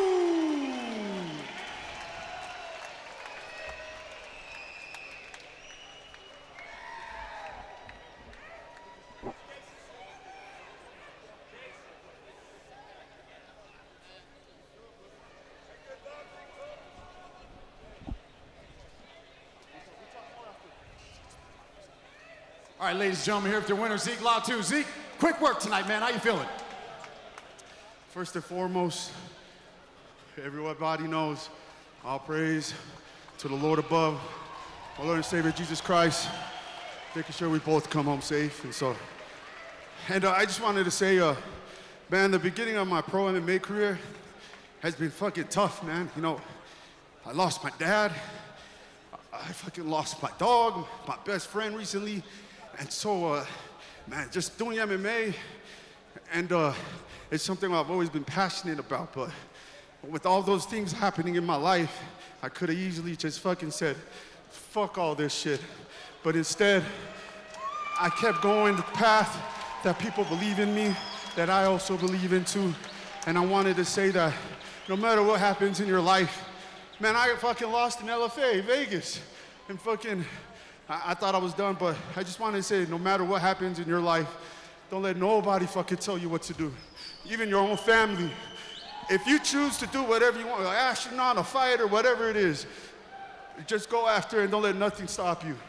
So that's all I want to say. I want to take a look at the screen up here. I want you to walk me through this knockout up here, see if they can get it up. Talk me through this. Man, I honestly don't know. I think that was it right there. Fuck, and then... I mean, there was about, after that first overhand, it was pretty much over after that. Yeah, I was, you could tell, I was like, what the fuck? So what's next for you? Where do you go from here? We're gonna see you back in the cage again. My coaches know what's next for me. Me personally, I just leave it all to my coaches. Big shout out to my brother right here, Marcos. Man, he's a heart on my ass. All the teammates know, but he does it because he loves me, and I love him for that. Big shout out to Coach Tyler. Thank you, Classy. Joe Bish, man, I fucking love that guy. You gotta get around him with him, man. He's crazy, helped me a lot with my boxing. MG, my team, my sponsors. Is it okay if I, oh shit. Centro de la, fuck. It's always an honor to call your fight, Zeke. Congratulations again. Give it up for Zeke Latu. Live from Garden City in Bear Lake, Utah, this is Fierce Challenger Series. Walker Pelto couldn't look better. Adam Easley. Future plans for you? I'm gonna go back to MMA for sure. More fights. Alan Aragon finishes this one on the feet. Pinpoints the perfect shot and pops off. Beautiful striking. How can you not love a kid like that? This is what it's all about. Holy cow.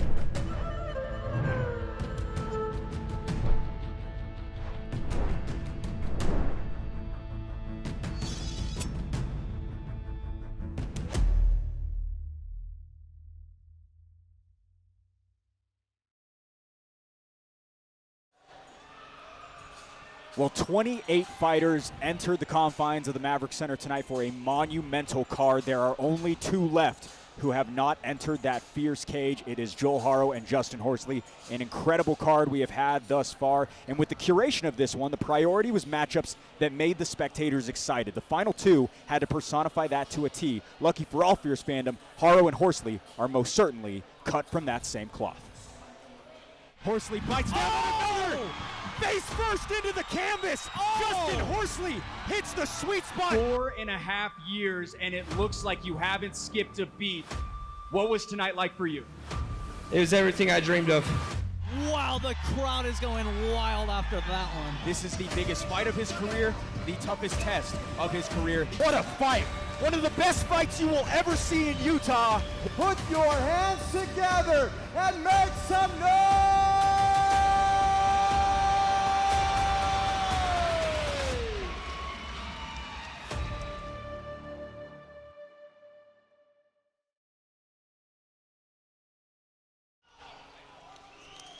Fierce fans, our main event of the evening is sponsored by Will Andrews, injury attorney. Will Andrews, injury attorney, focuses in the areas of automobile, motorcycle, and trucking accidents, serious injury, and wrongful death cases. When you need to fight back, Will Andrews, injury attorney, will fight for you. Fierce fans, make some noise and welcome our final two fighters, Justin Horsley and Joel Haro, to the cage.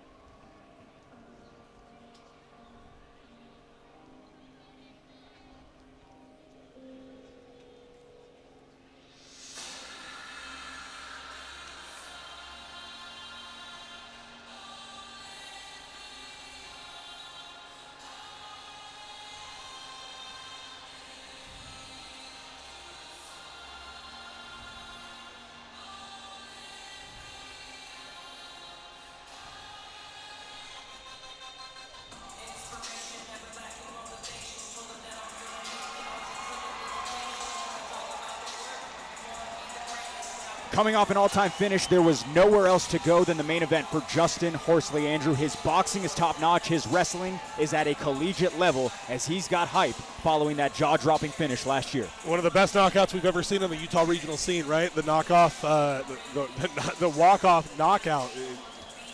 Mark Hunt would have been proud. Jason says he's been watching Haro for years and knew this day would come. Makes for a fascinating clash on this card. Yeah, both fighters have had each other on their radars for a long time. Mutual respect, great fight, great matchup. I cannot wait to see these two stand across from each other. Justin Horsley, a collegiate wrestler at Utah Tech, formerly Dixie State in St. George, now a high school wrestling head coach at Declo High School in Idaho, where he is so well known in the community, and a lot of them making the trip out here in order to support their coach. Yeah, he's got a big crowd here tonight. This is a 50-50. There's half Joe Haro and there's half Justin Horsley here tonight. Andrew, his striking was so good last time out. Scored 2 knockdowns in his walk versus Mark Coates. Unbelievable by him. Also, we heard a lot of the song laid out while we were waiting for him to come out. It is actually one of his former wrestling teammates. Tato is the name. The song titled Iron Horse. Interesting. Very interesting fact. I like that. You know, I will say, while Justin's striking certainly has improved, probably not the key to success tonight.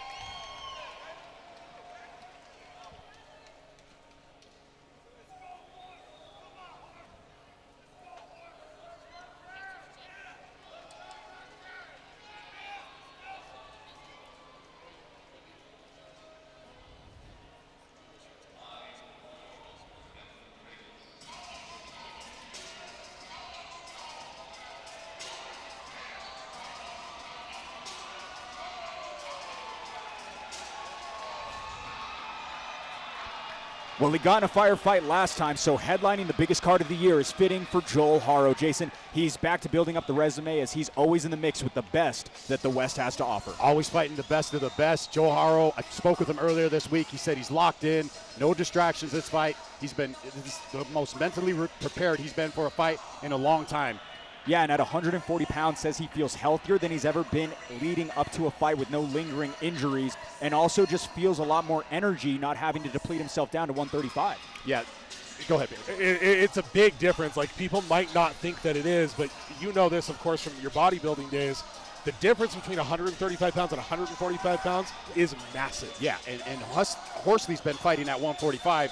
Joe Haro, bantamweight, usually on the smaller end of the bantamweights, and this is a catchweight fight at 140. Very interesting to see if the size and strength difference in Horsley will play in a factor in this fight. I do feel like a big part of the reason that Joel struggled so much in his fight with Hunter Azur was the power difference. But definitely the power difference, but there was those takedown attempts. Joel was able to get up every time Hunter tried to take him down. Joel was able to stop takedowns and get up when he was taken down. Yeah, and one thing in regard to that, he has established corners tonight with Bobby King, Joe Bish, and Dana Ristazabal, this time juxtaposed to too many cooks in the kitchen last time we saw him in December of 2024. All comes down to this one final tell of the tape at 140 pounds, powered by Will Andrews, injury attorney. Haro is 31, 1 year older than Iron Horse, who stands 2 inches taller. Half a pound divide the two on the dish. 5-2 for Haro, 3-1 resides with Horsley. All right, back in to turn the key for this main event. Here's Hopes. Fierce fans, this is your main event. This fight is sponsored by William Andrews, injury attorney. This fight is a professional 140-pound catchweight bout scheduled for 3 5-minute rounds. And when the fight begins, the referee in charge will be Tyler Tomlinson. Now, one more time, I need everybody tuning into the pay-per-view and everybody here inside the Maverick Center, from the upper suites to the arena seats, all the way down to cage side. Put your hands together and make some noise!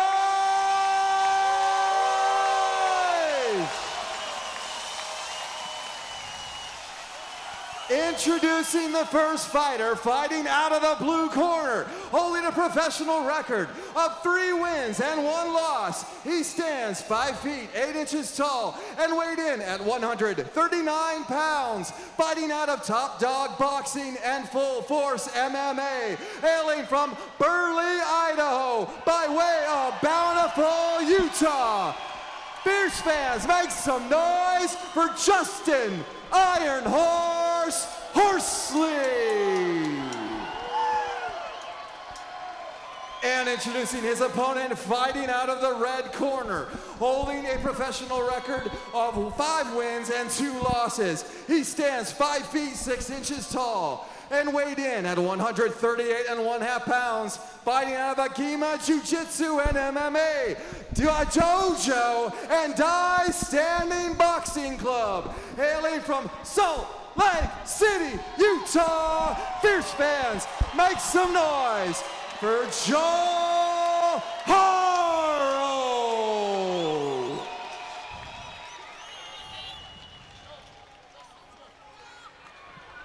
All right, guys, this is the main event, pro fight, okay? Listen, obey my commands at all times. Okay, protect yourself at all times. I will stop the fight. Do not hit the back of the head. You guys have any questions? Touch gloves if you want. Massive main event on hand. Joel Haro on his home turf in the red gloves. Justin Horsley counters in the blue. This 140-pound super fight is brought to you by Will Andrews, injury attorney, focusing on automobile, motorcycle, trucking accidents, serious injury, and wrongful death. When you need to fight back, Will Andrews will fight for you. My palms are sweaty. Horsley looking to load up on that right hand already. Yeah, Joe went right to the leg kicks, too. Something we've seen from him in the past. Nice outside leg kick lands for the Utah fighter. Nice also overhand. Cracks on the chin. This is what Joel needs to do if he's going to have success here. He needs to hit and move. Stay tight. Get off the center line.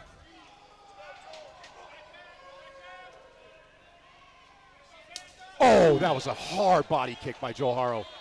Echoing shot, claps the body. Joel Haro looking good so far, specifically with those kicks, Andrew. Yeah, absolutely, so fast. That being said, when you're fighting a guy who is looking for the overhand right, that can get you into trouble.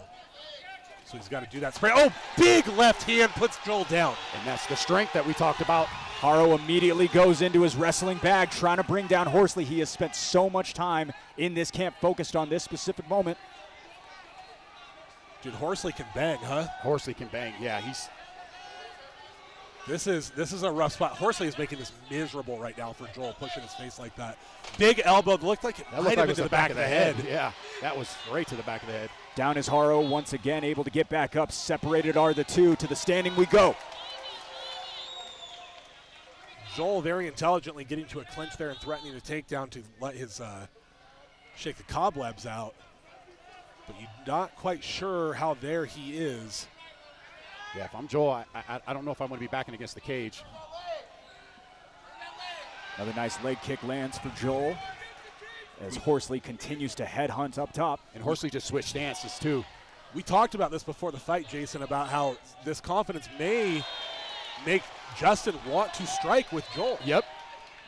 Back to the body, Haro goes. And we've seen Justin definitely has the strength, so Joel's better keep his hands up because he's already proven that he can. Good takedown defense from Joel there. Very, very nice. When they separate, if you get a look, Justin has got a giant red mark across his body from where that kick landed. Yeah, he landed a body shot there just a second ago Couple as well. of them now. Nice bruising knee lands for Horsley. Justin Horsley living in Burley, Idaho. Also grew up out here in the Bountiful area. So got a lot of people here cheering in his favor. Massive combination lands for Horsley once again. Justin is really choosing to engage with the striking here. Yeah, he's trying to land one big shot, and not to say that you can against Joel, but you probably need to set those up a little bit. You start letting Joel get in a rhythm like this. Both guys swinging for the fences right now. Justin's telling him, hey, man, you're about an inch away from being unconscious. A couple of wise smiles from both. Justin Horsley right now seems comfortable standing with one of the standards of this state for years at this point. Nice clip by Joel. That leg's hurt. That leg might be compromised. In a firefight right now. Nice elbow by Joel. Chaos right now. Justin gets the body clinch, single arm underhook.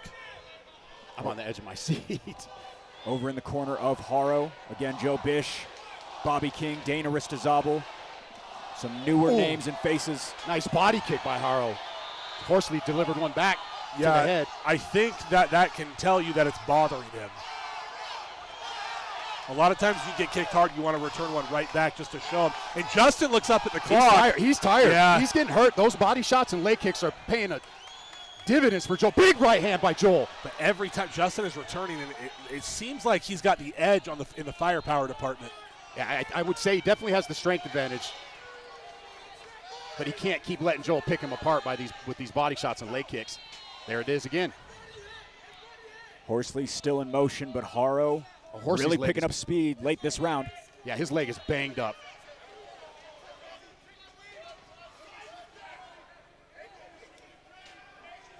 Another nice one goes. Big knee. Joel looking for a Kimura here as Justin fights for a single leg takedown, and good elbows against the fence by Haro.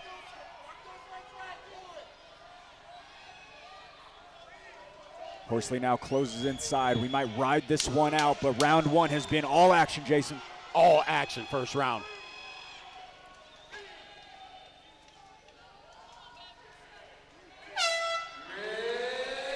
We got a fun one, fellas. Yeah, that was an awesome first round. That was a fun first round. Horsley had his moment. He dropped Joel. Joel came back and pretty much dominated the round after that.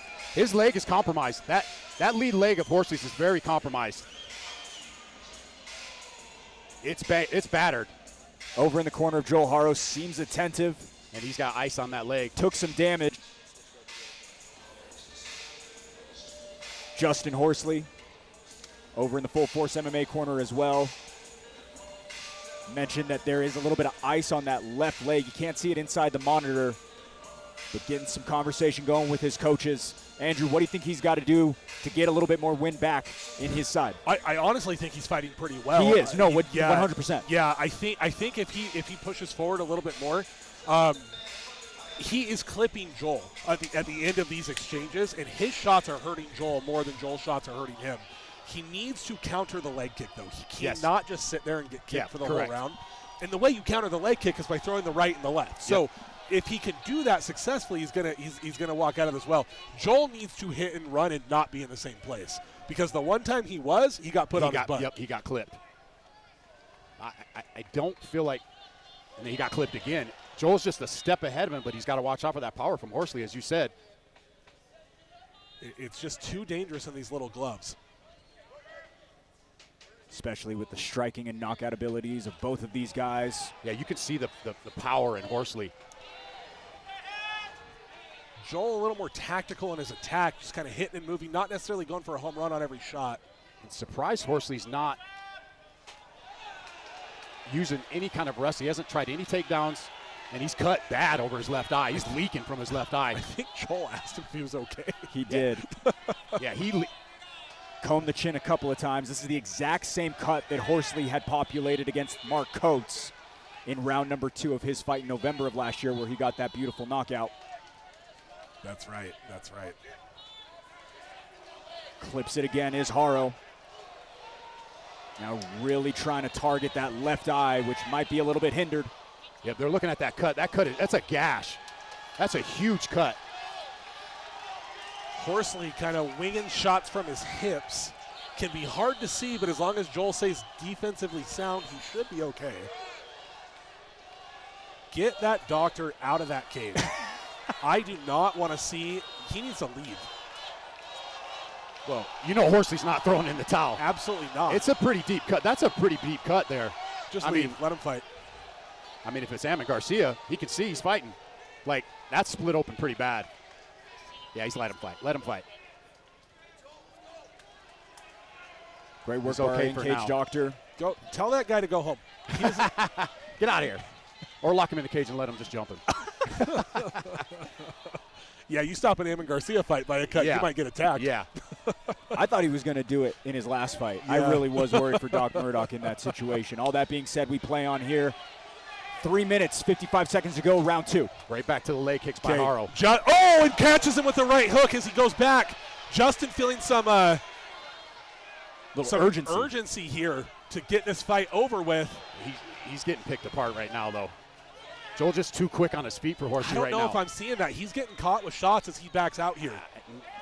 They're at the end of the punches. I feel like they're at the end of the punches. Beautiful exchanges between and a beautiful spinning elbow. An incredible spinning elbow. Another leaking side of Justin Horsley's face, this time the right eye. There's the wrestling. Horsley didn't even blink when he got hit with that, man. Holy crap. big knee. Are we good to say that Joel's got the best spinning elbow in the state? Oh, my goodness. Right on his head. But into a Kimura grip. Almost the same situation playing out with Mike Jones and John Poppy here. Thank God it didn't. Horsley is leaking blood. Settling into the position. Haro does have his back taken right now by Horsley. A good spot for him to be. 2 minutes, 45 seconds to go. And this is interesting because this is one of those spots where Horsley's blood is actually going to help him with this rear naked choke, because it's going to let that arm slide underneath the neck a little easier. Right there, here we go.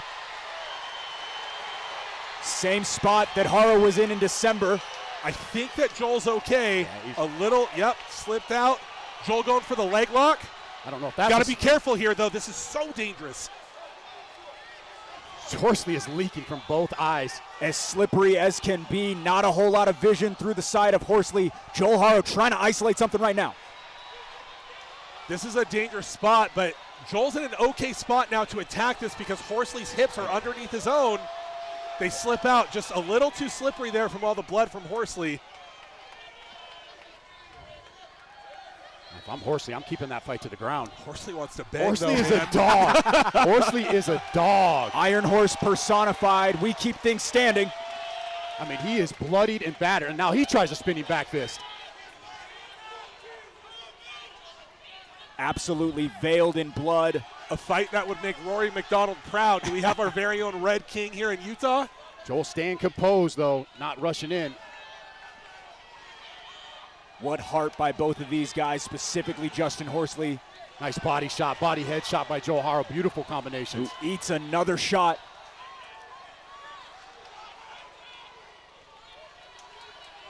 Just Joel's just now he's starting to land the more effective shots, slowing Horsley down a little bit.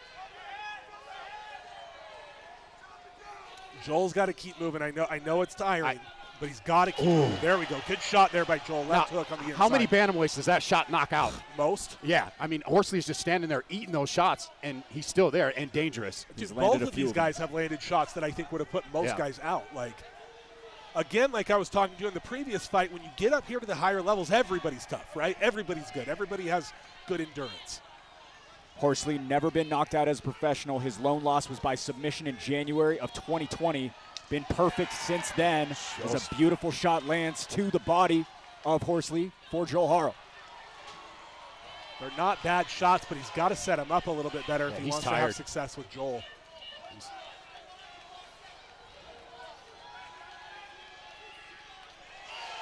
Beautiful right hand by Joel, and he gets out of the way. Again, same combination. Hits him with the right, then rolls back out. But he's got to be careful. He can't walk into shots. Joel's just beautiful performance. And Horsley still wants to stand and bang. Dude. Not a smart move by Haro. If I'm Joel, Not at all. I am not. Who wants 5 more minutes? Let's go. I want 5 more rounds.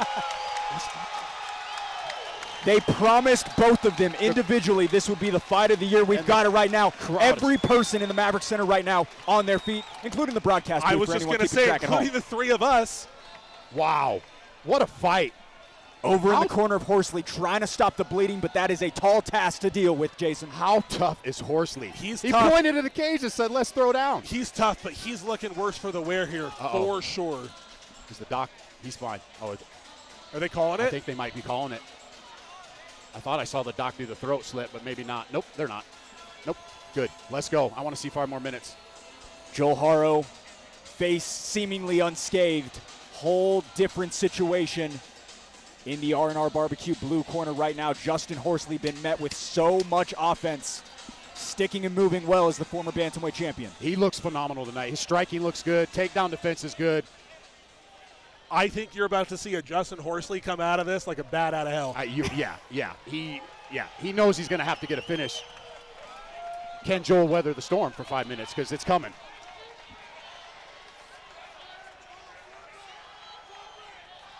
This card was built up to be one of the biggest Fierce has ever had, and it is most definitely continuing to prove its point. Justin Horsley throws a little bit of gauze outside of the cage. He's going to get checked out one more time. Horsley said, I don't want a damn thing in this cage that looks like a white towel. No, get it out of here. No.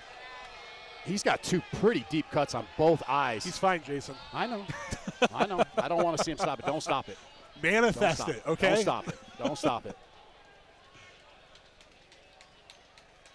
Andrew, what's the main thing the doctor's saying right now to him? He's asking him if he can see, and he's asking him if his eyes are swollen shut, which they're not, but the problem is that type of blood flow can go right into your eyes. So, but again, Justin Horsley is one of those, it doesn't, if his eye's hanging out, I'm fine. Yeah, he's fine, right? Justin's not throwing in the towel, and he's still pumped. Green light from the doc. We get 5 more minutes. Justin Horsley getting his crowd hyped up as well. Third and final, presented by Will Andrews, injury attorney, Blake Arulian, Andrew Boquette, Jason Laporte. Final 5 minutes of this monumental Maverick Center card. To echo thoughts on Nate Diaz, both of Horsley's eyes are cut open, which in the Iron Horse world means absolutely nothing. Horsley says, let's go, baby. What a dog. Still very dangerous, though. He's got to be careful reaching down for those kicks when Joel comes Superman in. punch by Horsley. Oh, blow! Down is Horsley. Joel Haro spins his way to a big-time blow. Looking for the finish, but cool, calm, and collected as Joel Haro. Horsley wrestling up to a single leg, man. How tough is this guy? Just about windled up, melting to the mat right now is Horsley. I can't see this going on for too much longer here. Although Justin, big shots from there it is. That is it. Joel Haro proves his position as one of the best in the West. And Horsley is a mess as he gets up to his feet. What a dog, though. Horsley is looking like a horror show over in the corner. Yeah. What a dog. What heart. What heart. What a main event to cap us off for the night, huh? Joel Haro, his 4th professional knockout or TKO, but his first since September of 2022. Got to feel good, Jason. Got that monkey off of his back, right?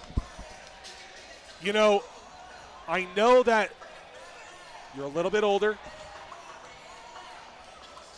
And here comes the kick. Horsley runs in, tries to get something going. Joel, with the spinning attack that he's so well known for, puts Horsley down. Doesn't rush the finish, takes his time, shows him the right hand. Veteran level move by him as well. Absolutely, 100%. Because a lot of guys would have just jumped on him right away. Horsley might have been able to survive because he's so tough, but Joel took his time. Look at Horsley wrestling up to a single leg, man. How tough is so this guy? tough, Never say so die. durable. One of the greatest performances, win or lose. Both sides of the cage have so much to keep their head held high. Joel Haro knew how tough Horsley was. Horsley knew the same about Joel, and we got a fight of the year contender, no doubt about it. 2025 is delivered. That one might take the cake. Man, Horsley, every time he gets in this cage, something crazy happens, huh? Unbelievable performance by him. Some massive moments, and really more than anything, Andrew, he had to go for the finish in that final round. He went for it. Joel Haro just one step ahead on the feet, and that being said, he is going to move to 6-2. Incredible performance by both. This was one of those fights leading into it, Andrew, and we talked about it personally. We didn't want to see either of them get a victory or a loss. It was going to be hard to see. That all being said, what a way to cap off an incredible night. 100%, and you got to give Horsley so much credit, just like you said, going out on his shield. So many guys, after getting beat up, like he was kind of starting to get picked apart, right? Would have just kind of wrestled a little bit, maybe relax on the outside. Horsley said, no, if you want me out of here, you're going to have to kill me. Top of round 3, Joel Haro, that down is patented Horsley. spinning Joel attack Haro that dropped down his way Horsley, to a big-time really blow. affected his base, and with that, closed out the show with a high IQ moment. Horsley We're wrestling going to up to move a him to single leg, 6 man. How victories tough as is a this pro guy? with hoops. And referee Tyler Tomlinson has called us up to this contest at 54 seconds of the third round, declaring the winner by TKO, Joel Haro.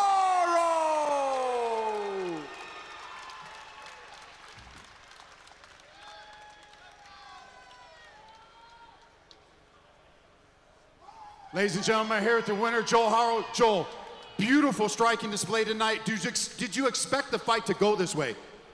You know what? I actually thought he was going to come wrestle me out the gate, but then actually yesterday at weigh-ins, we were in line to see the doctor, and of course we chatted it up a little bit. You know, everybody give it up for Justin Horsley. He's a hell of a warrior. You know, we looked at each other in the eyes last night, and we're like, hey, let's get fight of the night, and let's get fight of the year for sure. And that's hopefully that's what we delivered on right there. Yeah, you guys were banging. He actually dropped you in the first round. How hurt were you from that shot? I wasn't too hurt. I knew what was going on. I got hit. Obviously, I went down. It wasn't like damage or anything. I knew exactly what else was going on, but you know, we get put through some adversity and we come out just like in life. Speaking of adversity, you fought through some adversity after your loss of your last fight, and now you're back. I want to walk you through the replay here. Walk me through this. Let's check it out. Superman punch by Horsley. Let's see. So blow! Down is his Horsley. Joel Haro just like I do every spins his fight. way to a big-time blow. Looking for And the right finish. here, I knew I was going to go for the finish right here. Joel Haro. And, you know, then I get laid out by Tyler Horsley Thompson, but wrestling that up was to a single leg, man. How Did tough you is expect this him guy? to be able to take the shots? Because you were landing some hard shots for all 3 rounds. Just and he about just kept coming windowed forward. up, He melting was to the pointing mat right now to is the center of Horsley. the cage. Were you expecting that from him? Definitely Oh, not the just point. big but when shots. happened, There it I was is. like, That is it, Joel. dumb. I ain't gonna do that with you. But you know, Justin's a warrior, man. I'm so happy we're able to put the fight on for you fans. All of his fans, thank you so much for coming out as well from Burley, Idaho. Mad respect to you guys and your team. And I know Team Haro always shows up every fight. Thank you everybody for coming out. I got my grandparents front row right here. Got my family and my girlfriend. My dad made it out. My whole team's made it out. We do this shit together. Joel, it's always an honor to call your fight. Ladies and gentlemen, give it up for my man, Joel Haro.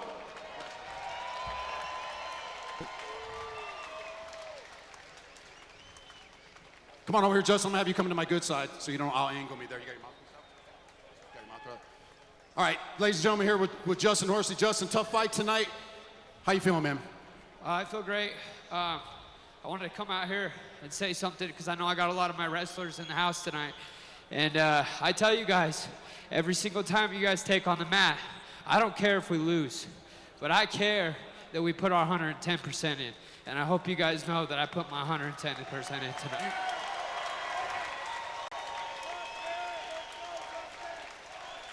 You definitely put it all on for you. Gave the fans a good fight tonight. You kept coming forward. It's an honor to watch you fight. Is there anybody you want to give a shout out to? Yeah, I want to give a shout out to my wife and my sisters for being here tonight. I know that they are probably nervous wrecks right now, seeing me cut up, broken nose, but you guys know that Iron Horse can always take a beating, and he can always give one out too, so I'm all good, baby. Always an honor to call your fights. Ladies and gentlemen, give it up for Justin Horsley.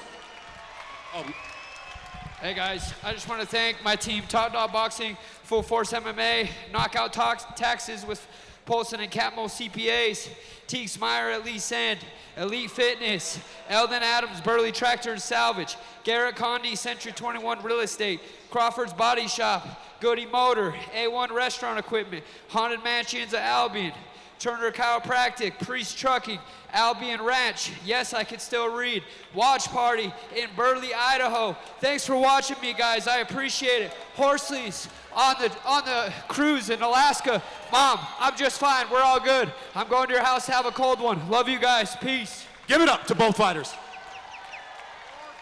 What a closeout by Justin Horsley. Good to see him like that, in those great spirits, given everything that he sustained in that fight. But Andrew, he looked unbelievable in there alongside one of the greatest performances Joel Harrow's ever put on. Yeah, I mean, Joel went in there. He had some adversity early on, right? He recovered.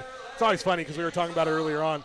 You ask him, everyone's like, oh, I was fine. I don't think he was fine. He recovered really well, though, and he got back on his horse, no pun intended, with the Iron Horse, and got back to doing what he needed to do, and ultimately that led him to a TKO victory.